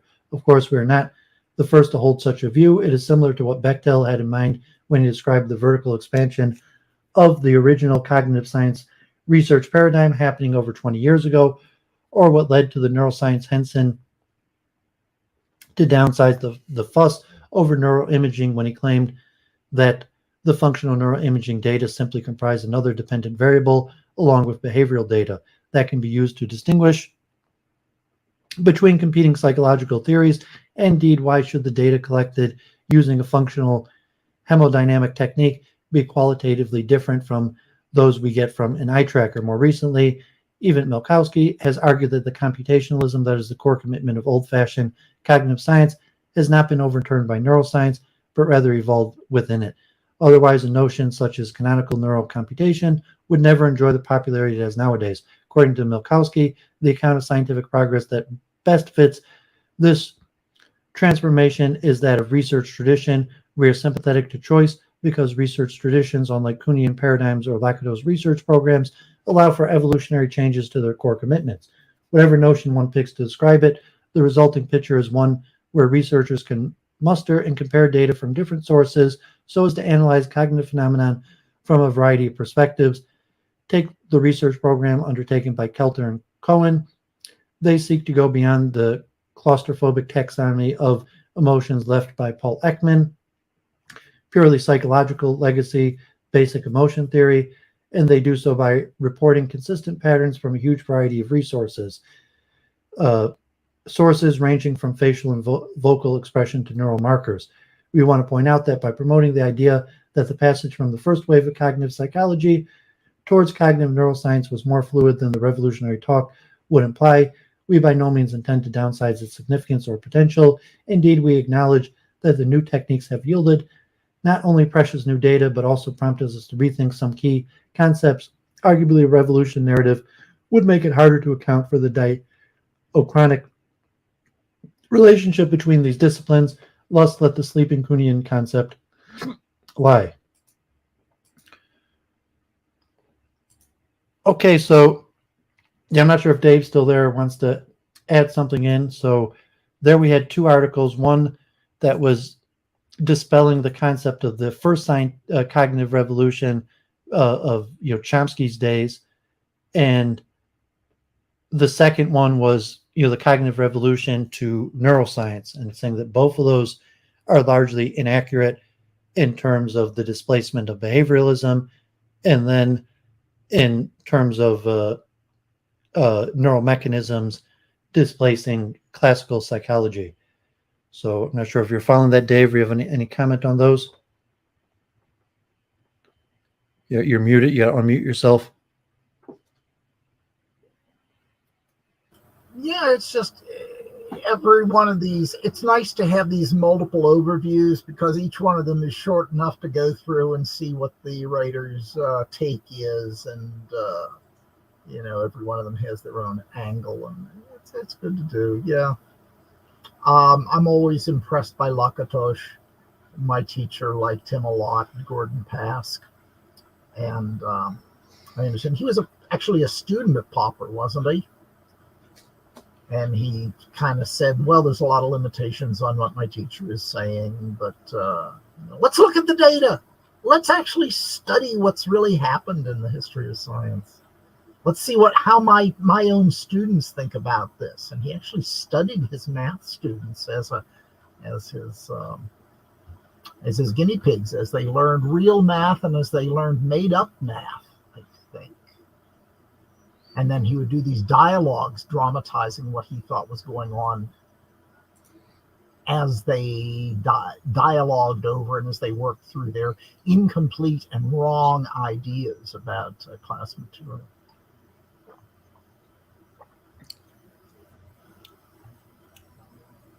Okay, so I got more. So I prepared a lot of things.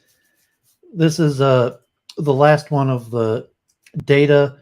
Then I have one that's more I'm sure what you just shared. Cognitive. Okay, that's the article I just read. I had to download that to read that. So this one is online, and it's another empirical analysis tracking trends in psychological science and empirical analysis of the history of psychology. Debates about scientific trends pervade all fields of scientific research. Scientists often monitor and discuss the amount of attention given to the various schools of thought within their field, and they typically hold strong views about which schools are currently hot. Competition among opposing schools can produce a continuing tug of war between prevailing and competing ideas, providing fertile ground for speculation. Although such debates may stimulate lively conversations, they are rarely informative and often misguided. Unfortunately, scientists often make consequential decisions about allocating funding, hiring faculty, and so on based on their personal views. Such decisions profoundly shape the direction taken by science and thus should be guided by empirical research rather than mere speculation. Since the birth of the scientific psychology more than a century ago, many schools have risen and fallen from prominence. Much has changed since Heidbreder, 1933, described the early days of the field in terms of 7 psychologies. Over the past several decades, 4 major schools have competed to become the predominant model for understanding human behavior: psychoanalytic, behavioralist, cognitive, and neuroscientific. Lively polemics surround the debate concerning which of these 4 schools are becoming more influential and which are waning in prominence. If you ask psychologists which is the prevailing school of thought, you're likely to get different answers depending on the affiliation of the person you ask. The psychoanalytical perspective first has recently come under fire, with Time and other popular magazines asking, is Freud dead? Within scientific journals, however, debate continues over the prominence and relevance of Freudian ideas to contemporary psychological research. For example, Cruz, 1996, recently wrote, there is literally nothing to be said scientifically or therapeutically to the advantage of the entire Freudian system or any of its component dogmas. In response, Weston, 98, argued, although commentators periodically declare that Freud is dead, his repeated burials lie on shaky ground. Freud has left an important and, I believe, indelible mark on human self-understanding. Another popular contention is that the cognitive perspective now dominates psychological science, having prevailed over psychoanalysis and the subsequent Skinnerism behaviorist tradition. Nobel laureate Robert Spurry has claimed that the cognitive revolution is widely recognized and well documented and appears to constitute a true shift of paradigm. In contrast, others have argued that no such cognitive revolution has occurred. The repeated declaration of a revolution may have been more a reflection on the enthusiasm many cognitive psychologists have for their subdiscipline than actual events. Similarly, Leahy, 91, suggested that cognitive scientists believe in a revolution because it provides them with an origin myth and account of their beginnings that helps legitimize their practice of science, but he bluntly states there was no revolution. Others have come to the defense of the behavioralistic school, although I have conducted no study, prepared no in-depth interview, nor even any shallow survey of opinions. I do contend that behavioral analysis is alive and kicking, and that I, for one, knew it all along. Pierce, 1996, agrees behavioralism is not dead. The field of behavioral analysis continues to thrive and progress, even in the absence of its mentor, Skinner. Similar, Freeman, 93, have concluded apathetically reports of the death of behavioral psychology appear greatly exaggerated. Tracking trends in psychological science. Finally, most recently, some have argued that the neuroscientific perspectives is flourishing. Indeed, the 1990s were designated the decade of the brain by congressional resolution. There are even concerns that the field of psychology will ultimately be reduced to the subfield of neuroscience. In line with our belief that consciousness about conclusions about trends in the field should be guided by empirical data, several years ago we conducted a series of analysis to chart changes in the prominence of various schools from the 1950s to 1997. In this chapter, we review those findings and augment our earlier analysis by charting these trends through 2002 based on assertions made in scientific journals.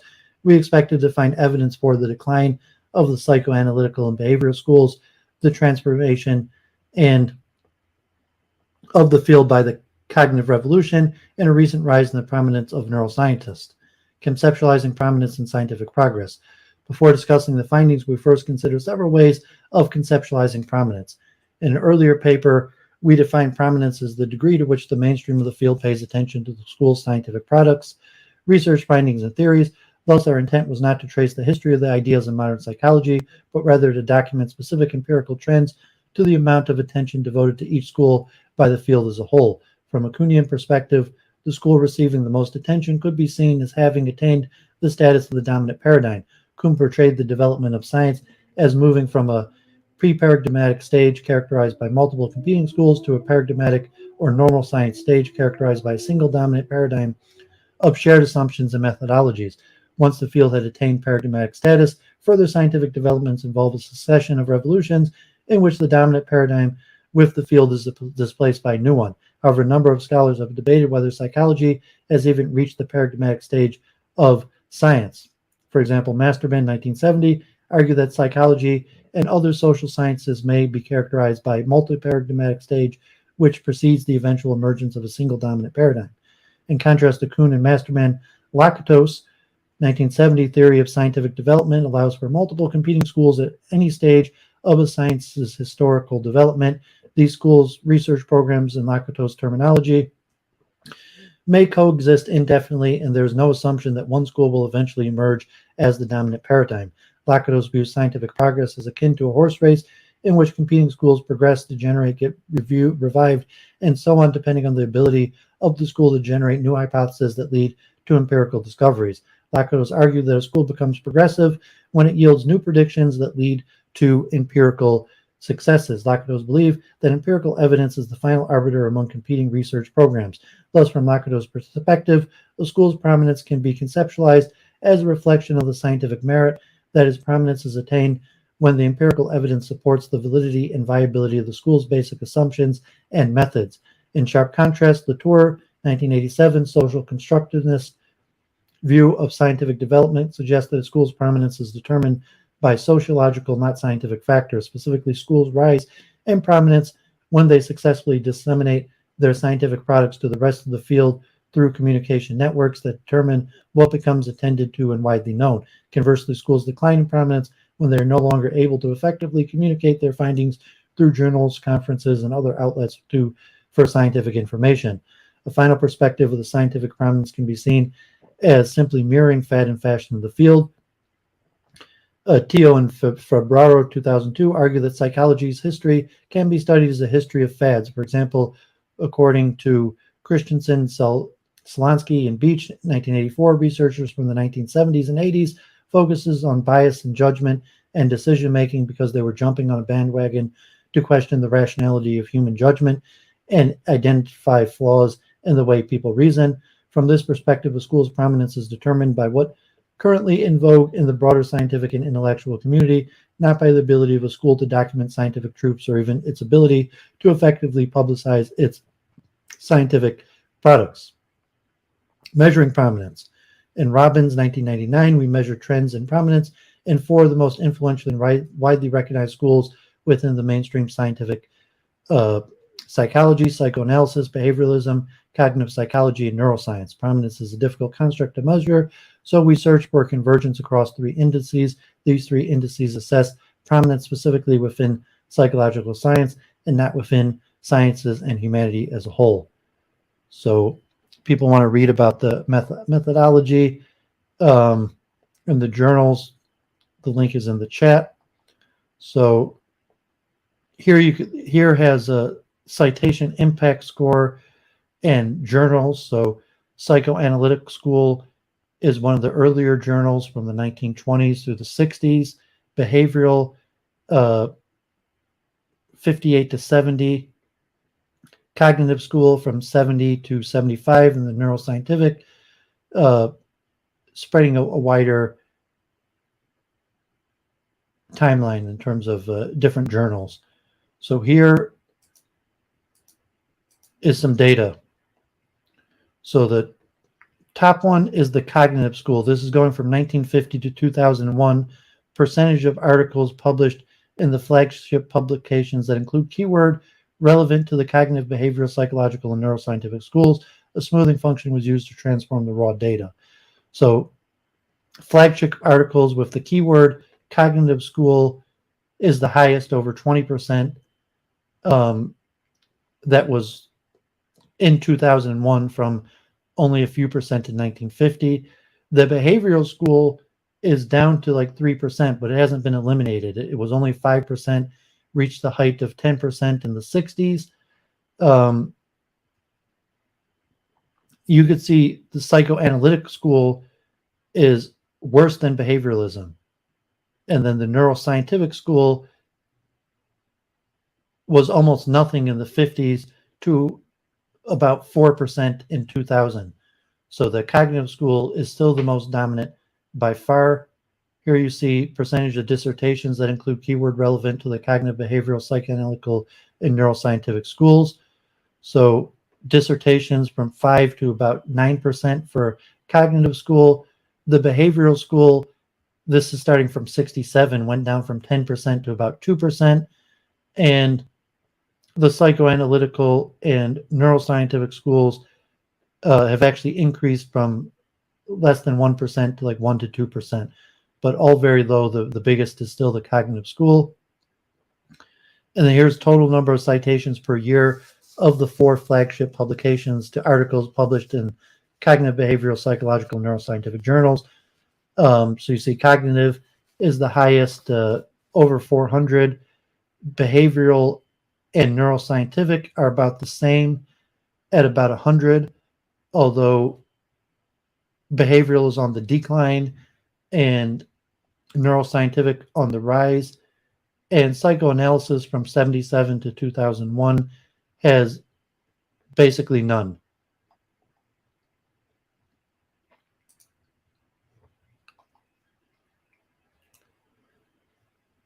So behavioral psychology, reports of its demise are not exaggerated. Despite claims to the contrary, behavioral psychology and its associated concepts of conditioning and reinforcement has been in decline in psychological science. The one apparent exception to this decline was the flurry of attention to the behavioral school in 1992.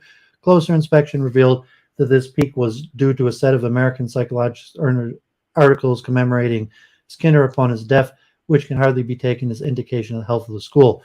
Thus, when graphing the keyword trends, we replace the extreme outlier.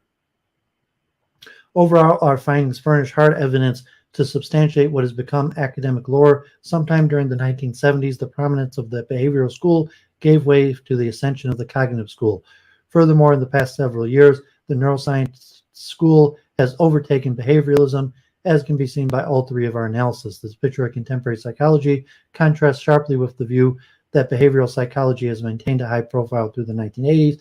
However, as the case for psychoanalysis, behavioral concepts and methods continue to be used by psychologists to describe and study human behavior. Empirical evidence for a cognitive revolution. Our analysis showed that the cognitive school has overtaken the behavioral school as the most prominent of the four schools, supporting the claim that there has been a cognitive revolution. Interestingly, according to the keyword analysis of the flagship publication, the cognitive school first began to rise prominence around 1960, soon after the 56th Symposium on Information Theory, which some view as the birth of cognitive revolution. When did cognitive psychology surpass behavioral school in prominence? All three indices place the ascension of cognitive psychology over behavioral psychology in the 1970s, although they differ on the precise date. What might account for the cognitive school's rise to prominence? Although there are certainly many factors, the central driving force is probably the computer revolution. Computers provided scientists with a new metaphor conceptualizing how the mind works, one based on information processing and associated concepts of storage, retrieval, computation operations, and so on. Perhaps equally important, computers paved the way for the development of new methods for the scientific measurement of mental processes. However, the cognitive school's dramatic rise in prominence shows some sign of abating. The dissertation subject matter analysis and the flagship citation analysis both show its trajectory leveling off in the 1990s. The flagship subject matter analysis seems to indicate otherwise, but the findings from the dissertation's analysis may foreshadow a similar outcome in the flagship over the next several years. It remains to be seen whether this plateau represents a temporary pause in growth or a zenith in the cognitive school's rise to prominence.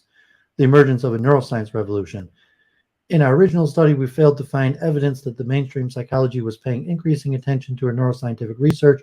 However, our follow-up analysis demonstrates that over the 5 years, neuroscience has become increasingly prominent in psychological science, although the magnitude of the increase is relatively modest. All three analysis showed that neuroscience had, by the mid to late 1990s, reached higher levels of prominence than behavioralism and psychoanalysis. In addition, it is important to note that neuroscience has, for some time, been achieving high levels of prominence outside the field of psychology. The 4 neuroscientific journals examined in the present study are among the most frequently cited of all scientific journals when citations by both psychological and non-psychological sources are considered. In fact, the Annual Review of Neuroscience and Trends in Neuroscience have citation rates comparable to the Journal of Science. Moreover, when we compared citations by science to the 4 core neuroscientific journals, we found further evidence for the prominence of neuroscience. As shown in Figure 4, science articles have dramatically increased their citation to the 4 neuroscience journals, with the upsurge beginning in the late 1980s. The recent plateau is probably due to the dramatic proliferation of neuroscientific journals, which reduces the number of citations in any single journal.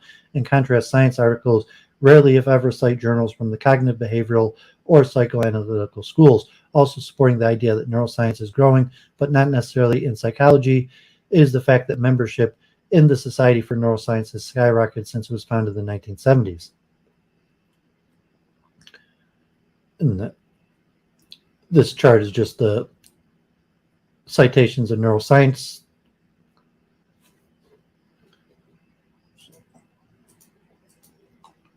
So you can see first one, total number of citations per year to Journal of Science of the leading neuroscientific journals from 1970, about 1,000 to 32,000 in 2002.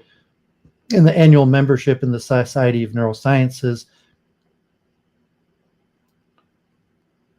citations also from like 25 to over 500, although plateaued. Thus, much of the growth in neuroscience seems to be taking place outside of psychology. Neuroscience is typically considered both a behavioral and biological science, but at this point, neuroscience seems to be located more centrally in biology than psychology. In some sense, neuroscience may even constitute its own independent scientific discipline. Together, these 4 trends tell a story about the recent history of psychological science. Overall, the findings reflect the decline and virtual death of psychoanalysis within scientific psychology, the gradual decline of behavioral psychology, and the sharp ascent and perhaps leveling off of cognitive psychology and the beginning of the neuroscientific psychology's rise.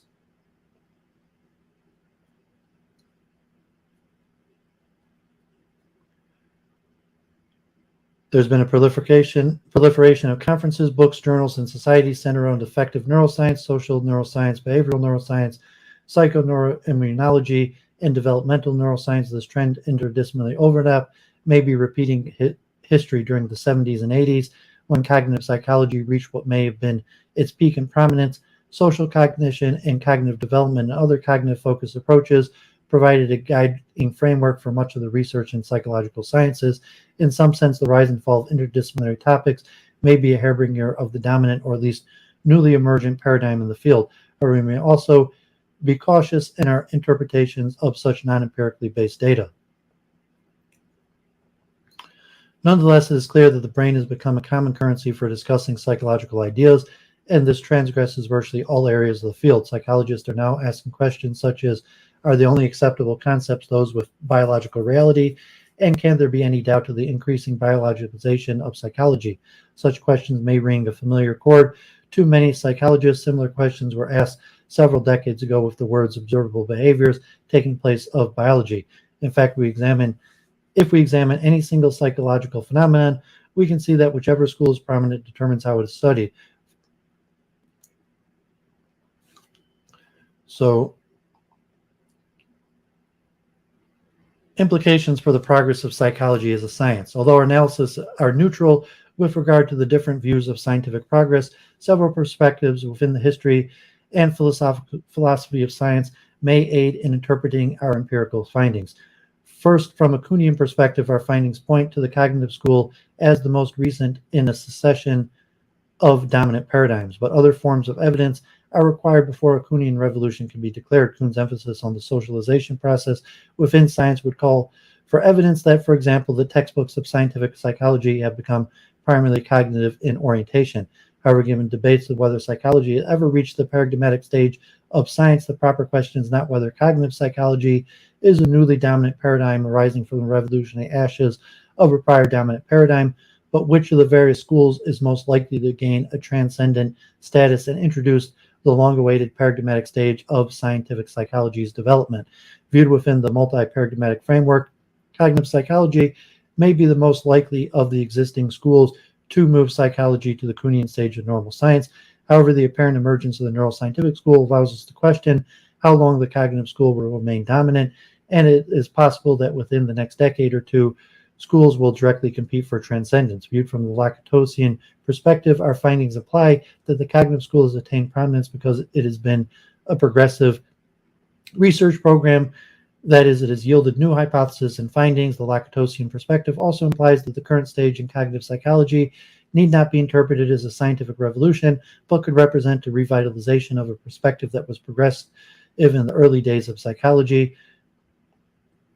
degenerative during the middle of the 20th century, and now revived to prominence. Similarly, the currently lower prominence of the behavioral school may be seen as only temporary slump, leaving open the possibility that behavioral research programs may once again rise to prominence in the field. Finally, the Lakatosian view implies that the four schools can inform each other, that is, they are not strictly incommensurable, as Kuhn would have argued. Consistent with this view, there does seem to be a productive exchange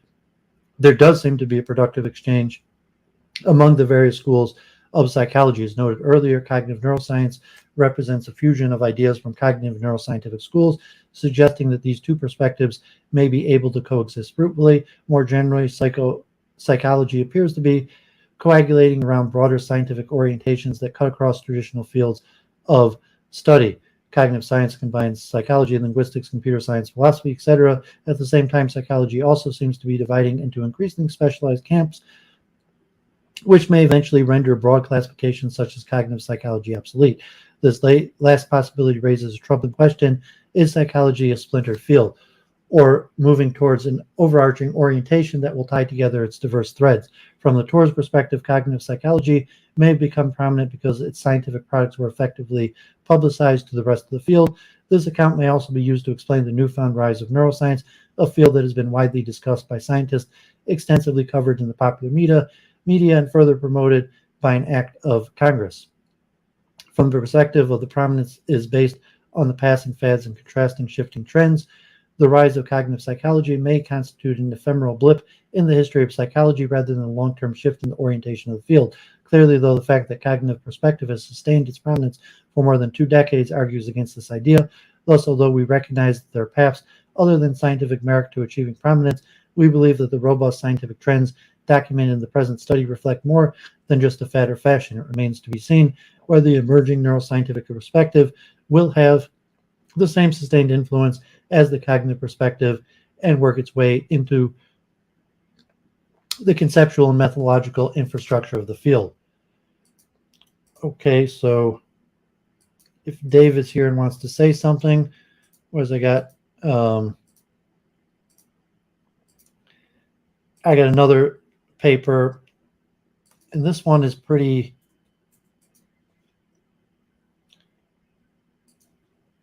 specific to the philosophy of science. And this one actually includes a professor from Western Michigan University.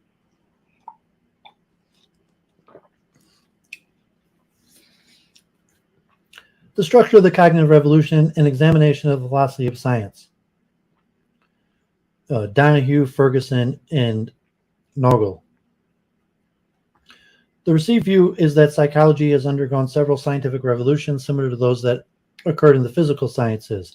Of these paper will consider the cognitive revolution because the arguments in favor of the existence of a cognitive revolution are cast using the concepts and terms of revolutionary science. We will examine the cognitive revolution using accounts of revolutionary science advanced by 5 influential philosophers of science. Specifically, we'll draw from the philosophical positions of Popper, Kuhn, Lakatos, Laudian, and Gross for the purpose of discussion. We conclude that no substantive revolution took place according to these accounts. This conclusion is based on the data gathered from some of the major participants in the cognitive revolution and on a general scholarly survey of the literature. We argue that the so-called cognitive revolution is best characterized as a social rhetorical phenomenon. The received view is that psychology has undergone a few key scientific revolutions similar to the scientific revolutions that occurred in the physical sciences. Histories of psychology, for example, typically depict 2 revolutions: behavioralism's overthrow of mentalism in the first quarter of the 20th century and the second quarter of the century, cognitive psychology's overthrow of behavioralism. This paper will examine the latter of the 2 revolutions, what is generally called the cognitive revolution. We examine the cognitive revolution according to the accounts of revolutionary science provided by 5 key philosophical philosophers of science. We conclude that no such substantive revolution took place, at least according to the accounts of revolutionary science provided by these philosophers. Data collected from some of the major participants in the cognitive revolution were used to draw the following conclusion. 1. From a Popperian perspective, behavioral theories were not falsified and cognitive theories were not shown to contain a greater amount of empirical information, were not shown to be logically stronger, and were not shown to have had greater explanatory predictive power. 2. From a Kuhnian perspective, the behavioral paradigm was not shown to have drowned in the sea of anomalies and was not usurped by the cognitive paradigm with a problem-solving exemplar better able to accommodate those anomalies. 3. From a Lakatosian perspective, it was not shown that the cognitive research program was more progressive and thus superseded a degenerative behavioral research program. Specifically, it was not shown that the behavioral research program, in the face of anomalies, increasingly relied on ad hoc strategies that reduced the program's empirical content while making no corroborated predictions. 4. From a Landauerian perspective, it was not shown that cognitive research traditions exceeded behavioral research traditions in their ability to solve substantially more problems, nor was it shown that behavioral research traditions were internally inconsistent, made metaphysical assumptions that ran counter to epistemic and methodological doctrines that prevailed, violated principles of which it was a part, or failed to utilize concepts from more general theories. 5. From the Grossian rhetorical perspective, it was shown that there clearly was a sociological shift in that psychologists appeared to become more persuaded that the cognitive research program was more promising than the behavioral research program. The shift was not logically compelled, but rather was a function of persuasive forces. It is more difficult to determine what exactly was responsible for this persuasiveness. We hypothesized that it was a combination of the higher persuasive burden of the behavioralist research tradition, and the persuasiveness of writing of key cognitive research and theorists. There is no denying the fact that cognitive psychology has grown in popularity at a faster rate over the last 3 decades than behavioral psychology has. A recent citation analysis lends some support to this claim. However, unlike a bona fide scientific revolution, this shift in emphasis is both characterized as a sociological phenomenon, a change in allegiance, that interesting may be due in part to the claim that a scientific revolution has indeed taken place. As will be discussed later in this paper, many psychologists may have simply abandoned the behavioralist tradition for cognitive psychology for reasons other than those philosophers of science typically depict. Of particular importance, it seems reasonable to assume that students who enter the field hearing of the cognitive revolution are more likely to seek training in the putatively victorious model. It is not to be overlooked that calling something a revolution can be more than merely a simple description of an intellectual change in the history of science. The assertion that there was a genuine scientific revolution can be an effective rhetorical move, whether intentional or not, on the part of the proponents of a revolution. That is, in making this claim, its proponents can garner increased support in the scientific community, sway the priorities of granting agencies, and have bearing on legislation and public policy. In this paper, we will propose a reappraisal of so-called cognitive revolution. Because the cognitive revolution is often likened to revolutions in the physical science, it makes the most sense to begin our discussion by explicitly explicating our concept of scientific revolution with an understanding of what philosophers of science regards the substance of scientific revolution as background. We will then examine 2 sets of interviewed data. The first set of data is comprised of responses gathered from an home survey of 6 highly influential cognitive psychologists who were key players in the cognitive movement. Our survey asked the following questions. What negative empirical evidence against the behavioral research program do you believe influenced the cognitive revolution? 2, what were the conceptual arguments or conceptual evidence against the behavioral research tradition? 3, what positive empirical evidence supported the shift from behavioral approaches to cognitive psychology? 4, what positive conceptual evidence supported the shift from behavioral approaches to cognitive psychology? 5, are there other individuals whom you believe significantly affected the progress of cognitive psychology who would be important to contact? And 6, are there other points of interest that are important to note the capture of the significance of the shift from behavioral tradition to cognitivism within psychology? We culled potential interviewees from the authors mentioned throughout Barr's 1986 book. In addition, based on a survey of the literature, we selected those authors who were often cited as being instrumental in the cognitive revolution. All told, we arrived at approximately 20 people. Of those initial 26 responded to our questionnaire, 7 declined due to competing obligations, and 7 did not respond in any capacity, despite follow-up efforts. Due to page limitations, every response cannot be included in the present article. We quote only relevant material, and we're careful not to exclude anything pertinent, even if it was contrary to the thesis of this paper. The second set of data was also selected from Barr's 1986. The book provides transcript of interviews with 17 psychologists who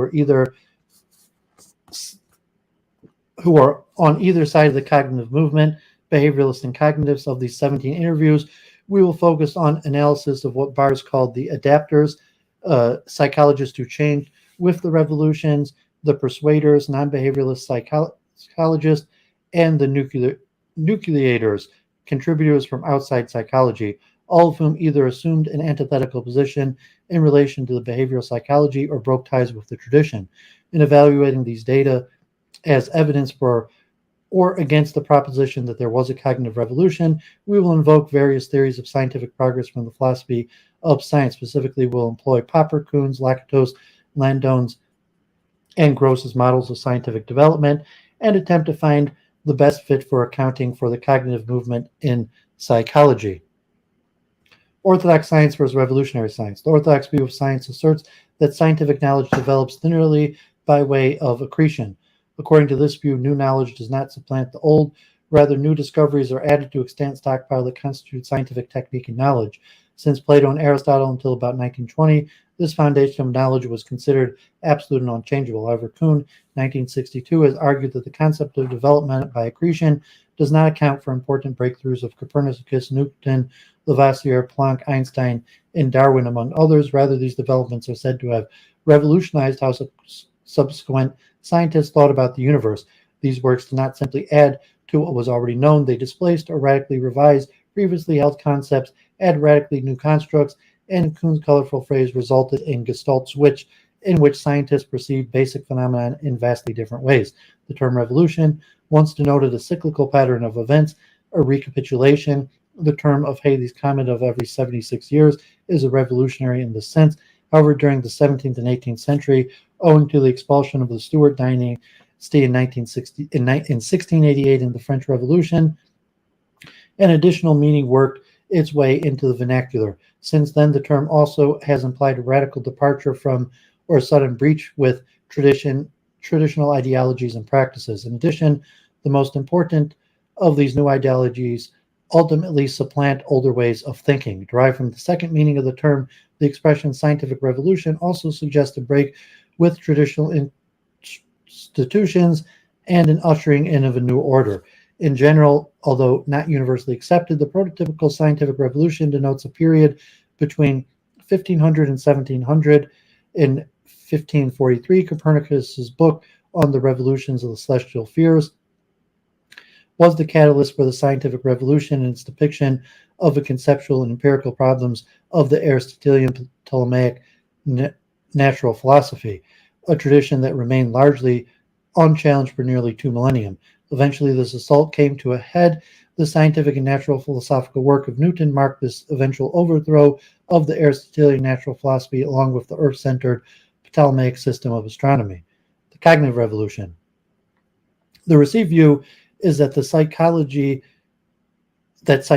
a major breach with tradition, the so-called cognitive revolution, occurred sometime during the late 1940s and early 50s.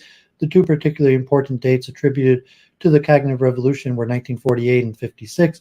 1948 marked the Hickson Symposium of Cerebral Mechanisms in Behavior, where Lashley, 51, presented his classic paper on serial order and behavior. In 56, marked the Symposium on Information Theory at the Massachusetts Institute of Technology. At this conference, among other highly significant papers, Green and Sweats presented a paper on signal detection theory, and Chomsky presented his paper on the theories of grammar. After these events, according to the proponents of the revolution, the complexion of psychology was soon to change drastically. The theories and principles advanced by behavioralists were to be supplanted by those espoused by cognitive psychology.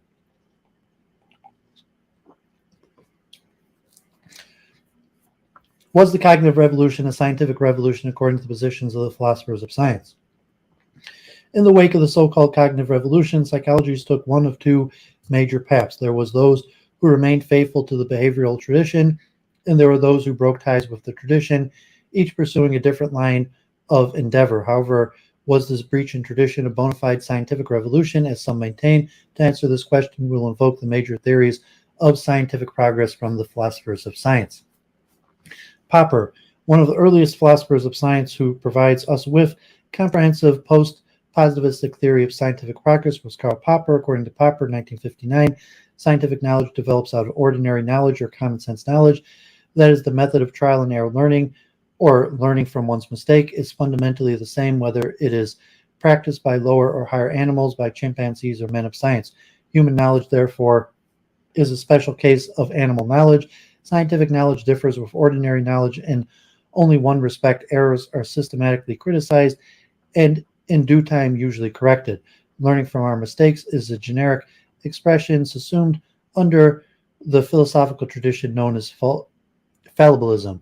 Fallibilism presupposes that all of our beliefs are open to criticism and revision. By embracing fallibilism, therefore, Popper rejects the notion of scientific orthodoxy or knowledge by accretion. Conversely, Popper advances an epistemic view whereby the growth of scientific knowledge is characterized by the repeated overthrow of scientific theories and their replacements by better and more satisfactory ones. Thus, science, according to Popper, is fundamentally revolutionary. The aim of science is not to save the lives of untenable systems, but on the contrary, to select the ones which, by comparison, is the fittest, by exposing them all to the fiercest struggle for survival. The fittest theories are those that tell us more about the world around us. For example, they may contain the greater amount of empirical information, they may be logically stronger, or have greater explanatory predictive power.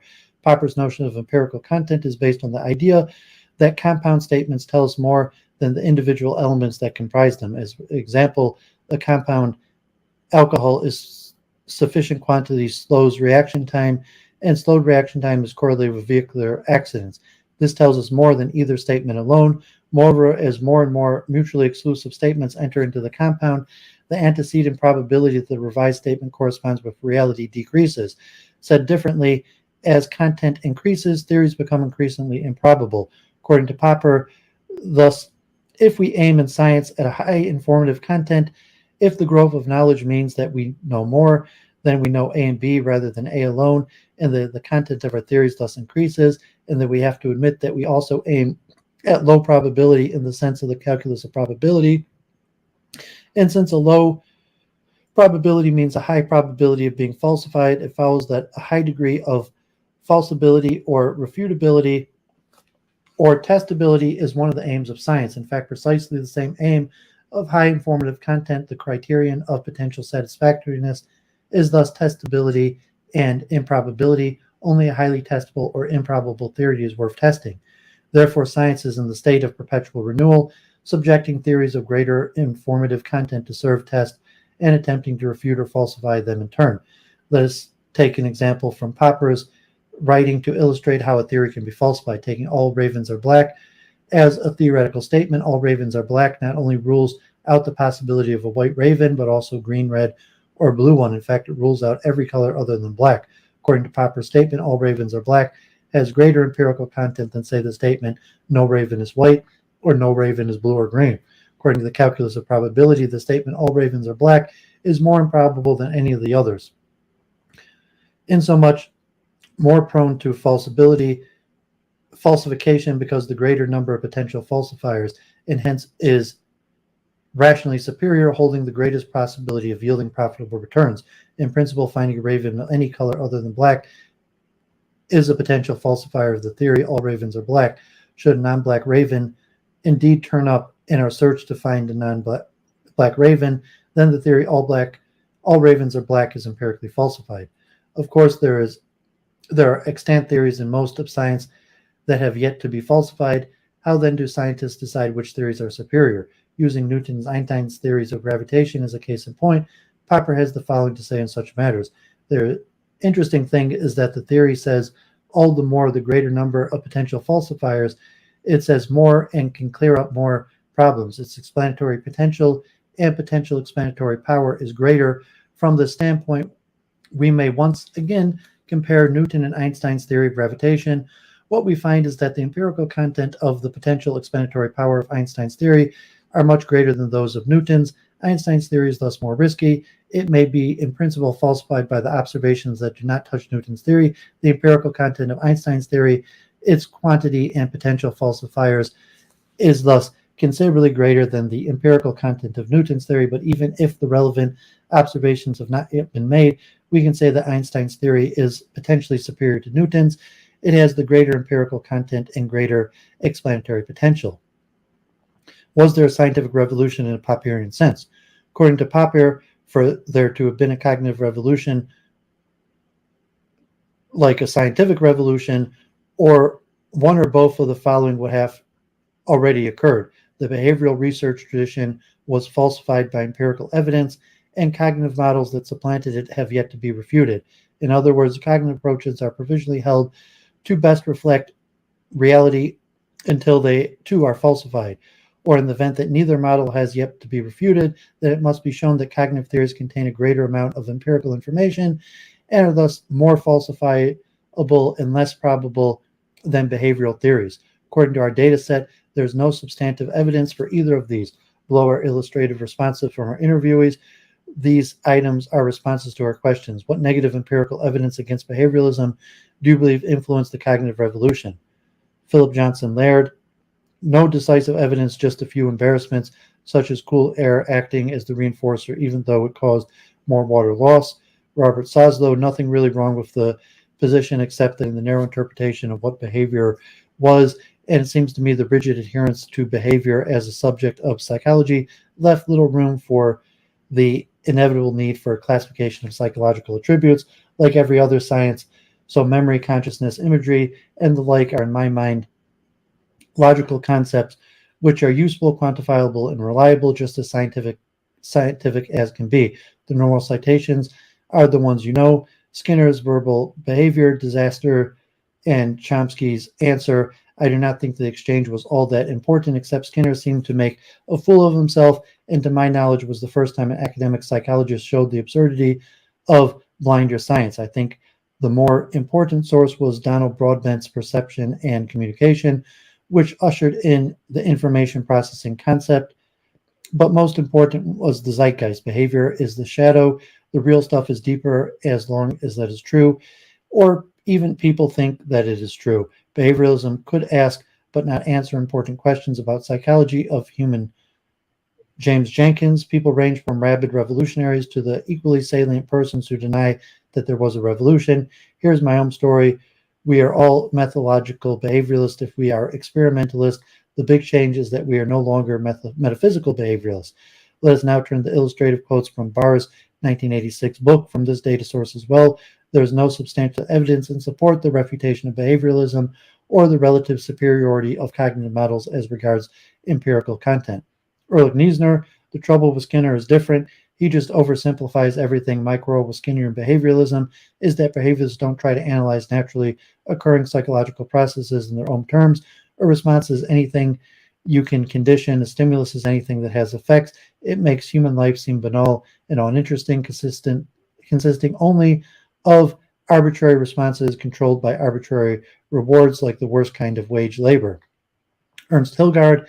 I don't like his Skinner's system, but I think that's a temperamental matter. We just differ temperamentally. Walter Weimer.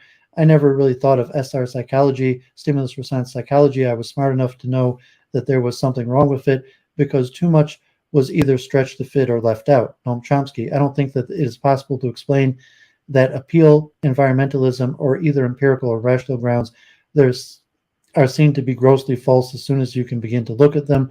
Therefore, the fact that they have had such an overwhelming power over the imagination is a question of interest, since they are so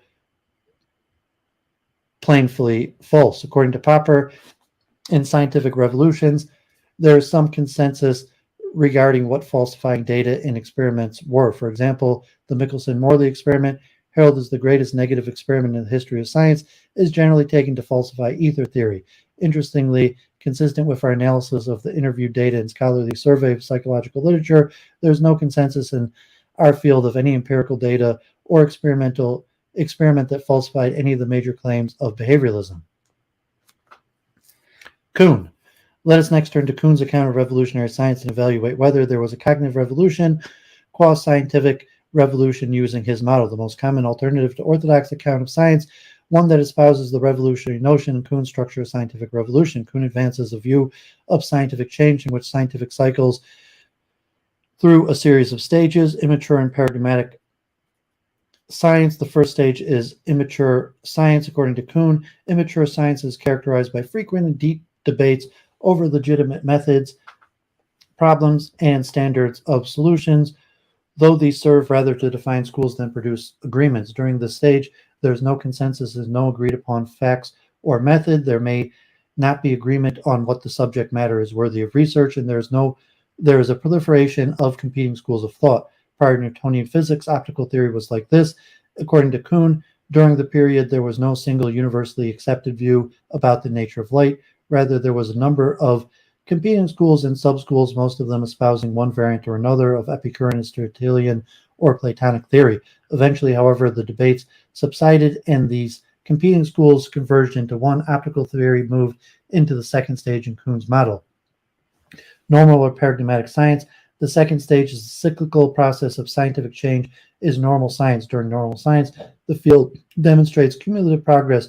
What is more, normal science denotes a consensus in the scientific community. There are agreed upon facts and method. There is agreement on what subject matter is worthy of research, and what were once competing schools of thought eventually settle into science single paradigm. Even though there are at least 21 different meanings of the term paradigm, generally speaking, it is used in two ways.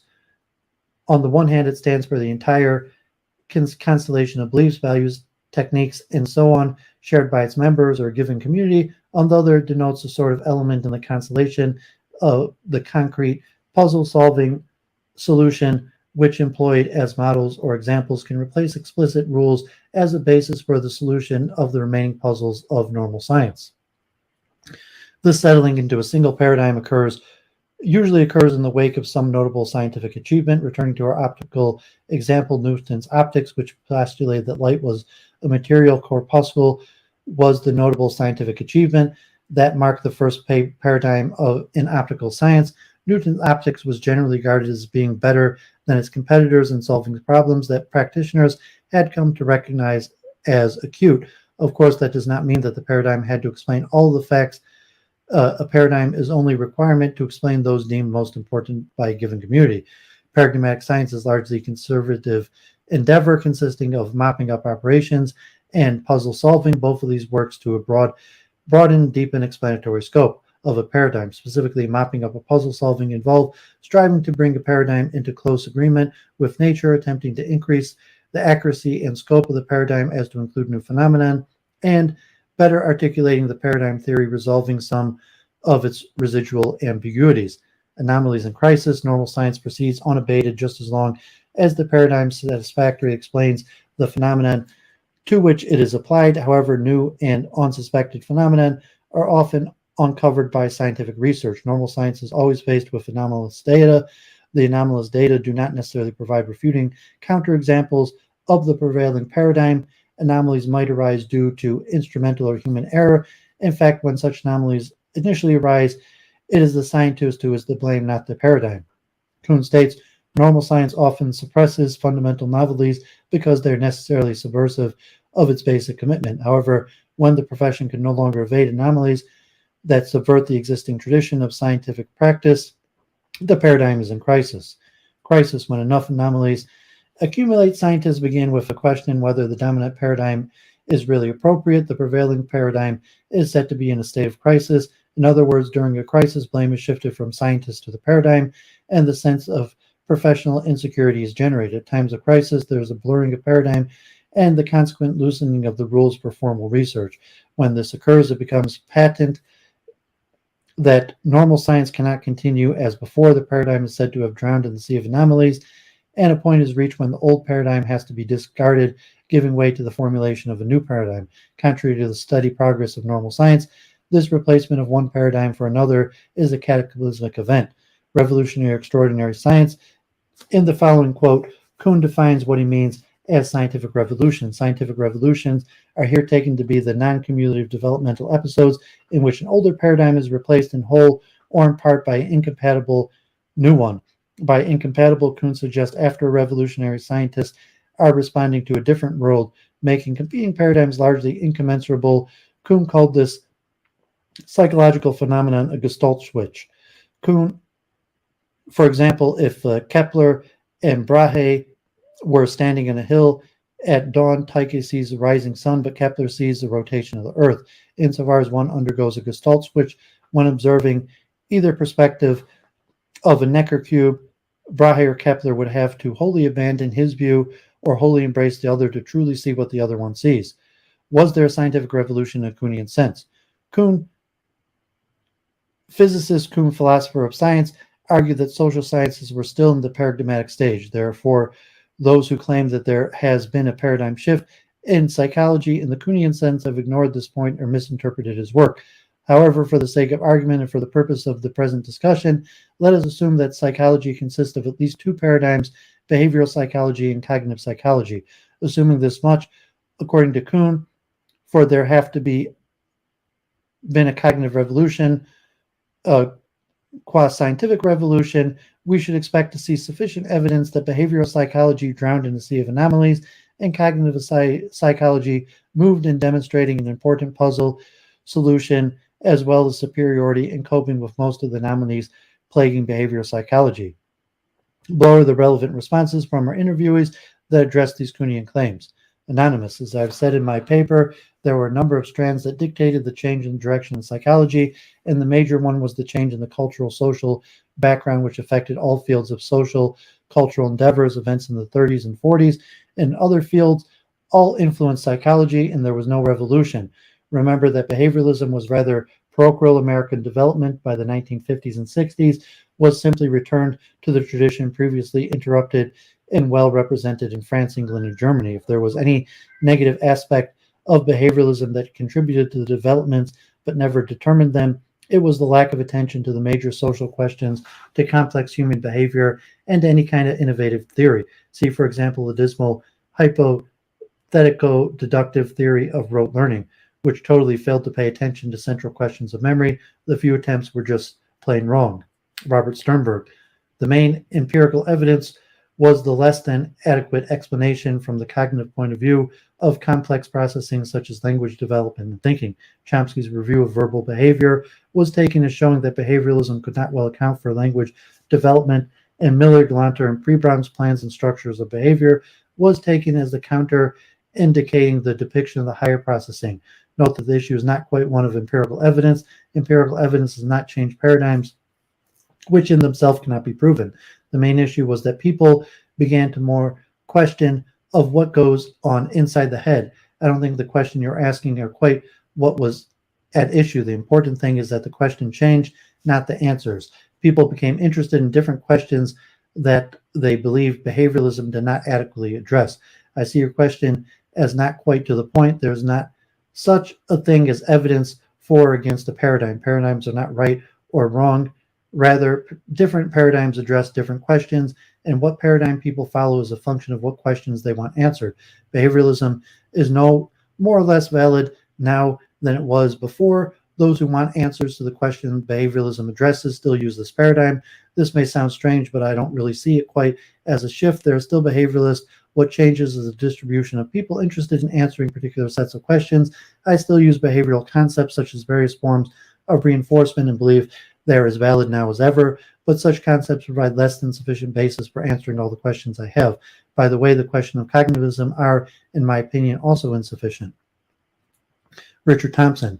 Not responding to any question particularly, Thompson had the following to say about the supposed revolution more generally. To my mind, the cognitive revolution is an enormous fraud. All the leading cognitive psychologists today are true behavioralists in the proper sense that their studies always involve behavioral measures and that they do not profess to believe in a non-physical mind.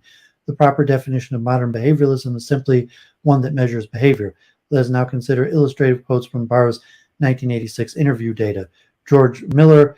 I wouldn't use words like revolution. To me, it is not like that. A lot of people were living in the house for a long time, and then some people built a house next door, and pretty soon a lot of people moved from one house to the other, and the original house is still occupied. There are not as many people hoping to be happy there as there used to be, but they're still there. Maybe someday it'll be totally unoccupied, but was it a revolution? No, it was an accretion. Anonymous. There's always been a cognitive psychology of the kind what we see now going back to at least the 60, 70 years, unencumbered by behavioralism. I think that American psychologists sometimes fail to understand that behavioralism was a very parochial event apart from the Russians. My impression was that the reactions of the Europeans during the 30s and 40s and early 50s, when we suffered through behaviorist orthodoxy, they paid very little attention to it. Europe had Claparide, Piaget, Bartlett, Gestaltists and Seltz. I don't understand the hue and cry about the paradigm shift in psychology. In light of these data, there is no substantial evidence that behavioral psychology drowned in the sea of anomalies. There is no evidence that there was a consensus that the behavioral paradigm made predictions that were found not to obtain. For example, in chemistry, before Lavoisier's revolutionary work in the late 18th century, the phlogiston theory for pneumatic chemistry was so overwhelmed by anomalous data that there was almost as many ad hoc versions of the phlogiston theories there were pneumatic chemists who studied it. Consistent with our analysis of both sets of interview data and scholarly survey of the literature, more generally, there's no consensus in psychology, and behavioral theories turn to ad hoc explanations in dealing with an insurmountable amount of anomalous data. Moreover, proponents of the cognitive revolution have also neglected to detail the relative superiority of their puzzle-solving models over behavioral approaches in dealing with complex human phenomenon. First, it is one thing to attempt to understand the complex anomalous phenomenon that supposedly drowned behavioral psychology. Second, it is another to provide evidence from a paradigm that is a puzzle solution itself and can account for some of the anomalies of the older paradigm. This first simply holds promise For a better paradigm, the other actually demonstrates its superiority. Given our data set and survey of the pertinent literature, proponents of the cognitive revolution have produced evidence for the first but not the second. This point will be taken up later in the paper. In the absence of substantive evidence for anomalous data that presumably ensnared behavioralist psychology, and in light of insufficient evidence for the second, there was no scientific revolution in the Kuhnian sense. Lakatos. In what follows, we review Lakatos' model of scientific progress and revolution. Lakatos replaced the Kuhnian paradigm with what he called the research program. According to Lakatos, the program consists of methodological rules. Some tells what paths of research to avoid, and others what paths to pursue. Negative and positive heuristics. Unlike Kuhn, who suggested that one paradigm dominates, Lakatos assumed that several research programs exist simultaneously in a given field. Observe, too, that Lakatos' notion of research programs suggested a series of historically related theories rather than emphasis on the individual theories, as shown in the work of Kuhn.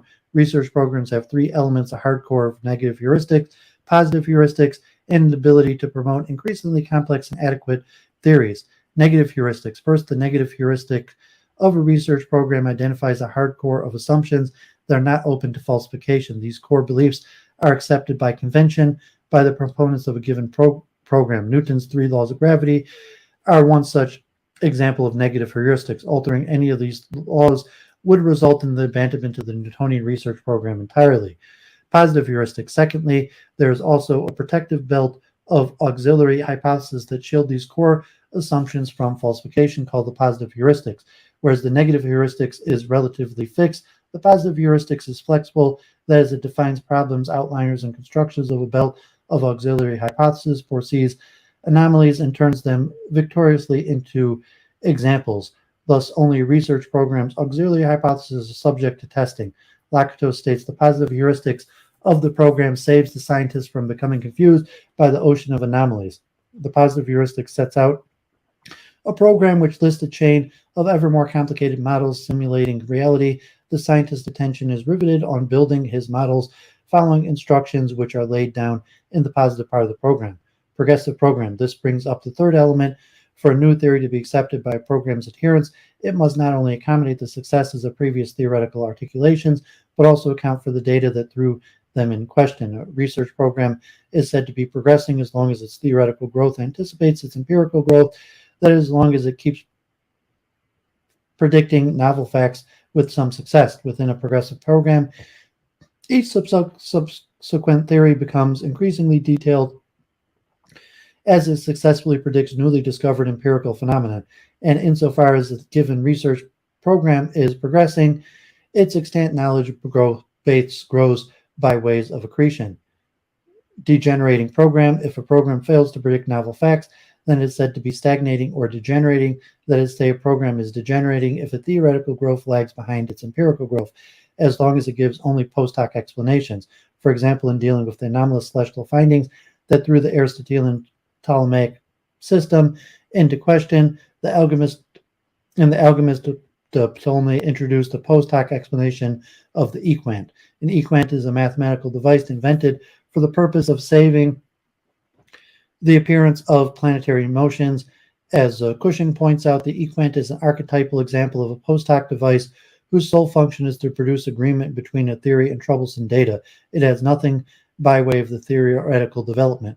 Should a progressive research program compete with a degenerating research program in accounting for a similar phenomenon, then ultimately, due to theoretical superiority, it will supplant the degenerating program.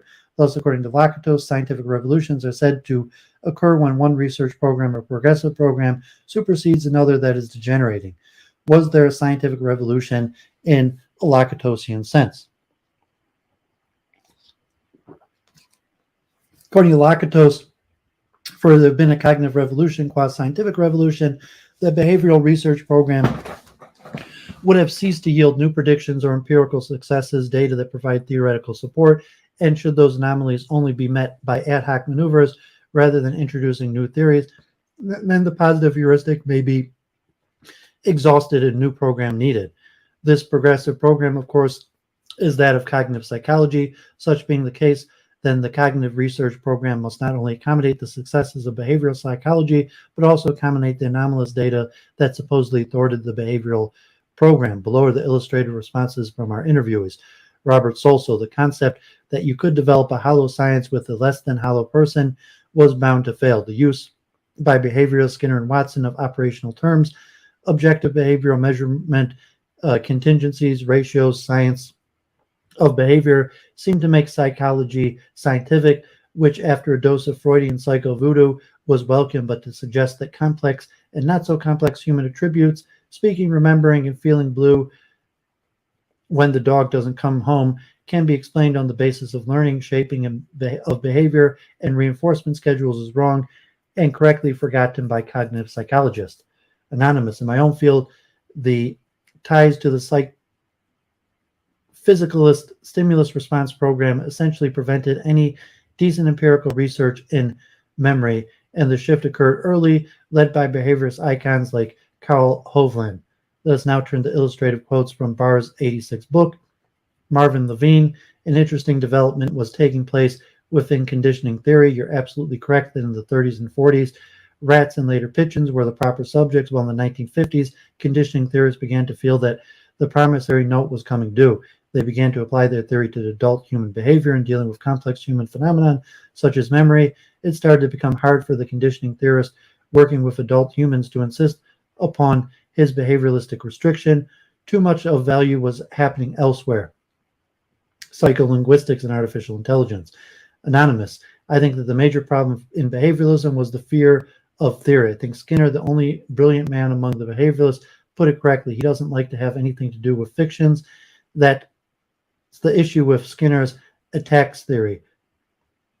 He attacks it on the issue of fictions, of making up entities. These fears of fictions has held back psychological theory, and that's what the liberation of the 50s and 60s was all about. According to Lakatos in Scientific Revolution, there is some consensus regarding what crucial experiments were by which a progressive program supplants the degenerating one. For example, in physics, at the turn of the century, many agreed that the Lummer-Prigsheim experiments refuted Wien's and Raleigh's and Jane's law of radiation. The progressive program to take the place of this degenerating program was, of course, quantum theory, consistent with our conclusion using Popper and Kuhn's model of scientific progress. From a Lakatosian perspective, there is no consensus in our field of crucial experiments that refuted any of the major claims of behavioralism. Specifically regarding the behavior program, there's no substantive evidence in our interview data or in the literature that demonstrates a failure to make new empirical predictions. Behavioral journals were proficient and many articles were published.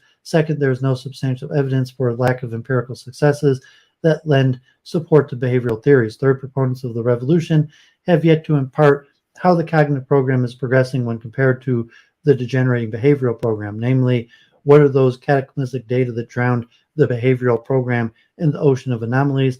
And granted these data do exist, how does the cognitive program better predict the empirical findings? In sum, there's no evidence of arguments reflecting that behavioral program was degenerating according to Lakatos' criteria, nor was there arguments that the cognitive research program is progressive above and beyond the behavioral program in Lakatosian sense. Landau. Let us turn to Landau's 1977 account of revolutionary science. Is certain whether there was a cognitive revolution, qua scientific revolution in psychology from his model standpoint. Landau replaced Kuhn's paradigm and Lakatos' research program with his own concept of research tradition. In relation to the former two, research tradition is a more general term and brief. A research tradition consists of a family of theories sharing common ontology and methodology, similar to, though encompassing a greater range of many functions of Lakatos' hardcore. According to Landau, scientific inquiry is fundamentally a problem-solving activity, and just as Popper considered scientific knowledge to be essentially the same as ordinary knowledge, Landau, like Popper, maintained that scientific problems are no different from other kinds of problems that arise in day-to-day life. For example, the problem-solving processes by which a person balances his or her finances are essentially the same as the aeronautical engineer who, through improving his or her problem-solving strategies, develops a safer aircraft. Insofar as the problems supply the question of science, theories constitute the proposed answers. Pointedly, The function of theories is to resolve ambiguity in the empirical data and to reduce irregularity, to show what happens is somehow intelligible and predictable. In determining the adequacy of any theory, one needs to ask to what extent does it provide satisfactory solutions to important problems. Empirical problems. Theories are designed to solve two different kinds of problems, empirical and conceptual. Anything about the natural world in need of explanation constitutes an empirical problem. Empirical problems are thus first-order problems. There's substantive questions about the objects that constitute the domain of any given science, according to Landau. To regard something as an empirical problem, we must feel that there is a premium on solving it. Galileo's kinematic theory that all free-falling bodies accelerate at essentially the same rate towards the Earth is an example of an empirical problem and correspondingly a probable solution for the problem. Landau proposes there are three categories of empirical problems: solved, unsolved, and anomalous. Solved problems support a theory that are thus the hallmark of normal science in a Kuhnian sense. Anomalous problems constitute evidence against a theory, and unsolved problems suggest lines of future inquiry. Of the three, what is most central to science progress in revolutionary science is Landau's notion of the anomalous problem, whereas unsolved problems can be ignored and pose a little threat to a given research tradition. When a competing tradition solves an unsolved problem, that unsolved problem becomes anomalous, throwing the unsuccessful tradition into question. Therefore, the greater aim of science is to convert anomalous problems into solved problems. Landau adds, the occurrence of an anomaly raises doubt about, but need not compel the abandonment of the theory exhibiting the anomaly. Anomalies are weighted on the degree of discrepancy between the observed experimental result and the theoretical prediction, and its age is demonstrated resistance to solution by a particular theory. It takes a certain amount of time and effort at reconciliation before one can reasonably come to the conclusion that a theory is probably going to be unable to be solved any given anomalous problem. Thus, all anomalies are cognitively weighted differently, some of which pose a greater threat than others. For example, a slight deviation of empirical findings from their theoretical prediction is far less a problem when compared to those instances in which there is a wide gulf between the prediction and the empirical outcome. Moreover, if anomalous data remain recalcitrant to a theory solution for only a brief time, this is far less serious when compared to circumstances in which data have evaded attempted theoretical solutions for decades. Empiricist philosophers of science, namely Paparian, Kuhnian, Lakatosian, conceive of a theory choice in science as being largely governed by empirical evidence. However, when competing theories are essentially equivalent as regards problem-solving abilities within the empirical domain, how do then scientists choose one over the other? Landau goes so far as to say that equivalent empirical theories striving for acceptance by the scientific community are quite common. He cites the following as evidence for this claim: the debates between Copernican and Ptolemaic astronomers, between Newtonian Cartesians, between wave and particle optics, between atomist and anti-atomist, are examples of important controversies where the empirical support for rival theories was essentially the same. Conceptual problems. Given the limitations of empirical considerations governing theory choice in cases such as these, Landau turns to a second type of problem-solving activity that he calls conceptual problems. According to Landau, conceptual problems are the higher-order questions about conceptual structures which have been devised to answer empirical questions at a molar level. Conceptual problems arise under any of the following conditions. 1. When a theory is internally inconsistent or theoretical mechanisms it postulates are ambiguous. 2. When theory makes assumptions about the world that run counter to other theories or to prevailing metaphysical assumptions, or when a theory makes claims about the world which cannot be warranted by prevailing epistemic and methodological doctrines. 3. When a theory violates principles of research tradition of which it is part. Or 4.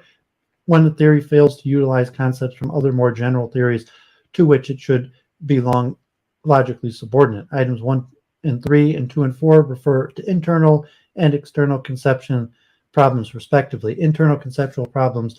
There are two types of internal conceptual problems. The first type of internal conceptual problem arises with the discovery that a theory is logically inconsistent and thus self-contradictory. The second type of internal conceptual problem arises from conceptual ambiguity and circularity within the theory. In the following quotation, Landau provides an example of what he means by conceptual ambiguity of circularity. Faraday's early model of electrical interactions was designed to eliminate the concept of action at a distance, itself a conceptual problem in earlier Newtonian physics. Unfortunately, as Robert Hare showed, Faraday's own model required short-range actions at a distance. Faraday had merely replaced one concept by its virtual equivalent. Even worse, Faraday's model, as Hare was quick to point out, postulated constituent particles which were not really contiguous at all. These kinds of criticisms led Faraday to rethink his views on matter and force, and were eventually responsible for the emergence of Faraday's field theory, which avoided these conceptual problems. External conceptual problems. There are two major types of external conceptual problem. The first type of external conceptual problem arises when a new theory is in conflict with another theory or doctrine which the proponents of believe to be rationally well-founded. The clearest illustration of this is when the theory is logically inconsistent or incompatible with the accepted theory. For example, in his book, The Epitome of Copernican Astronomy, Kepler's first law, which states that planets move about the sun in elliptical orbits, was logically inconsistent or incompatible with the popular Aristotelian view that celestial bodies move in the heaven in perfect circles at constant speeds, thus constituting an external conceptual problem. The second type of external conceptual problem arises when a theory emerges which ought to reinforce another theory but fails to do so and is merely compatible with it. By the statement to reinforce another theory, Landau means that the theory in question must lend support to the theory in disciplines other than its own. Thus, according to Landau, science is fundamentally an interdisciplinary structure. The interdisciplinary structure promotes commerce among disciplines, and during these exchanges, rational expectations emerge. These rational expectations are then used for appraising theories. For example, it's not enough for an anthropological theory to be compatible with evolutionary biology. It must also exploit some of the evolutionary biology's analytic machinery, in which he blends biological and anthropological analytical machinery in his analysis of the history of the Homo sapiens. Failing to import evolutionary biology analytical strategies into an anthropological theory is another instance of an external conceptual problem. So was there a scientific revolution in the Landonian sense? According to Landau, a scientific revolution occurs when research tradition, hitherto unknown to or ignored by scientists in a given field, reaches a point in development where scientists in the field feel obliged to consider it seriously as a contender for the allegiance of themselves and their colleagues. A successful revolution is a consequence of a particular dramatic and decisive encounter between vying traditions. But regarding this hitherto unknown tradition as a serious contender, this rival tradition obviously shows improved problem-solving effectiveness. Improved problem-solving effectiveness can be demonstrated in several ways. First, the rival tradition might demonstrate a substantial increase in the number of empirical problems it successfully solves. All things being equal, if it appears that the rival tradition is solving empirical problems at a far greater rate, all while leaving anomalous problems for the prevailing tradition in its wake, scientists belonging to the well-established tradition may take notice and perhaps emigrate over to the tradition that holds the most promise. The second type of threat is when a rival tradition resolves a far greater number of anomalous problems, the outcome of which weights heavily against the prevailing tradition. Third, the rival theory might be better able to restore conceptual harmony among conflicting theories, and should competing traditions appear roughly equivalent in regards to the number of empirical problems either successfully solves, this could lead to a relatively unknown tradition overthrowing the established one. According to Landau, for there have to have been a cognitive revolution, quasi-scientific revolution, one of more of the following would have to have readily occurred. Cognitive research traditions would have clearly demonstrated that they have solved substantially more empirical problems relative to behavioral traditions. Cognitive research traditions would have clearly demonstrated that they have solved substantially more anomalous problems that have eluded the problem-solving strategies of behavioral traditions. Assuming that cognitive and behavioral traditions are roughly equivalent with respect to, and then the cognitive traditions would have to have been able to solve a greater number of conceptual problems. Below are the relevant responses from our interviewees that relate to the Landonian claims. Philip Johnson Laird, in response to the question, what were the conceptual arguments or conceptual evidence against behavioralism? The realization that significant events occurred within the mind. See, for example, Craig, The Nature of Explanation, 1943, Chomsky's Critique of Skinner, Verbal Behavior, and his argument in Synthetic Structures that the grammar of natural language required more power than a finite state automaton, and Miller's Plan and Structure of Human Behavior. Anonymous, if there was any conceptual arguments, they were not central to the change in emphasis. In general, psychologists paid little attention to the conceptual arguments and more to the research and theory that is useful and productive and fun. In my own field, the ties to the physicalist stimulus response approach essentially prevented any decent empirical research in memory. Robert Solzo, the Brown-Peterson paradigm was an important tool, as was the Sternberg paradigm. Techniques in psycholinguistics also provided empirical findings that facilitated the growth of cognitive psychology. I think the success and appeal at least three cognitive themes were positive forces, language, memory, and perception. Also, information processing and artificial intelligence helped. Let us now consider illustrative quotes from Bars, Jerry Fodor. What happened in the behaviorist movement was really a systematic throwing out of the baby with the bathwater. They thought that the way to avoid the introspectionist implication of the classical work in psychology was by avoiding the notion that the natural object of psychological theory is mental states and processes. That seems to have been a very natural mistake regarding the cognitive movement I've picked up in the 1960s as paradigmatic, and I guess the change was mostly an attitude, more in the attitude of graduate students than their teachers. But I think the picture of conversion in general, the picture of an overnight shift, is really badly misleading. I mean, I remember talking to some of the first psychologists that I knew seriously, people from Hashkin's laboratories, such as L. Lieberman. People like that had been working for years and years on speech perception and were never remotely tempted by the behavioral story. It was more like gradual change of the center of gravity and a change in rhetoric rather than a religious conversion. It was also important to remember that although everyone agrees on the rejection of behavioralism and everyone is generally in a computational framework, there is still a lot of disagreement about the right research strategy. Witness the total discrepancy in research strategy between Chomsky and Schenck, or between Chomsky and Minsky. For that matter, it is completely different. The debates about research priorities are continually different. In any science, the breakthroughs come with somebody finding the right question to work on, and despite all the noise and excitement, there have been relatively few breakthroughs of the kind in contemporary cognitive science. Walter Weimer, the head, utilizes information in the way that cannot be accounted for in the stimulus response reinforcement paradigm, as Harvard psycholinguistic Roger Brown used to say in his lecture. The mind has the ability to make infinite use of the finite means in a novel but appropriate fashion. The linguist has been arguing for decades, since before 1960, for that point. This throws the burden of proof on the stimulus response psychologists to come up with bigger and more coherent units of analysis, but that tends to create an intolerable conflict. The stimulus response theorist claim, and his scientific birthright, the fact that he is a physicalist, that his stimulus are physically specifiable, that his responses are overt, observable, and measurable. The only way for the stimulus response theorist can account for this sort of phenomenon is to say that the subject learned a complete thought. To this, the response of the linguist is, okay, Professor Postman, how do you define a thought operationally? Their answer, well, whatever the subject learned.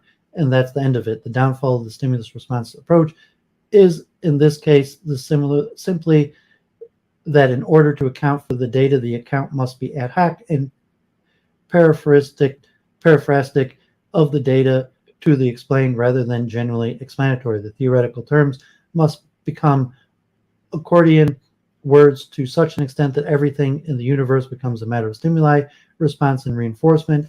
Even if everything in the universe is a matter of the co-occurrence of stimuli, response, and reinforcement, then you have a pleonastic system that explains nothing.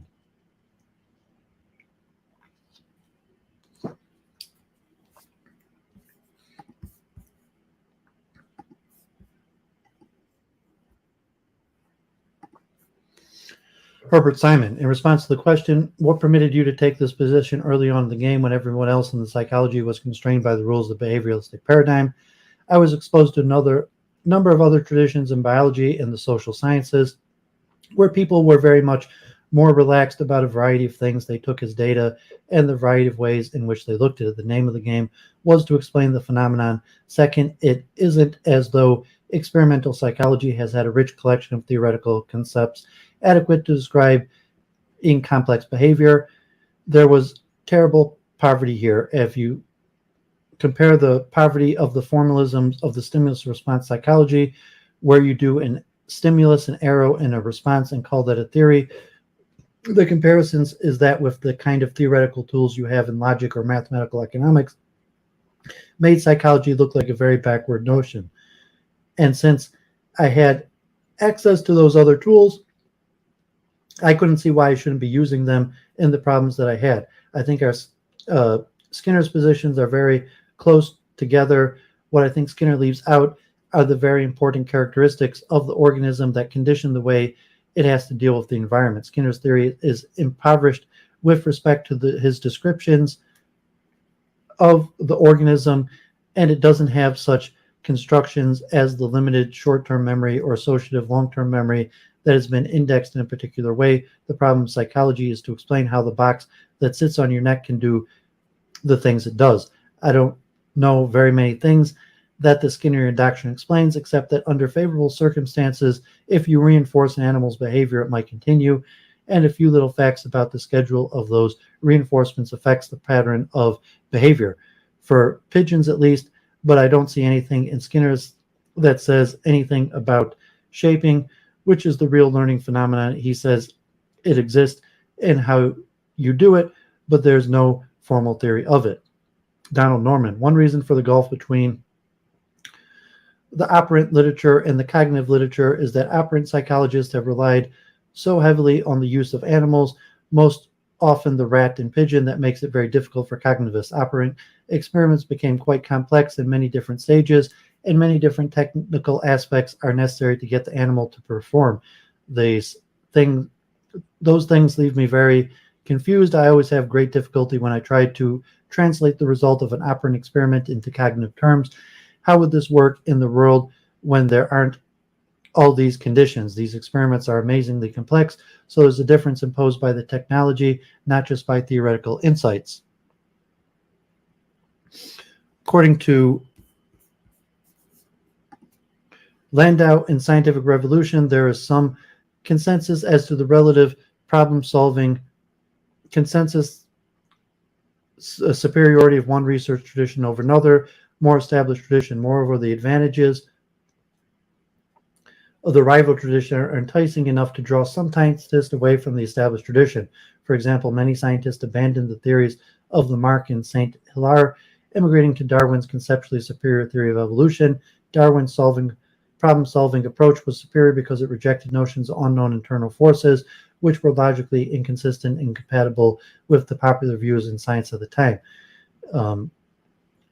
And most important, Darwin's problem-solving approach could be evaluated with his empirical evidence, whereas established traditions remained elusive and empirical. In light of our interview data and a scholarly survey of the psychological literature, there's no consensus in our field that the cognitive traditions relative to behavioral problem-solving approaches have solved more empirical problems, solved more anomalous problems, or solved a greater number of conceptual problems. Therefore, in Landonian sense, no scientific revolution took place.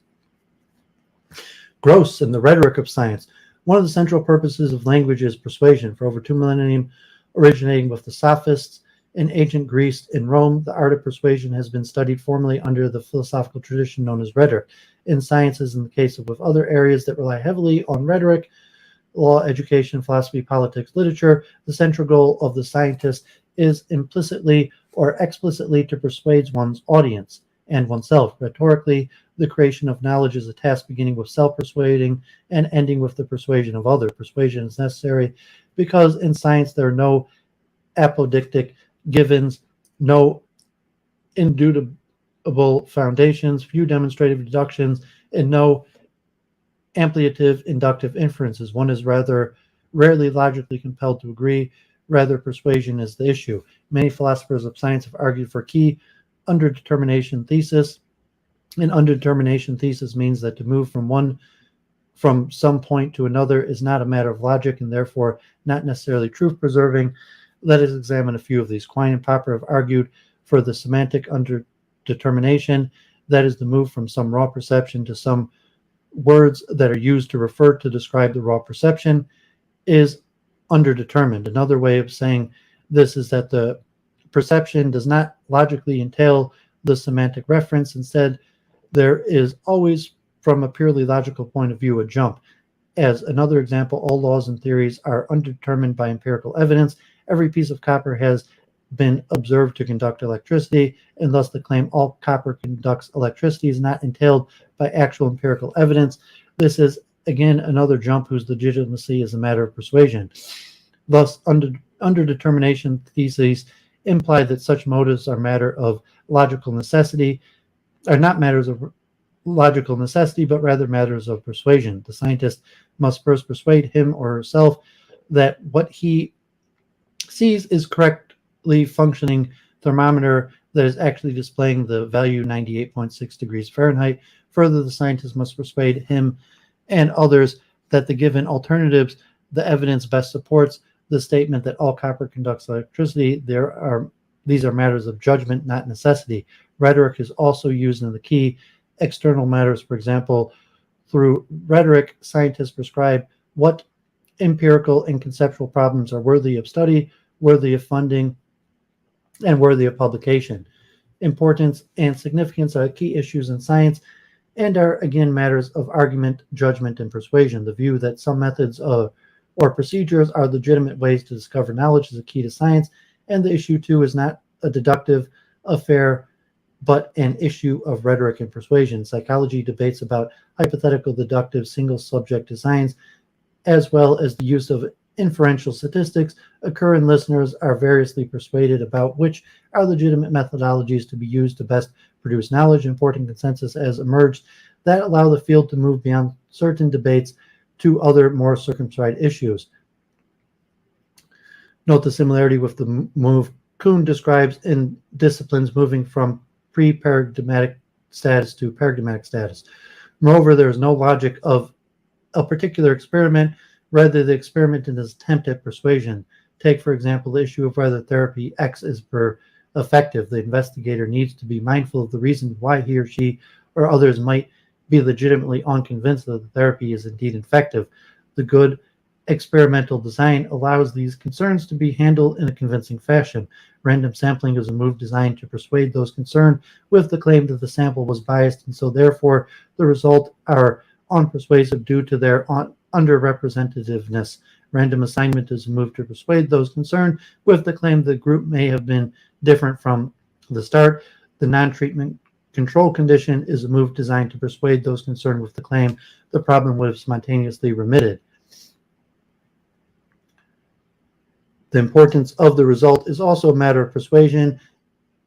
Is the magnitude of the effect clinically significant? Was the procedure cost effective? Were possible iatrogenic effects measured and found to be insignificant? Did patients find the treatment to be acceptable? These are all matters of persuasion. Finally, if the author persuades the peer reviewers that these and other matters have been handled adequately, the paper is published. In the example above, each of these methodological moves is falsifiable, is fallible. Despite random sampling, the sample might still be biased. Random assignment still sometimes produces groups initially different in key ways. The alpha level signifies the probability that the data could have occurred if the null hypothesis were true.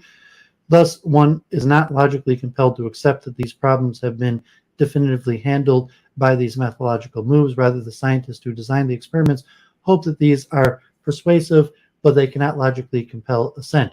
The word rhetoric often has a negative connotation. It is often taken to mean attempting to persuade through trickery or other empty or invalid means. Gross clearly does not use this phrase in this way. Clearly, use of what are seen as valid and rational methods are unwarranted, as these are the usual cases are highly persuasive. However, that is not to say that style and other presentational aspects are irrelevant. Feyerabend's analysis of Galileo's argument for the Copernican system used propaganda, emotion, ad hoc hypothesis, and appeal to prejudices of all kind. Feyerabend states that it is usually the case that in early theory development at a time when the theory is drastically underdetermined by evidence, matters of style, elegance and expression, simplicity and presentation, tension of plot and narrative, and seductiveness of content become important features of our knowledge. Each of these persuasive tasks is not isolated and independent. Scientists work in a community, and consensus emerges due to argument. This is the scientist's aim. Gross states, the rhetorician, science is a coherent network of utterances that has also achieved consensus among practitioners. But to say that scientific knowledge represents a consensus concerning the coherence of empirical adequacy of scientific utterances, that the various methods of science are essentially consensus producing, is not to denigrate science. It is rather to pay tribute to the supreme human achievement that consensus on complex issues represents. The truth of science, then, are achievements of argument. Let us now consider illustrative quotes from our interview data. The major one that dictated the change in the direction of psychology was the change in the cultural social background which affected the field, all fields of science, cultural endeavors. If there was any negative aspect of behavioralism that contributed to those developments, it was the lack of attention to the major social questions to complex human behavior. Robert Soslow, but to suggest that complex human attributes can be explained on the basis of learning, shaping of behavior, and reinforcement schedules is wrong. I think it is important to honestly represent behavioralism, not so much as a well-reasoned approach to psychology, but as a political force which was, I believe, repressive, narrow-minded, and dogmatic. Let's now turn to illustrative quotes from Bars. Ulrich Niesner, I thought behavioralism was crazy. It was so constrained, uptight, full of prohibitions. Michael Wapner, it is clear that behavioralism never had the data to substantiate its position. It was clearly a moral position. It was an ethical and moral position about the nature of the way psychology was to be done, the nature of the kinds of things that could be said, and the extension, the nature of what there was in the world to be explained. Noam Chomsky.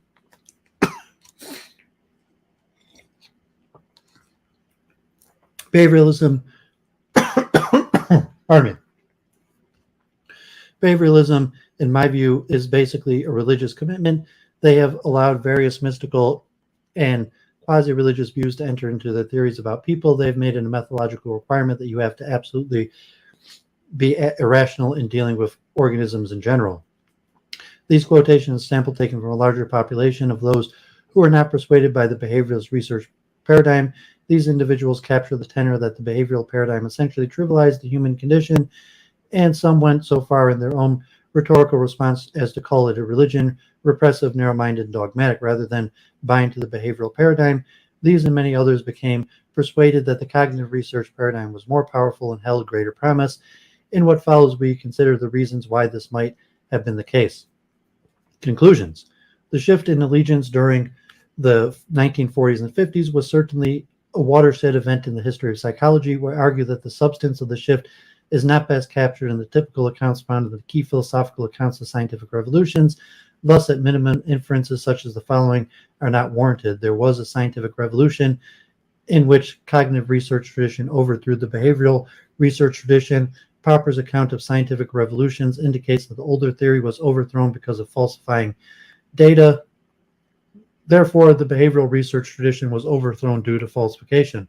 Why is it the case that four of the mainstream philosophers of science did not account for psychology's cognitive revolution? There are two possibilities. First, these philosophers, in constructing their account of scientific revolutions, rarely, if ever, examined revolutions in psychology. These philosophers tended to examine exclusively case examples in a few select sciences, typically the physical sciences, and to a lesser extent the biological sciences. Therefore, what we found is that these philosophies failed to generalize to legitimate but what they would regard as atypical revolutions in psychology. Even if this is the fork that appeals to the reader, the point made previously still holds. Scientific revolutions in psychology are sui generis, and one needs to be on guard against illegitimate inferences. The second branch of the dilemma is that no scientific revolution occurred in any of the traditional sense in this term. There was no falsification, no drowning at the sea of anomalies, no ad hoc strategy to save a degenerating research paradigm, and no inferior empirical and conceptual problem-solving capacity. However, the shift still obviously occurred. Gross's account may shed light on the reasons behind this. Many no longer were persuaded by the power and promise of the behavioral research paradigm. Instead, they became persuaded that the cognitive research paradigm held more promise and power. Why might this be the case? Here we speculate there were several factors. We believe first, O'Donoghue have argued that behavioral research tradition has a larger persuasive burden. Psychologists enter the field with a folk psychology that is much closer to the assumption of cognitive psychology than to behavioral psychology. Folk psychology emphasizes the causal power and the generative importance of thoughts. It utilizes concepts such as memory, attention, and information. It does not emphasize external contingencies, schedules of reinforcements, and other general conditioning constructs. The intellectual journey is longer to behavioral theory than to cognitive perspective. Second, it might be the case that something occurred in the behavioral research paradigm to make it less attractive. Perhaps its rate of discovery of important regularity slowed, or became too technical or esoteric. These are interesting conjectures that are the province of another paper. Can one account for the differences in the nature of early theory and research in the behavioral research tradition and the theory of the research immediately preceding the shift? Finally, as opposed to merely moving away from the behavioral research tradition due to perceived or actual problems, the cognitive research paradigm clearly had its own attractions. It had critics of the old paradigm that many rightly or wrongly took as persuasive. It had interesting theoretical work. It had what many took to be very interesting empirical phenomenon. And finally, it had the key connection with fields showing important developments such as brain science and computer science. Okay, so been at this a long time, but let's read at least a little bit of this last paper. So anyone who's stuck with this, I don't know if you're around, Dave. You want to say something? If you're muted.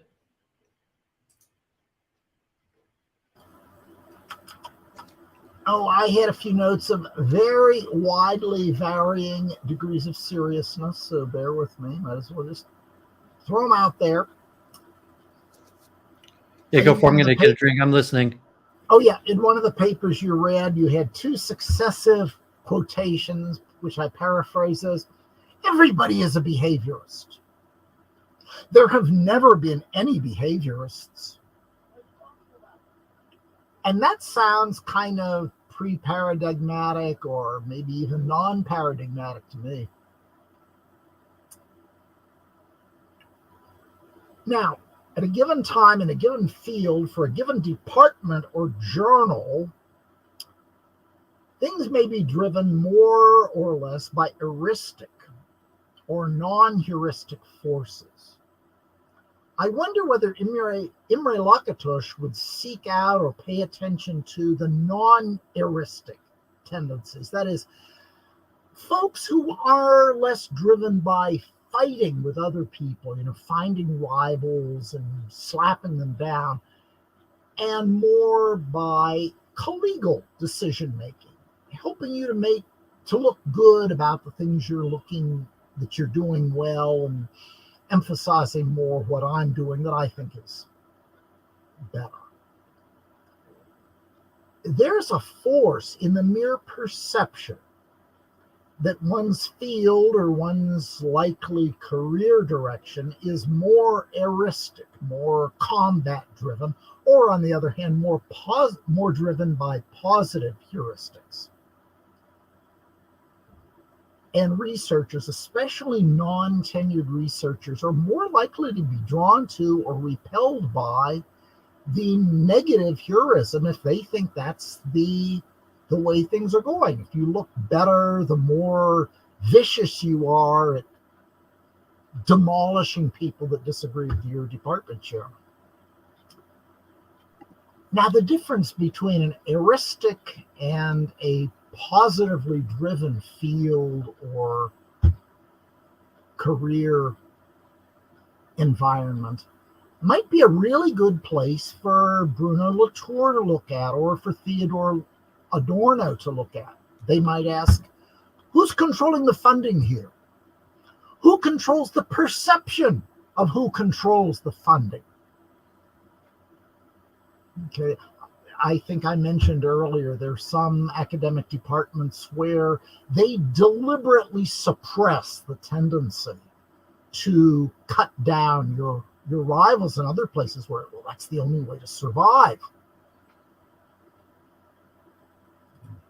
Find enemies and crush them. Gordon Pask pointed out, thinking about a different paper, if you don't push your subject right up to the outer limits of her abilities, well, you don't even know what she's responding to. You don't know what task she's assigned herself. She might be working on the task that you imagine that you have assigned to. If she likes you, if you did a good job of explaining to her what you want her to do, and she likes you and wants to please you. Or maybe she's just seeing how far she can mangle the experiment before the person administering the test says, wait a minute. What are you actually trying to do here? Can I read the instructions to you again? Or it may be that your subject is rebelling against you. You can find horses. You think you're training the horse, but what the horse is really trying to do is punish you for being so unsympathetic. Definitely a dog. They will definitely decide. My task today is to make this human as unhappy as I possibly can, maybe short of biting him, because that will cost me my supper. Something reminded me of a comment by Dick Feynman. Each problem becomes a trivial problem at the moment when you solve it. Don Norman, if I could parody his comment on behaviorism, their experiments leave me very confused. What did they do to the hungry little pigeon?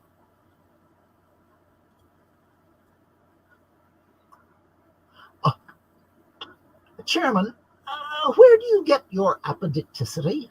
Would you show me your apodict? Bilderberg, question to you, just because I haven't followed your discussions well enough. Have you looked at the Mara Beller's analysis of the multiple strains of conversation going on in the early days of the quantum investigations, especially her analysis of what in the world was Bohr talking about in his keynote at the 1927 Solvay conference? I found that just astounding piece of discourse. I don't think I'm familiar with that. If you want to link that, I'll have to do that. Yeah. Okay. That's all I got to say. I'm having fun. If it's time, it's midnight. It just turned midnight.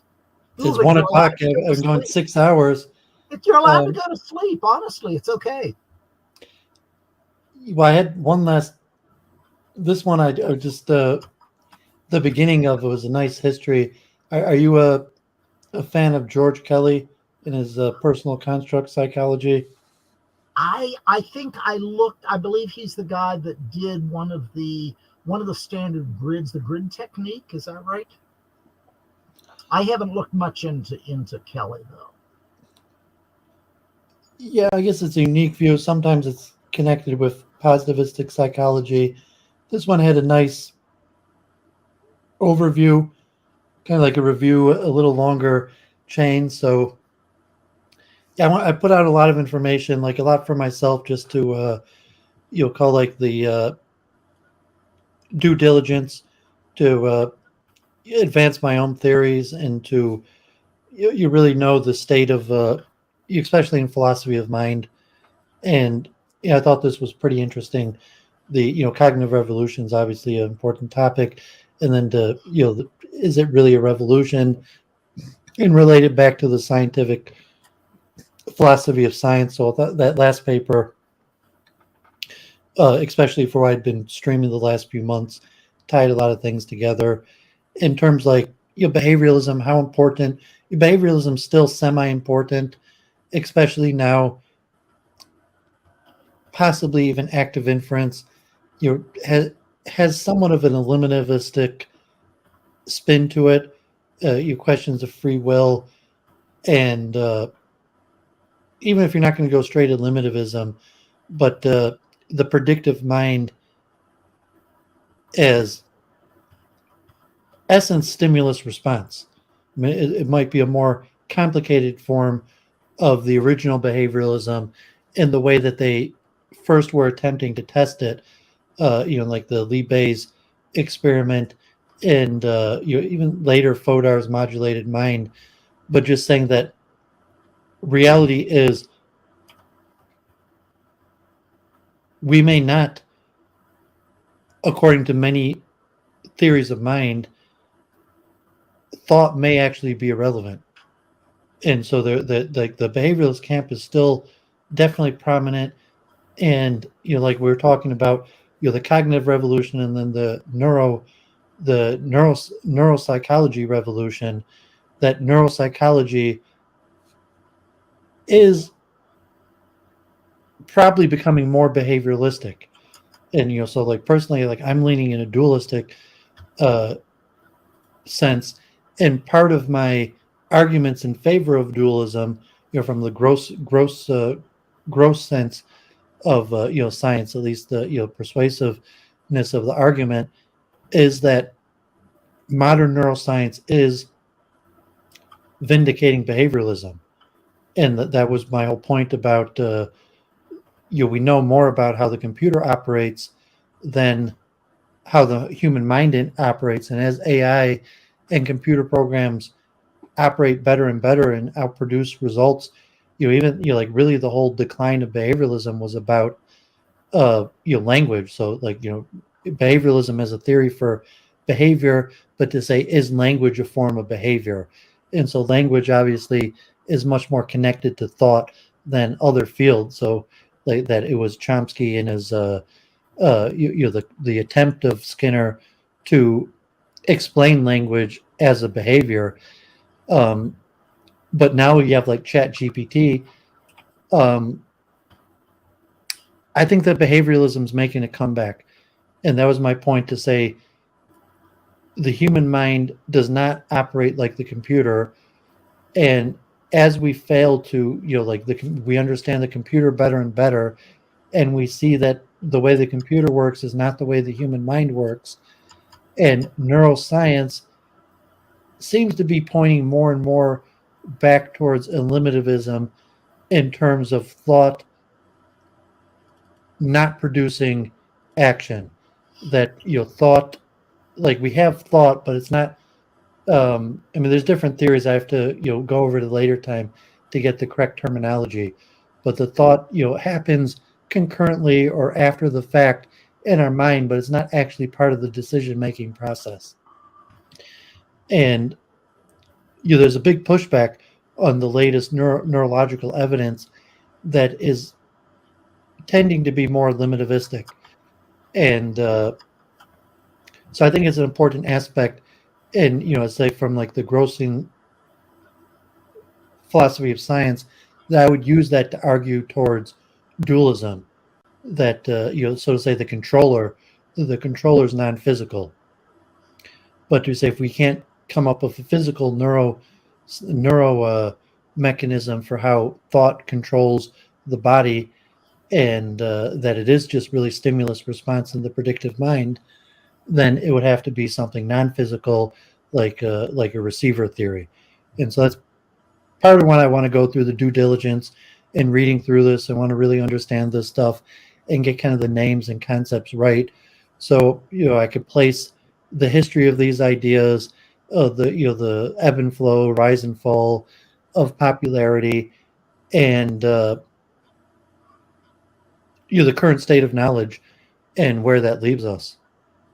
I wanted to start writing my own papers. I used to stream this woman in New Zealand, Church of Entropy, and saying for a scientific paper you have to do like a historical review, and so the due diligence, you got to know what the current marketplace of ideas are. So like a lot of my streaming and reading through these is kind of like my due diligence, and hope that eventually I'm going to publish, and that I'll so I have to do a thorough investigation. And philosophy of mind is really a huge topic.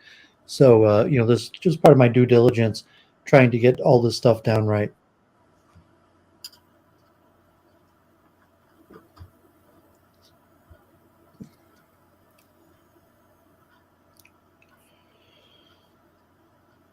So, you have anything else you want to add?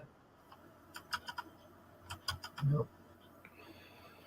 Okay, so it's been a while, but I'm going to try to read like the first 6-7 pages of just the historical review of this paper. It's a pretty good historical review. I'm not going to go in depth. I'm not going to read the part actually about Kelly and the personal construct psychology, but just the historical review of this one was pretty good. Personal Construct Psychology and the Cognitive Revolution. Brian Gaines of Calgary. Abstract. It is now nearly 70 years since George Kelly commenced writing what became his major work defining the theory and practice of personal construct psychology. In those years, much has changed in psychology and the scientific ethos. This book was completed in the initial stages of what became termed the cognitive revolution. If we are to fully appreciate PCP, personal construct psychology, it is important to attempt to place the context of Kelly's life and times and the developments in psychology that preceded and followed it.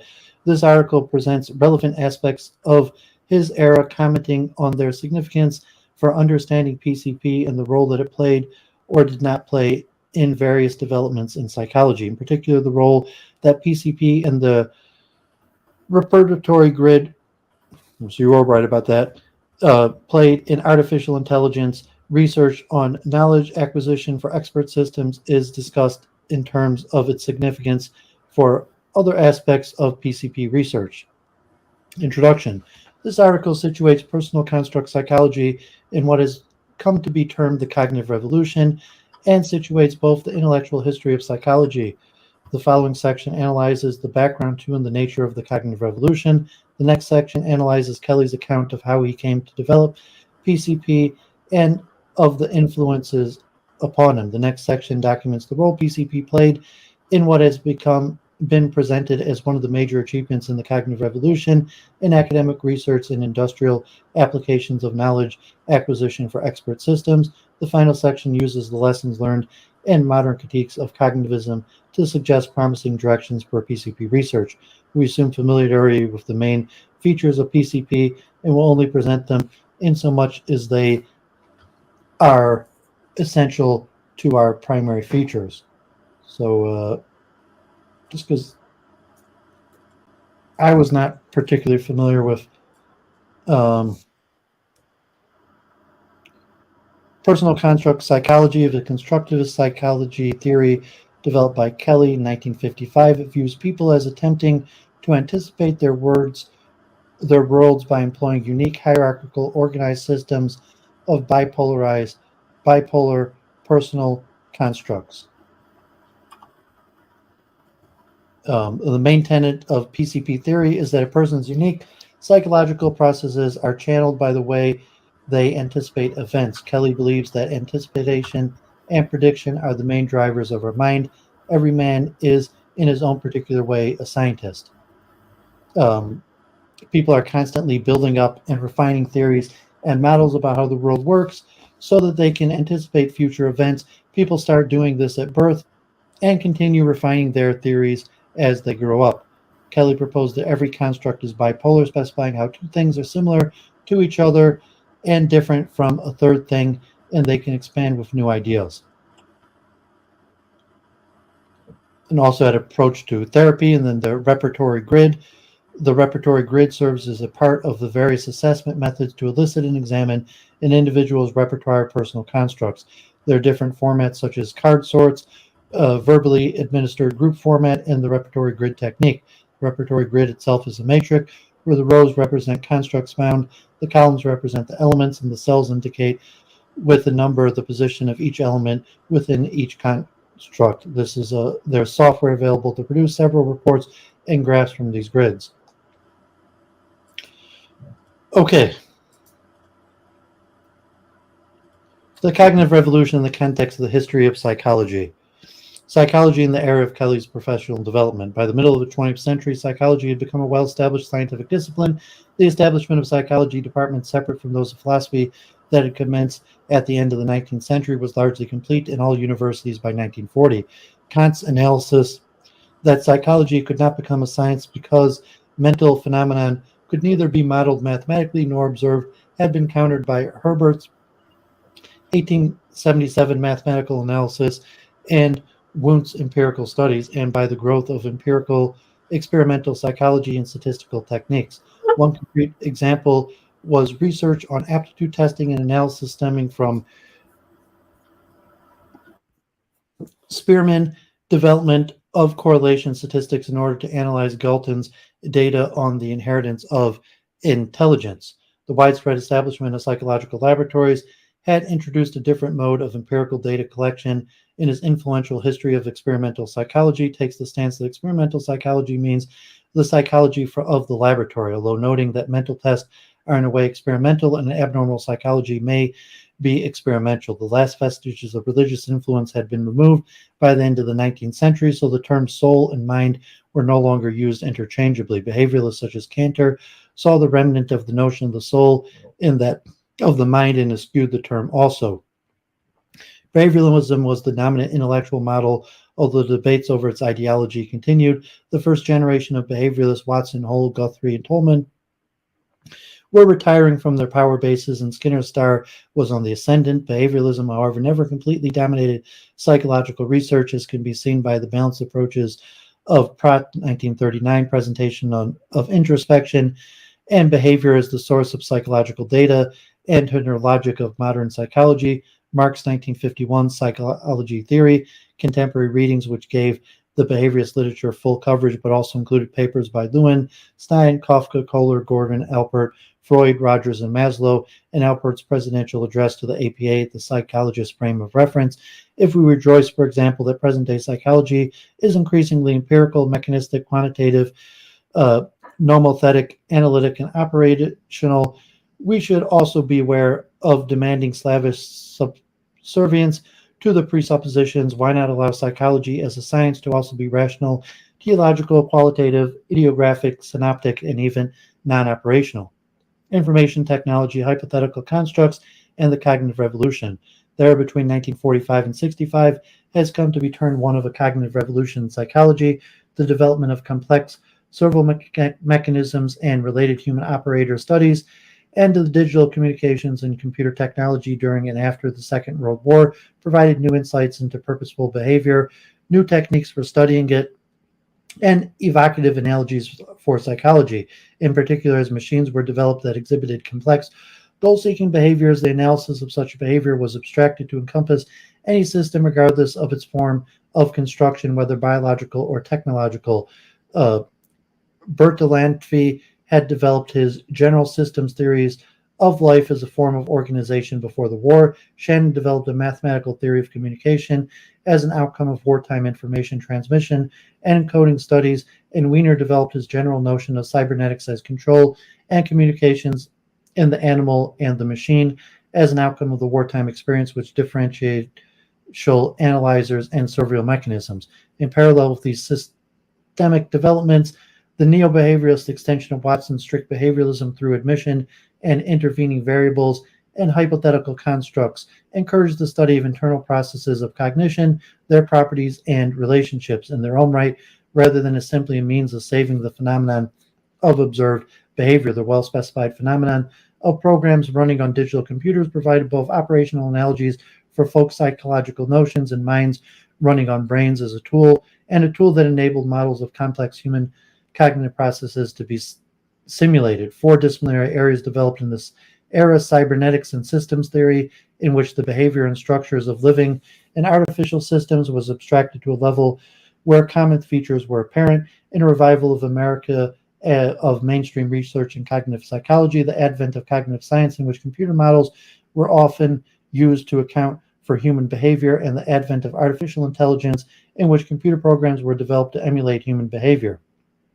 The strictures of Watsonian behavioralism had not been so influential in Europe and the tradition of research on cognitive psychology originating in the Greek Enlightenment had continued through the scholasticism of the Middle Ages and the growth of 17th century Enlightenment science and Newton and Spinoza to Hume, Kant, Hegel, Bentham, Hamilton, John Stuart Mill, and Spencer, to the modern studies of Brentano, Meinong, Russell, Seltz, Bartlett, Wittgenstein, Lewin, Piaget, Vygotsky, Luria, Turing, and Craig that had significant influence on the cognitive revolution in America. The cognitive revolution is a return to historic concerns. The nature of the cognitive revolution has been debated, particularly by those in science studies who have used it as a case study to test of Kuhn's theories of scientific revolutions, although there is no consensus as to whether it does satisfy his changing criteria.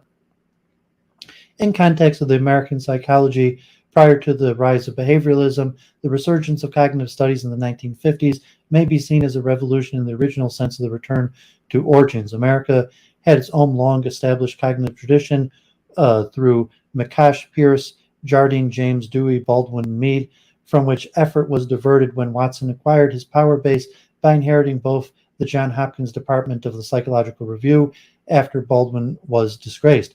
The American psychologist had strong intellectual links to European cognitive psychologists, notably Hamilton, who introduced the term cognition in psychology, noting that he would use it as an alternative for the term knowledge because he needed one with a plural and adjective forms, and Spencer, whose evolutionary psychology inspired that of Dewey and Baldwin.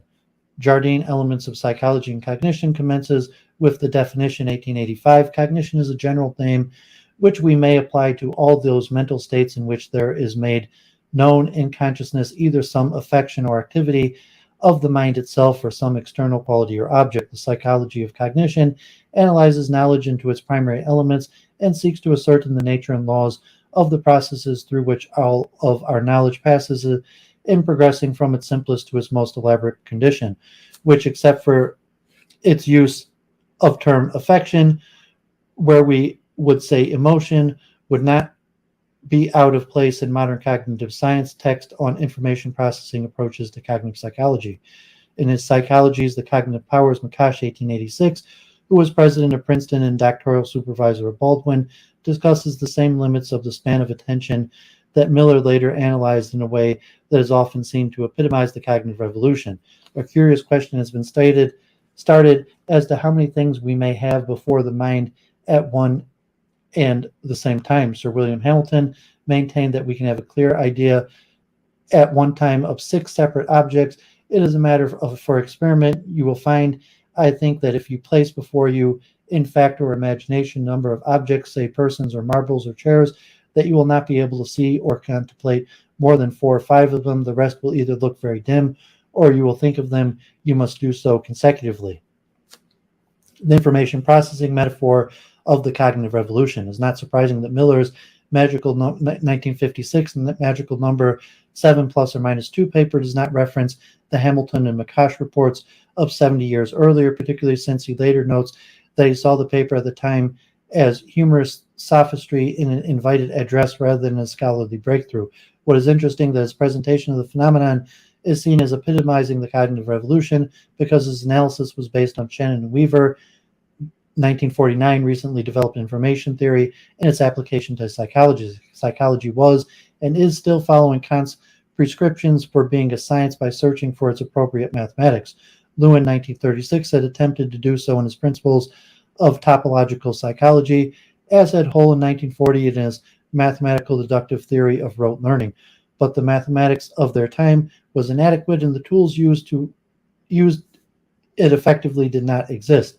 Unfortunately, information theory and notion of human channel capacity have also failed to realize their apparent early promise. The problem of forming models addressing the ultimate problems of our own, the modeler's natures, has led to a search for metaphors relating human cognition to better known systems. The cognitive revolution may be seen as one in which the information processing metaphor of neo-cognitive psychology rapidly replaced the black box metaphor of behavioralism. The publication of Feugel's 1967 Human Information Processing paralleled that of Niesner's Cognitive Psychology, and within 5 years, Lindsay Norman's 72 could publish a mass-marketed undergraduate textbook called Human Information Processing: An Introduction to Psychology. cybernetic models and teleology and anticipation of the cognitive revolution. The information processing metaphor was one outcome of what had become the cybernetics research that modeled the teleological behavior of entities pursuing goals through the negative feedback process common to servo mechanisms and people. At first sight, cybernetics appeared to be the ultimate abstract form of behavioralism because it characterized systems by their input-output behavior and classified systems as cybernetically equivalent if they exhibit the same input-output behavior under all circumstances. However, the significance of cybernetics applied to living systems in that the equivalent system might be a human being and a computer program, and that whereas the person might be regarded by a behavioralist as a black box whose modus operandi was inaccessible, the program could be treated as a white box such that every aspect of its operation could be investigated. Of course, the modus operandi of the computer program, even the most abstract level, might not correspond to that of the person in the aspect except identical behavior. However, this is an issue for all scientific models of natural phenomenon, and the development of systems that were cybernetically equivalent to human behavior was seen as an important source of potential insight into the basis of that behavior. This is the pattern of reasoning underlying cognitive science. Much of what was achieved in the early years of cybernetics was to show that behavior that might seem characteristic of living systems was actually characteristic of any system with certain highly generated properties.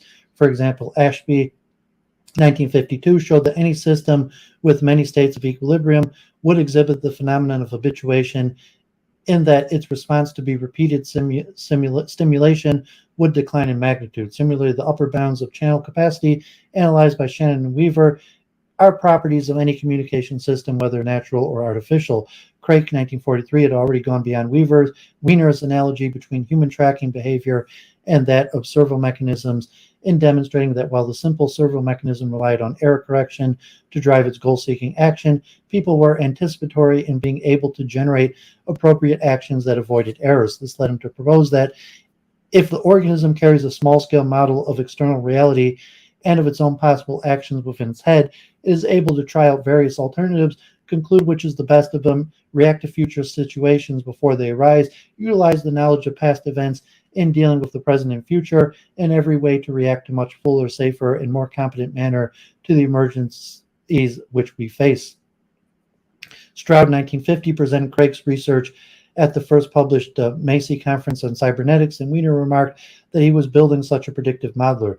This he later described as having the capacity to process input-output data from a black box to produce a white box which can regenerate its past behavior and anticipate its future behavior. The white box is cybernetically equivalent to the black box, but its mechanism is now open to inspection. The cybernetic model of human goal-seeking and modeling behavior was further developed by Ashby in his Design for a Brain and by Miller, Galanter, and Prebaum in 1960 in their Plans and Structure of Behavior, and by Powers, 1973, in his Behavior, the Control of Perception. It is interesting to note that cybernetic model of purpose had been described by Tolman 18 years before Rosenbluth, 1925. It appears that goal-seeking must be defined not only as a tendency to produce in a more or less random fashion until food is reached, but also as a tendency to select within limits the shorter of the two or more alternative ways. And quoted with favorable comments by McDougall, 1928, in his Powell lecture criticizing Watson's behavioralism. Tolman's formulation of purpose is more insightful than Wiener's because he highlights that random behavior can be goal-seeking and that planning can improve goal-seeking. The importance of random aspect is twofold.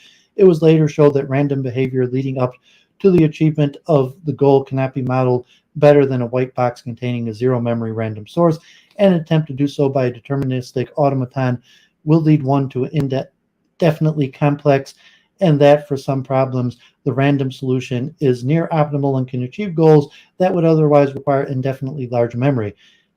If the referees for the Philosophy of Science paper had been more diligent and drawn attention to Tolman's earlier Journal of Philosophy paper, or Hull had applied his mathematical techniques to model Tolman's insight, then a cognitive revolution might have occurred much earlier and had been seen as a natural evolution of Hull and Tolman's framework for behavioralism.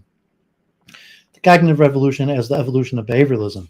The information processing turn in psychology can be interpreted as a logical development of the behavioralism in which intervening variables are reified and made observable through the black box, white box transformation, and not all psychologists have welcomed it. Bruner was co-founder with Miller in 1960 of the Harvard Center for Cognitive Studies.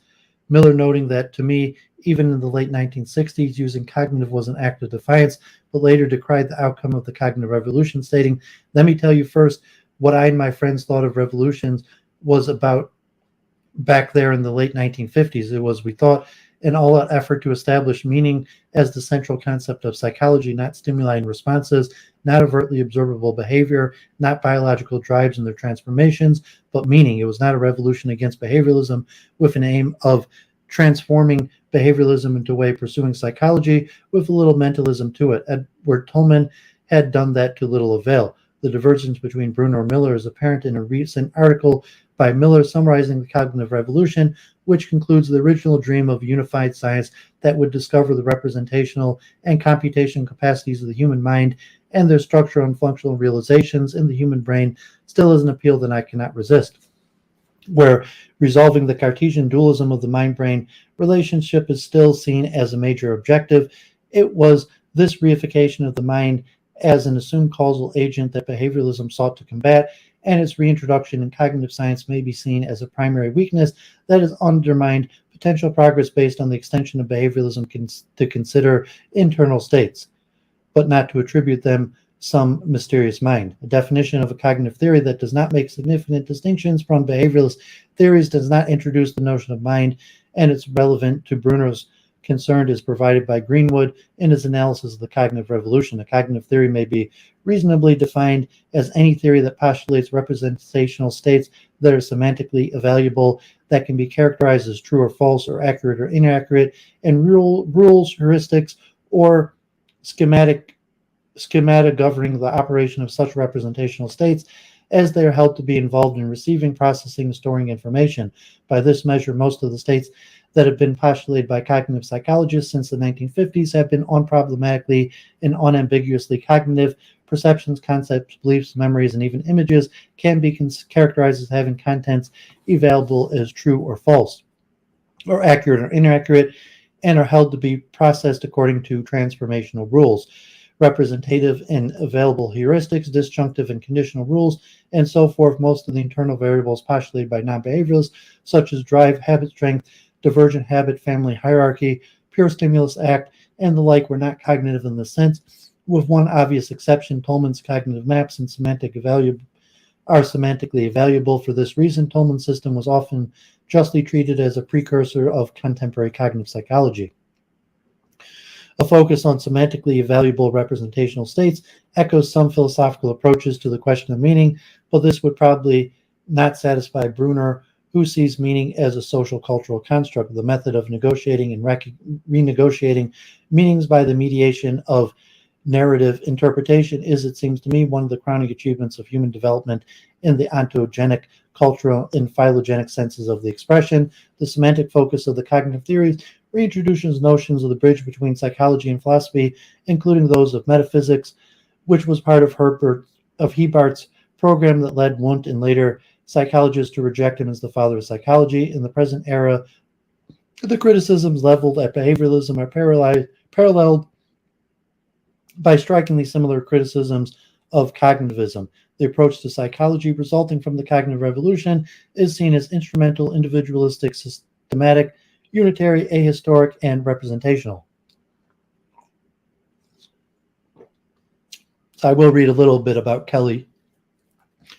Personal construct psychology. Kelly's professional development. George Kelly was a clinical psychologist and educator with experience in publication, experimental, perceptual, and military psychology and statistics. His professional training and career spanned 45 years from 1922 to 67, culminating in his appointment at the Rickless Chair of Behavioral Science, Brandeis University.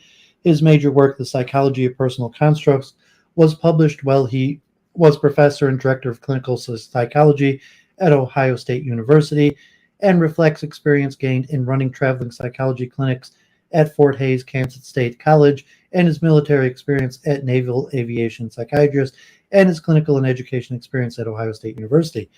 He provides an intellectual biography of how he came to develop PCP, both in the book itself and his chapters prepared for an intended second book. He notes how he first read one of Freud's works in 1930 and became a graduate student, and he remembers the mounting feeling of incredulity that anyone could write such nonsense, much less publish it.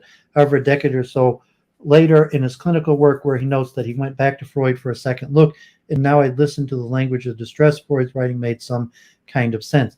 He notes, through my Freudian interpretation, judiciously offered at the moment when clients seemed ready for them, a good many unfortunate persons seemed to be profoundly helped. Moreover, he went on to become uncomfortable with my Freudian insights and commenced his own interpretation. So I began fabricating insights. I deliberately offered pre-posterior interpretations to my clients. Some of them were about as un-Freudian as I could make them. First proposed somewhat cautiously, of course, and then as I began to see what was happening more boldly, my only criteria was that the explanation account for the crucial facts as the client saw them, and that it carry implications for approaching the future in a different way. What happened? Well, many of my pre-posterior explanations worked, some of them surprisingly well. To be sure, the wilder ones fell flat, but a re-examination of the interview often suggested where the client's difficulty with them lay. Now, I would not want to say that as a general rule, my fabricated insights worked as well as my Freudian ones, but I can say that some of them outperformed normal expectations. Kelly's insights that many of a wide variety of interpretations that made sense to a client might help them cope with their problems was important to his development of psychology that is constructivist, individualistic, and pluralistic, and emphasizes constructive alternativism.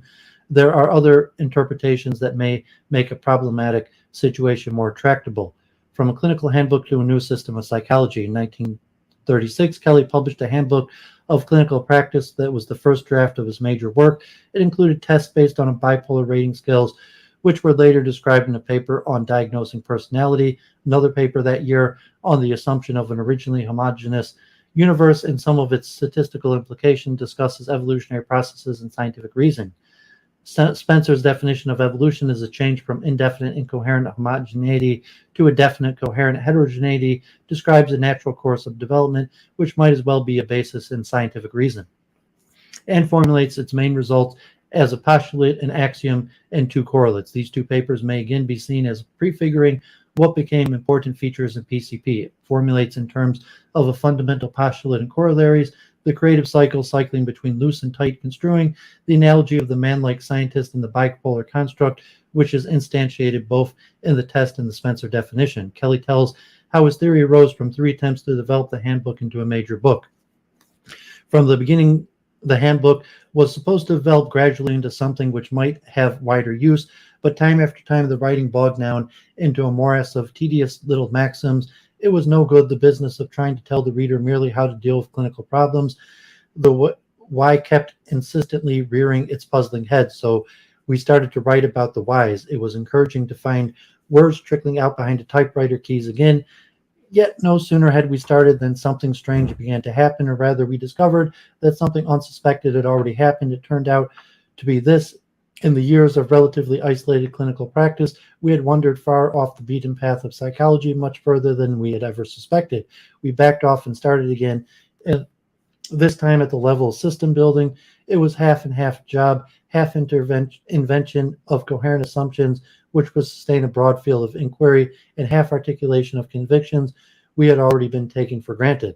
The clinical handbook became the second volume of his major work, and what emerged as the first volume of a highly original theoretical psychology with examples of applications of practical tools operationalizing the psychology and of their applications. A further 12 years of research until his death in 1967 generated a number of publications, including invited presentations at major conferences and other universities, and some 23 dissertations and theses by students that elaborated theory and applications.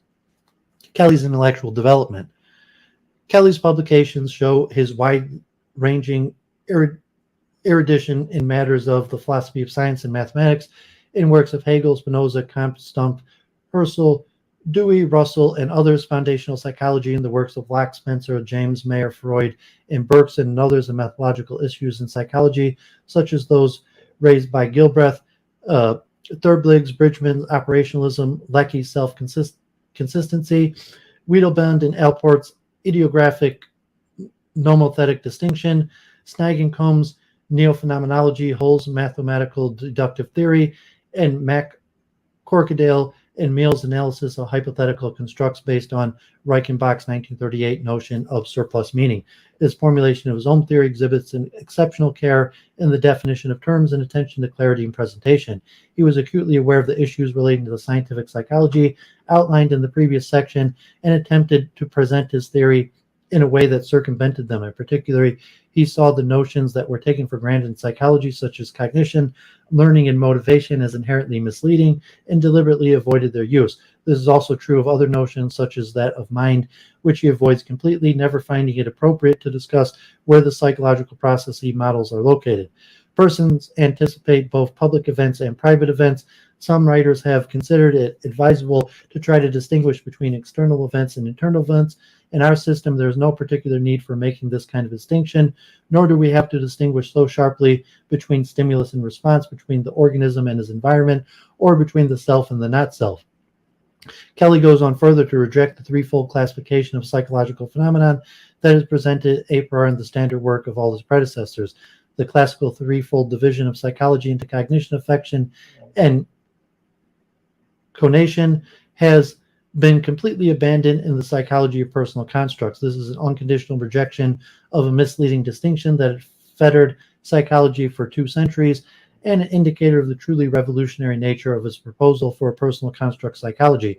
His own and later research justified this rejection by showing how cognitive, emotional, and motivational processes could be generated from the same principles.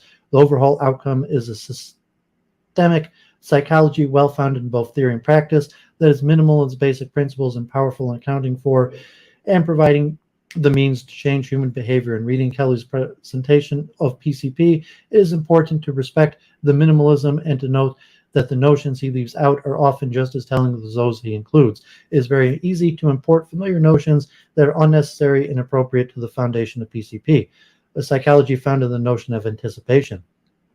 Kelly's general principle of PCP is expressed in his one and only postulate. Fundamental postulate: persons' processes are psychologically channelized by the ways in which he anticipates events, which is followed by careful definitions of each of the major terms and 11 corollaries which amplify the system by stating certain propositions which in part follow from the postulate and in part elaborate in it in greater detail. This formal style logical presentation is one that, as already noted, Kelly had adopted in an earlier paper. It is the argument from an Aristotelian scholasticism deriving from that of Euclid's Element.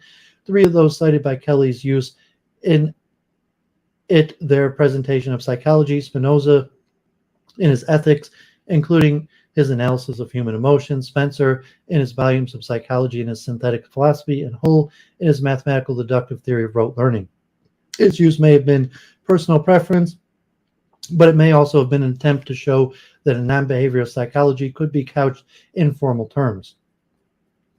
The notion that anticipation is fundamental generator of psychological processing comes, as Kelly notes, from Dewey, 1910. Every biological function, every motor attitude, every vital impulse, as the carrying vehicle of experience, is thus a priorly regulative and prospective reference.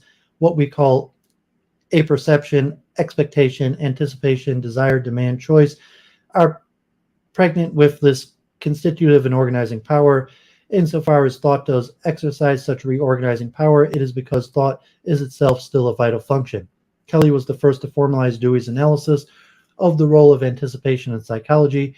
Its role in general biological function was later modeled by Rosen in his works on anticipatory systems and life itself. Rosen framed his model in terms of category theory, which Ellenberg and MacLean, 1945, originated prior to Kelly's book, but which only became widely accessible in the 1970s. It was more recently been used to model general cognitive processes in Piaget's genetic epistemology. And it provides the appropriate mathematics for constructivism that was not available to Kelly. Kelly states that the term anticipation subsumes both predication and control, and hence his postulate encompasses action. We may predict that an event will happen by acting to make it happen. Again, a notion from Dewey in his discussion of how people cope with the world. This is the method of changing the world through action, as the other is the method of changing the self into an emotion and idea. Kelly's exemplars of prediction show that he gave it broader connotation than usual of being prepared for possible eventualities rather than the necessary expectation that is likely to occur and the imagining of and creating new eventualities that had not previously been instantiated. Logical foundations of anticipation. Reasoning about possible and anticipated events was an important topic for early Greek logicians.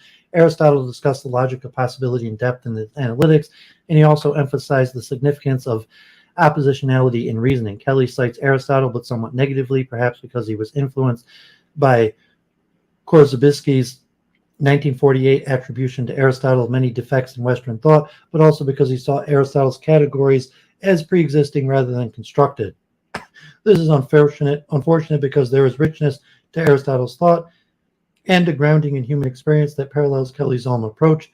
Modern logic in Kelly's time, founded on the work of Frege and Russell to support mathematics, had moved far from practical reasoning and relevance to psychology. Kelly uses geometry rather than logic to explicate his system. And so doing, he models an intentional logic, one in which predicates and defines in terms of their properties rather than extensionally in terms of those entities that fall under them. The intentional logic of human imagination, which can conceive objects and situations that does not exist and may never exist, has been studied throughout the ages in the psychologies of Reid and Meinung, in the fictions of Bentham and Vaninger, and in the modern times in Rutley's voluminous exposition of logical foundations of Meinung's work, in Zolta's formal exposition of intentional logics, and in Bohr's logic of thought contents based upon it. Kelly only became aware of Vanger's developments of Kant's constructivism when he was invited to address the American Society of Adler Psychology in 1964, and the Ansbachers, who had edited the collection of Adler's writing, drew his attention to Vanger's influence on Adler. In particular, this was the source of Adler's fictional final goal, a notion that resonated with Kelly's own notion of anticipating the intersection of constructs that might never be instantiated by an element. In Kelly's time, there was no adequate formal foundations for an intentional logic of such fictions. It was not until 1963 that Hintika and Kripke published the model sets formulation that gave intentional logic its possible world's formal foundation. It was not until 1983 that projective geometry was found to provide a formal model for intentional implication. It was only in the 1980s that artificial intelligence research developed description logics for knowledge representation and inferences that provide rigorous practical tools for reasoning with intentional logic. This is now a solid foundation for formalizing much of Kelly's psychology and computational tools for operationalizing it. Kelly's constructivism. The first corollary introduces Kelly's constructivist position. Constructivist corollary. A person anticipates events by constructing their replications.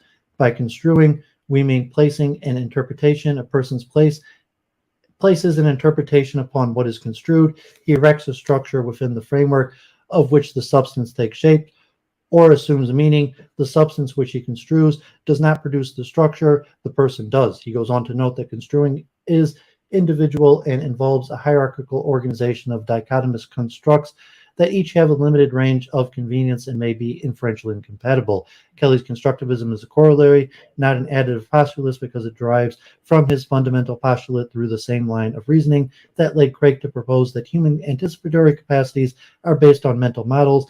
Indeed, if one substantiates Kelly's verb to construe with the alternative to model, then one finds parallels with much of the later literature on mental and scientific models.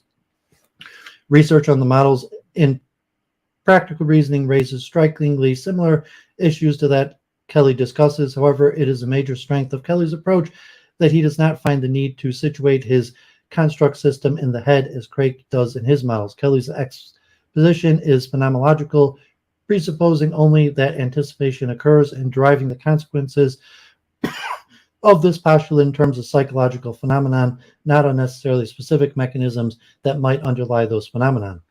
In the cybernetic literature, Conant and Ashby in 1970 gave a systemic deviation of Craig's conjecture in their paper, Every Good Regulator of a System Must Be a Model of That System. The generality of this result may be seen by noting that a perfectly anticipatory system given access to the inputs of another system will be able to predict the outputs of that system. An observer of the two systems will see identical input-output behavior from both, and hence, whatever model is it formed from one system, it must also, for consistently, impute to the other. If one sees one system as a world and the other as an agent, it will infer that the agent has developed a model of the world. The result shows the generative power of Kelly's fundamental postulate in determining what models an observer, such as another person or psychologist, will make of an anticipatory system. It also proves the formal basis for Jenkson's insight that when one looks at the models that psychologists builds, one discovers, in fact, that they are not models of the mind, but rather models of tasks being performed by the subject. However, it is important to note the notion of a model in all of these discussions is not necessarily and not generally that of a scientific theory based on the application of general principles, an undigested store of past experience that was used to guide action and provide adequate anticipation in situations considered by Craig, Conant, and Ashby would satisfy their notions of a model. Anticipation is a phenomenon that can be supported by an indefinite range of processes, and Kelly's corollaries about construing should be treated as a conceptual framework for analyzing various aspects of anticipatory phenomenon, not a sketch of how anticipation is carried out. For those who have met constructs largely through the repertory grid, it is important to note that Kelly's notion of constructs is not just based on the logical opposition, but also encompasses structures reminiscent of Bartlett's 1932 schemata. Man looks at his world through transparent patterns of templates, which he creates and then attempts to fit over the realities of which the world is composed. We consider a construct to be a representation of the universe, a representation erected by a living creature, and then tested against the reality of that universe. Kelly's notions of the nature of constructs as involving a similarity and difference and of being defined through their relations to a network of constructs probably originated from his reading of Spencer's work, as we find analyzing it and as we see it objectively displayed in every proposition. A thought involves relation, difference, likeness. Whatever does not present each of these does not admit of cognition. Every thought involves a whole system of thoughts and ceases to exist if severed from its various correlatives. Kelly takes care to note that his notion that construct is validated through their predications does not necessarily lead to the constructivist problem of self-fulfilling prophecies, because different constructs may be involved in the validation. Just as constructs are used to forecast events, so they must also be used to assess the accuracy of the forecast after the events have occurred. Man would be hopelessly bogged down in his biases if it was not for the fact that he can usually assess the outcomes of his predictions at a different level of construction from that which he originally makes them. A man bets that a horse will win a certain race because it is black, and he has recently won with a black hand at poker. When the race results are in, however, he is likely to construe the announced decision of the judges as being more palpable evidence of the horse's performance in the race than is the horse's color. Reflexivity and pluralism. Kelly repeatedly emphasized that psychology is fully reflexive and applies to psychologists, other scientists, and to himself and his theories. It is customary to say that the scientist's ultimate aim is to predict and control. This is a summary statement that psychologists frequently like to quote in characterizing their own aspirations. Yet, curiously enough, psychologists rarely credit the human subjects in their experience with having similar aspirations. He applies PCP to itself and other psychological theories, noting that it has limited range of convenience to human personality. However, his wide-ranging applications of PCP, for example, to fundamental issues of science, show that for Kelly, human personality has much greater scope than normally envisioned. Like Hegel, he also emphasizes that his theory encompasses the possibility of its own invalidation. Our own theory, particularly if it proves to be practical, will also have to be considered expendable in the light of tomorrow's outlooks and discoveries. At best, it is an ad interim theory. Pluralism is a natural consequence of Kelly's reflexive constructivism, which allows him to model not only coexisting personal construct systems, but also coexisting public construct system. One does not have to disprove one proposition before entering one of its alternatives. This pluralism is expressed through his notion of constructive alternativism, the title of his first chapter of his book, and one of his major contributions to both therapeutic technique and to the philosophy of science. What any scientist can hope to discover is not an absolute categorical truth, nor even a relative fraction of the truth, but a categorical truth applied to the context of relationships. In this broader application of his theory, Kelly prefigures the notion of Kuhn in the sociology of science and Derrida in the hermeneutics of literature, and provides psychological foundations for the phenomenon they describe. However, he did not develop this aspect of his work in greater depth. Learning and motivation in a PCP framework. The explication of learning does not need additional postulates within PCP because it is inherent to Kelly's fundamental postulate. Anticipation of a changing world requires a changing construct system.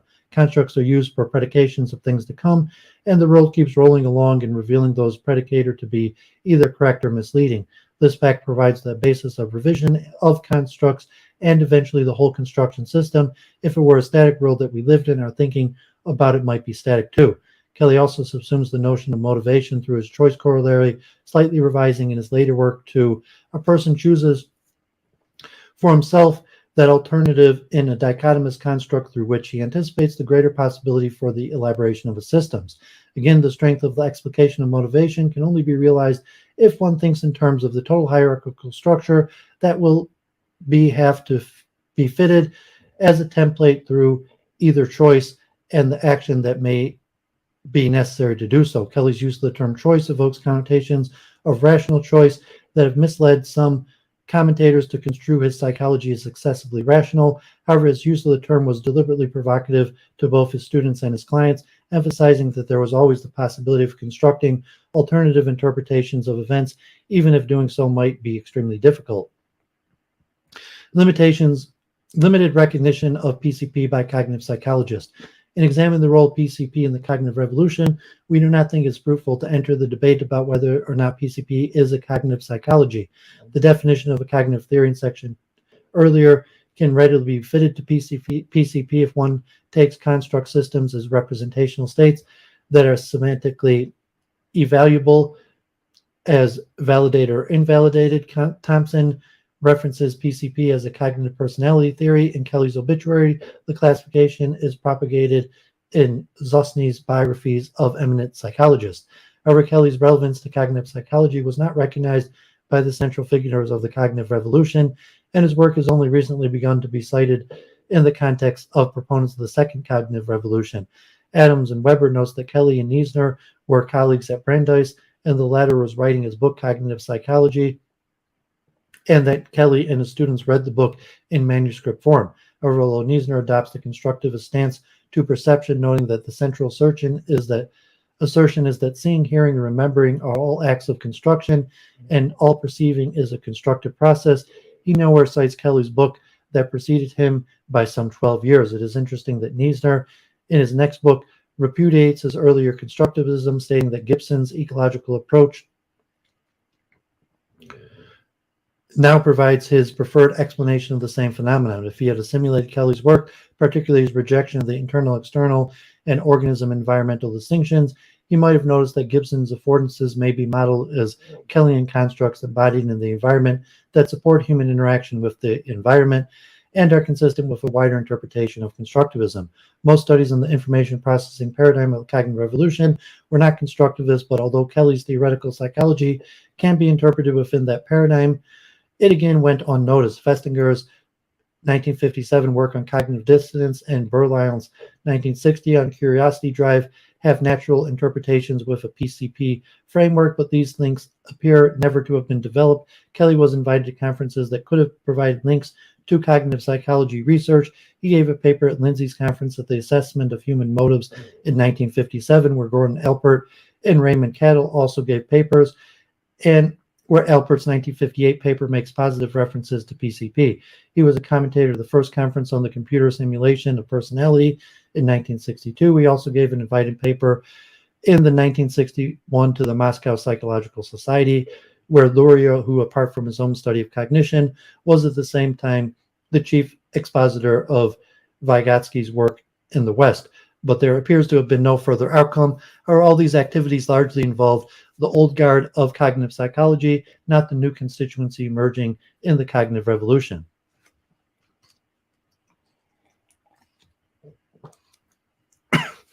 Knowledge acquisition for expert systems.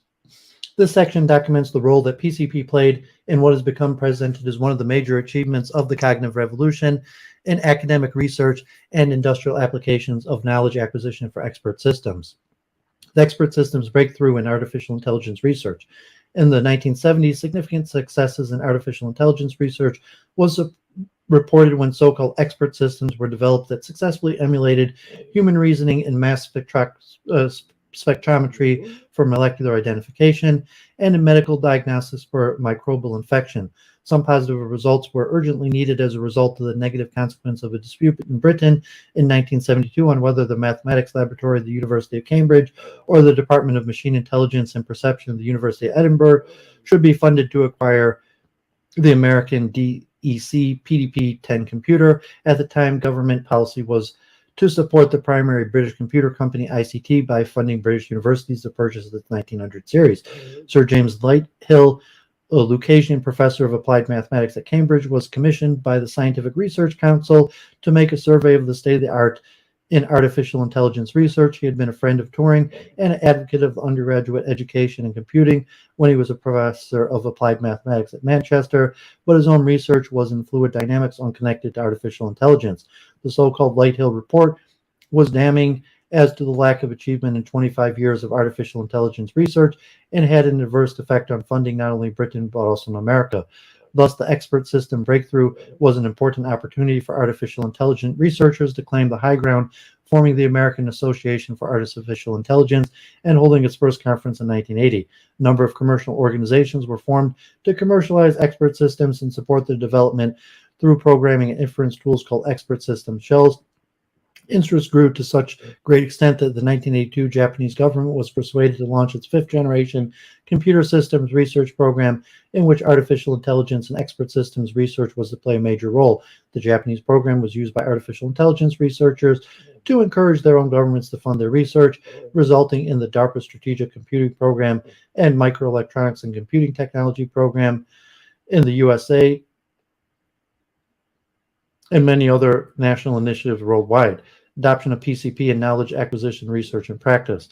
From the perspective of systems development, expert systems could be seen as a paradigm shift, such as when one of the developing systems for ill-defined task could be performed by a person, then one modeled the person rather than the task. However, the difficulties in eliciting knowledge from skilled people were well documented in psychological literature, and these were soon encountered by the expert systems developer. The problem was described in one of the first texts on building expert systems. Knowledge acquisition is a bottleneck at the construction of expert systems. The knowledge engineer's job is to act as a go-between to help an expert build a system. Since the knowledge engineer has far less knowledge of the domain than the expert, however, communication problems impede the process of transferring expertise into a program. The vocabulary initially used by the expert to talk about the domain with a novice is often inadequate for the problem solving. Thus, the knowledge engineer and expert must work together to extend and refine it. One of the most difficult aspects to the knowledge engineer's task is helping the expert to structure the domain knowledge to identify and formalize the domain concepts.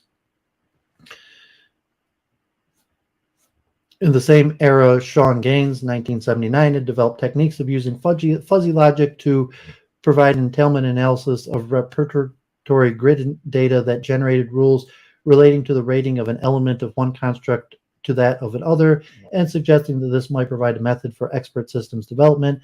They conducted an experiment study to evaluate the use of a grid to elicit expert knowledge using the gold standard, the 7 distinctions underlying the BIAIT methodology for setting up business accounting systems. They elicited grids from a range of individuals having varying degrees of accounting experience, added the grid representing the constructs, and used the social grids analysis and the grids to show that the constructs were being elicited from experts who had no explicit knowledge of the methodology, and the social nets produced models of the varying expertise in the subjects. In the spring of 1983, John Boyce joined the Boeing Artificial Intelligence Center to help run an associates program to train those in Boeing who might make effective use of expert systems. Booth notes that it's first explored repertory grid techniques in 1976 while a student at University of Maryland School of Architecture, trying to build a software system that would help people design their own homes. At Boeing, he thought that repertory grids might be effective in helping associates identify variables for rules. He began to build the grid elucidation system, and at this point an interesting collection of articles was found describing tools and methods for extending repertory grid analysis. Booz began analyzing ideas from the sum of the tools. Booz called the system Expertise Transfer System and described it in the 1984 AAI conference. Shaw invited him to York University to exchange information on the mutual interest. That resulted in an agreement to cooperate in exchange of research material the next 12 years, and the joint founding the management of the 3 series of International Conferences of Knowledge Acquisition of North America series held in Banff commencing in 1986, a European series circulating around the UK. Artificial intelligence research was booming in this era. The International Joint Conference on Artificial Intelligence in Los Angeles in 1985 attracted over 7,500 participants and had the atmosphere of a rock concert with thousands of participants avid to attend the presentations in theaters that could seat 500 or less. The exhibition was like a major technology trade show with lavish stands demonstrating artificial intelligence tools from a range of startup companies and tables sagging under the weight of burgeoning artificial intelligence literature. The 1986 Knowledge Acquisition meeting was intended to be a workshop for some 40 specialists, but some 120 papers were submitted, and we had over 400 requests to attend. The repertory grid became widely accepted as a powerful knowledge acquisition tool, and each knowledge acquisition conference had a number of papers, not only from the Boeing and Calgary teams, but also from an increasing number of other groups worldwide with whom they were collaborating or who were working with grids independently. The workshop also attracted cognitive science researchers such as Bill Clancy, who was addressing the issues of eliciting human knowledge from perspectives such as that of situated cognition. They also attracted industry partners such as Elaine Rappaport of Neuron Data, developer of the expert system shell Nexpert, that led to the repository grid tool being integrated with Nexpert and marketed by Neuron Data's Nextra. As we note in the abstract, this was a remarkable time for PCP research because it was being developed and applied in different ways by well-funded research groups in industry and universities. It rapidly became apparent that to do this required further elaborations on PCP that had not been particularly relevant to Kelly's interest or to the clinical and educational applications that ensued. The following subsection summarizes some of the lessons learned and has also been done by others. Relevance of the expert system studies for PCP.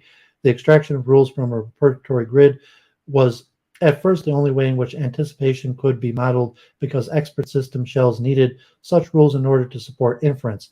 Our other early work focused on integrating our repertory grid tools with the shells of our colleagues at Neuron Data and the German National Research Center for Information Technology. Hypermedia systems were used to collect relevant information from a variety of sources. Grids were elicited from experts and developed from the hypermedia data. Rules were derived from entailment analysis. Frames were derived from the grids, and rules and frames were loaded into the expert system shell. Inference was run on cases and assessed by experts, and if the inference was incorrect, the expert corrected it and posted it back to the grids, and the cycle repeated. The cycle process of knowledge acquisition and testing through the application was an attempt to replicate an essential feature of expertise, that the expert is not just a repository of knowledge, but someone who uses the knowledge to be open to experience. The openness is naturally modeled from PCP perspective of a person as a process, a form of motion, where a construction system varies as he successfully construes the replication of events. However, while Kelly is clear as to what is happening, he does not consider the depth of the question of how it happens or what will affect it. Our computer program provided the white box anticipatory system emulating human expertise that could be used to test subject for some interesting examples. It had been found that grid technique could be used to build complex expert systems with surprisingly little effect, in particular with surprisingly little data. We conjectured that this was because the interactive elucidation process led to an expert entering only stereotypical elements characterized by relevant constructs and correct outcomes. This hypothesis was tested by taking an existing data set of literature and creating degraded versions of it by introducing random errors into relevant constructs with random strings. We then determined how many elements were needed on average to grid to achieve correct performance with various levels of types and degradations.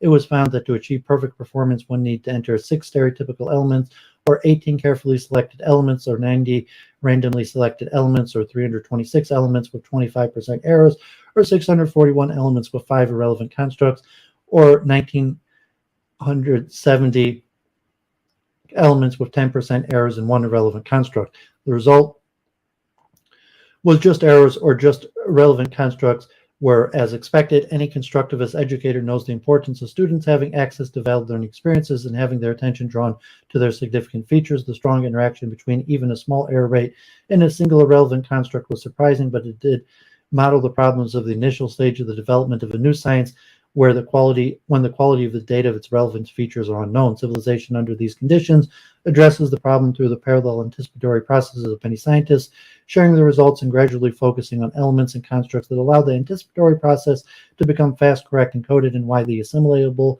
Both at Boeing and our experiences led us working with groups of experts rather than individuals, and using a wide variety of sources of expert knowledge. We realized that PCP could provide a model for collective endeavors, possibly involving artifacts if we treated the collective as an individual with distributed psychological processes. Meta rating rules and case-based anticipation.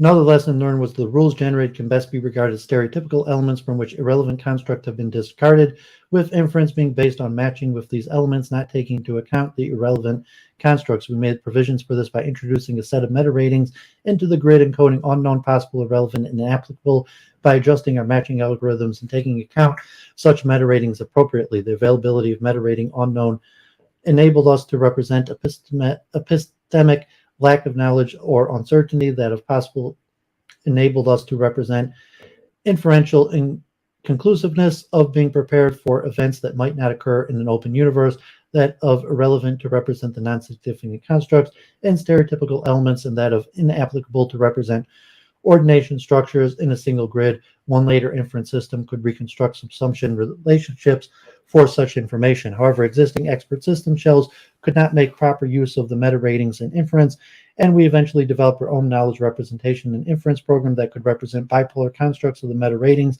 and use them properly in inference. We showed that the frame, schemata, and inference schema of description logics could be fully represented, formalizing and implemented through a repertory grid with meta ratings. The research also involved extending the ratings to encompass numeric, categorical, and relational data, and was interesting that it was simple to do this without distorting the nature of the grid or the normal approaches to its analysis. This gives insight into the way in which precise quantitative measures were introduced in the evolution of science in order to refine the quality constructs of informal everyday reasoning and communication. One outcome of these developments was that the wheel went a complete circle, and we came to realize that the technique that had interested these developments of expert systems, PCP, the extraction of rules from expert experience elicited in repertory grids, was unnecessary and a less powerful approach than anticipation based on matching new cases directly against those in the grid. It was fortuitous in the earliest success expert systems had used rules to represent knowledge, and that this had been incorporated into the initial expert system shells. Later developments in case-based reasoning had been shown to support more rapid developments in expert systems, and the techniques involved was the simple extension of the focus clustering algorithms. In PCP terms, this was the further evidence that effective anticipation could be based directly upon experience without restructuring of the experience into more overt knowledge. Human anticipatory activity based on experience may show patterns that an observer might construe as rules, but it is inappropriate to infer that such activity is based on rules. A PCP-based model of human actions as anticipation based on experience may provide a model of Bourdieu's habitus that addresses Wittgenstein's arguments concerning the impossibility of human behavior being regulated by rules. Conclusion. As Adam Weber had noted, the success of PCP in providing methodologies for expert system development based on the information processing metaphor for human cognition shows that it can provide foundations for cognitive psychology. However, this by no means implies that PCP can be subsumed within psychologies based on the information processing metaphor. To do so would be a constraint the intellectual framework of PCP unnecessary, detracting from the generality and power of Kelly's formulation. One aspect of the cognitive revolution that we regard as negative is that it is tended to resurrect the concept of mind and a focus on internal psychological processes. While construct systems can be treated as internal to the person or the person's mind, we believe Kelly's explicit rejection of the internal-external stimulus response organism, environment, self, not self, cognitive emotion, emotion, volition, and volition-cognition distinctions as part of his psychology is one of his most important contributions. All of these can be modeled as constructs of psychological theories, but none of them is foundational to psychology. In particular, the lack of these distinctions of the core PCP enables them to be added to encompass other psychological systems and alternate distinctions to be added to model some of newer or neglected psychological systems. We have already noted that Gibson's 1979 ecological psychology can be modeled as a significant elaboration of PCP by taking some constructs to be embodied in the environment to become active through facilitating certain human anticipations. A similar approach may be taken to modeling Cantor's unjustly neglected interbehavioralism, which emphasizes the psychological processes arising through the close coupling of person and environment. In particular, Cantor's studies on the evolution of the construct system of various sciences provide important data for PCP research, and the PCP framework provides the means to elaborate his rich theories. Kelly was on the board of and published in Cantor's journal, The Psychological Record, but Cantor only cites Kelly's work prior to PCP, and Kelly does not mention Cantor's research.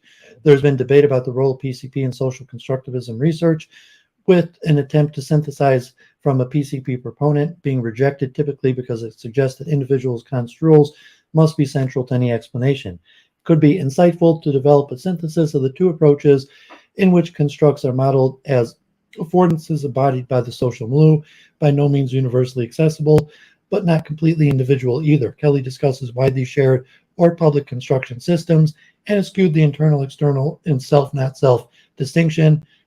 His emphasis on the term personal was to redress a balance heavily titled towards uniform rationalism, in which individuality was modeled as deviation from an assumed norm rather than the natural process of an individual interpreting experience. It is a rhetorical rather than ideological emphasis.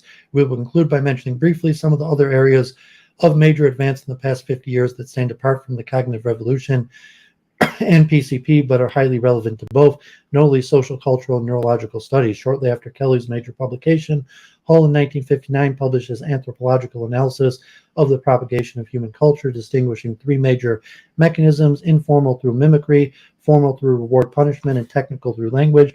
More recently, Bourdieu, 1977, had provided an exhaustive analysis of what he terms habitus, the operation and reproduction of informal culture, and Lave and Wegner, 1991, have analyzed the way in which individual human actions arise out of social cultural situations modeled as communities of practice.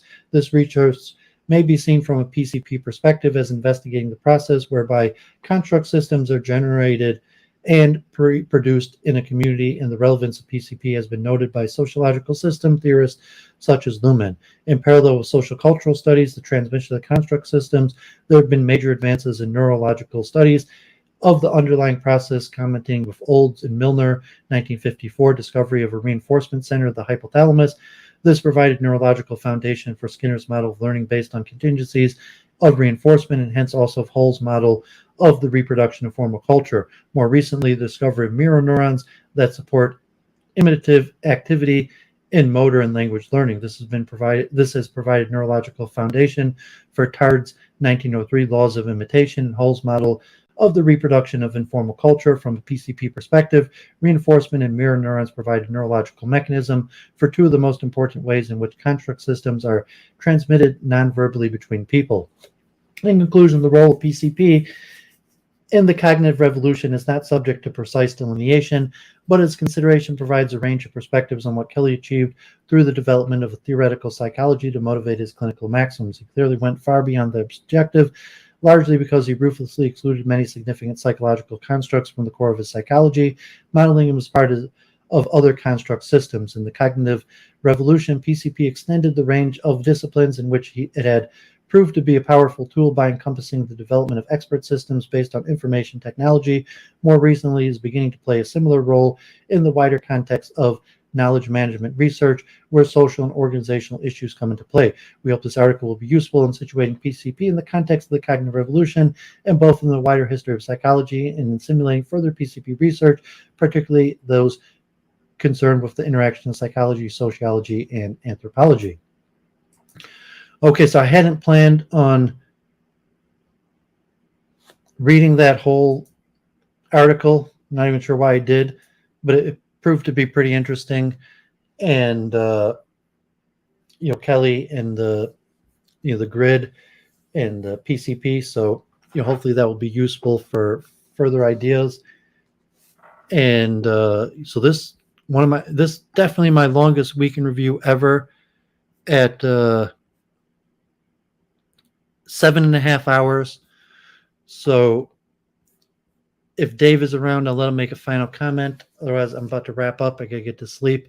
But a lot of information. Cognitive revolution, extremely important. And examined. Was it really a revolution? And I brought back in a lot of the stuff on the philosophy of science and Kuhn and the revolutions and the other theorists, Popper, Lakatos, Landau, Gross. And so like a lot of history of psychology in general and a lot of topics. And then that last one of Kelly brought in terms also the reconnection to artificial intelligence and algorithms in general and the interplay between computer modeling and human modeling. So I put out a lot of information. Hopefully this will be useful for my research. Anybody, I'll definitely timestamp because almost 8 hours. So hopefully by Tuesday, I'll have this timestamp. So if people want to listen to the different papers, they'll be able to navigate just the stream. So any final words, Dave? Yes, thank you so much. I'm so delighted you went through all that material. Covering roughly the same material for multiple, not very compatible viewpoints is really, really super helpful. Absolutely. You got that duality I asked Mark's. It's like a graduate symposium, but it's only me. Yeah. So now we got 2 Daves. So there's three Davids here. 2 of them are me, but a graduate symposium with just Dave. Yeah, and I conflated a lot of these people, Hebert versus Herbert, and Landauer versus Landauer, and some of my bibliographies had confounded those guys, and it's really important to straighten that out. I've put a bunch of stuff in the comments. I will let you go to bed. Thank you for staying up for me. I'll rush through a transcript a lot nicer than the last one I sent you, so at least people can print out what we've said and mark it up for further questioning. Thank you. Okay, yeah, appreciate it, Dave. Thanks for joining. Next week, same time, week in review. Tomorrow, 3 o'clock Eastern time, I will be doing part 4 of my introduction to Hebrew prayer, and we're at the Shemona Esrei, the silent prayer, standing prayer. On Wednesday, I'm going to do another tour of my library chess books, and hopefully moving forward in week in review, I'm going to get more back into some of these chess studies. And also there's a Autotech conference on automotive engineering that on Wednesday and Thursday. So maybe Wednesday or Thursday, I'm not sure which day, I'll go over to that and I'll try to do another stream there. So signing off, appreciate Dave for joining us, and hopefully people are gaining, and feel free to comment or join my Discord or reach out and join the research circles. And God bless. Have a great week, everyone.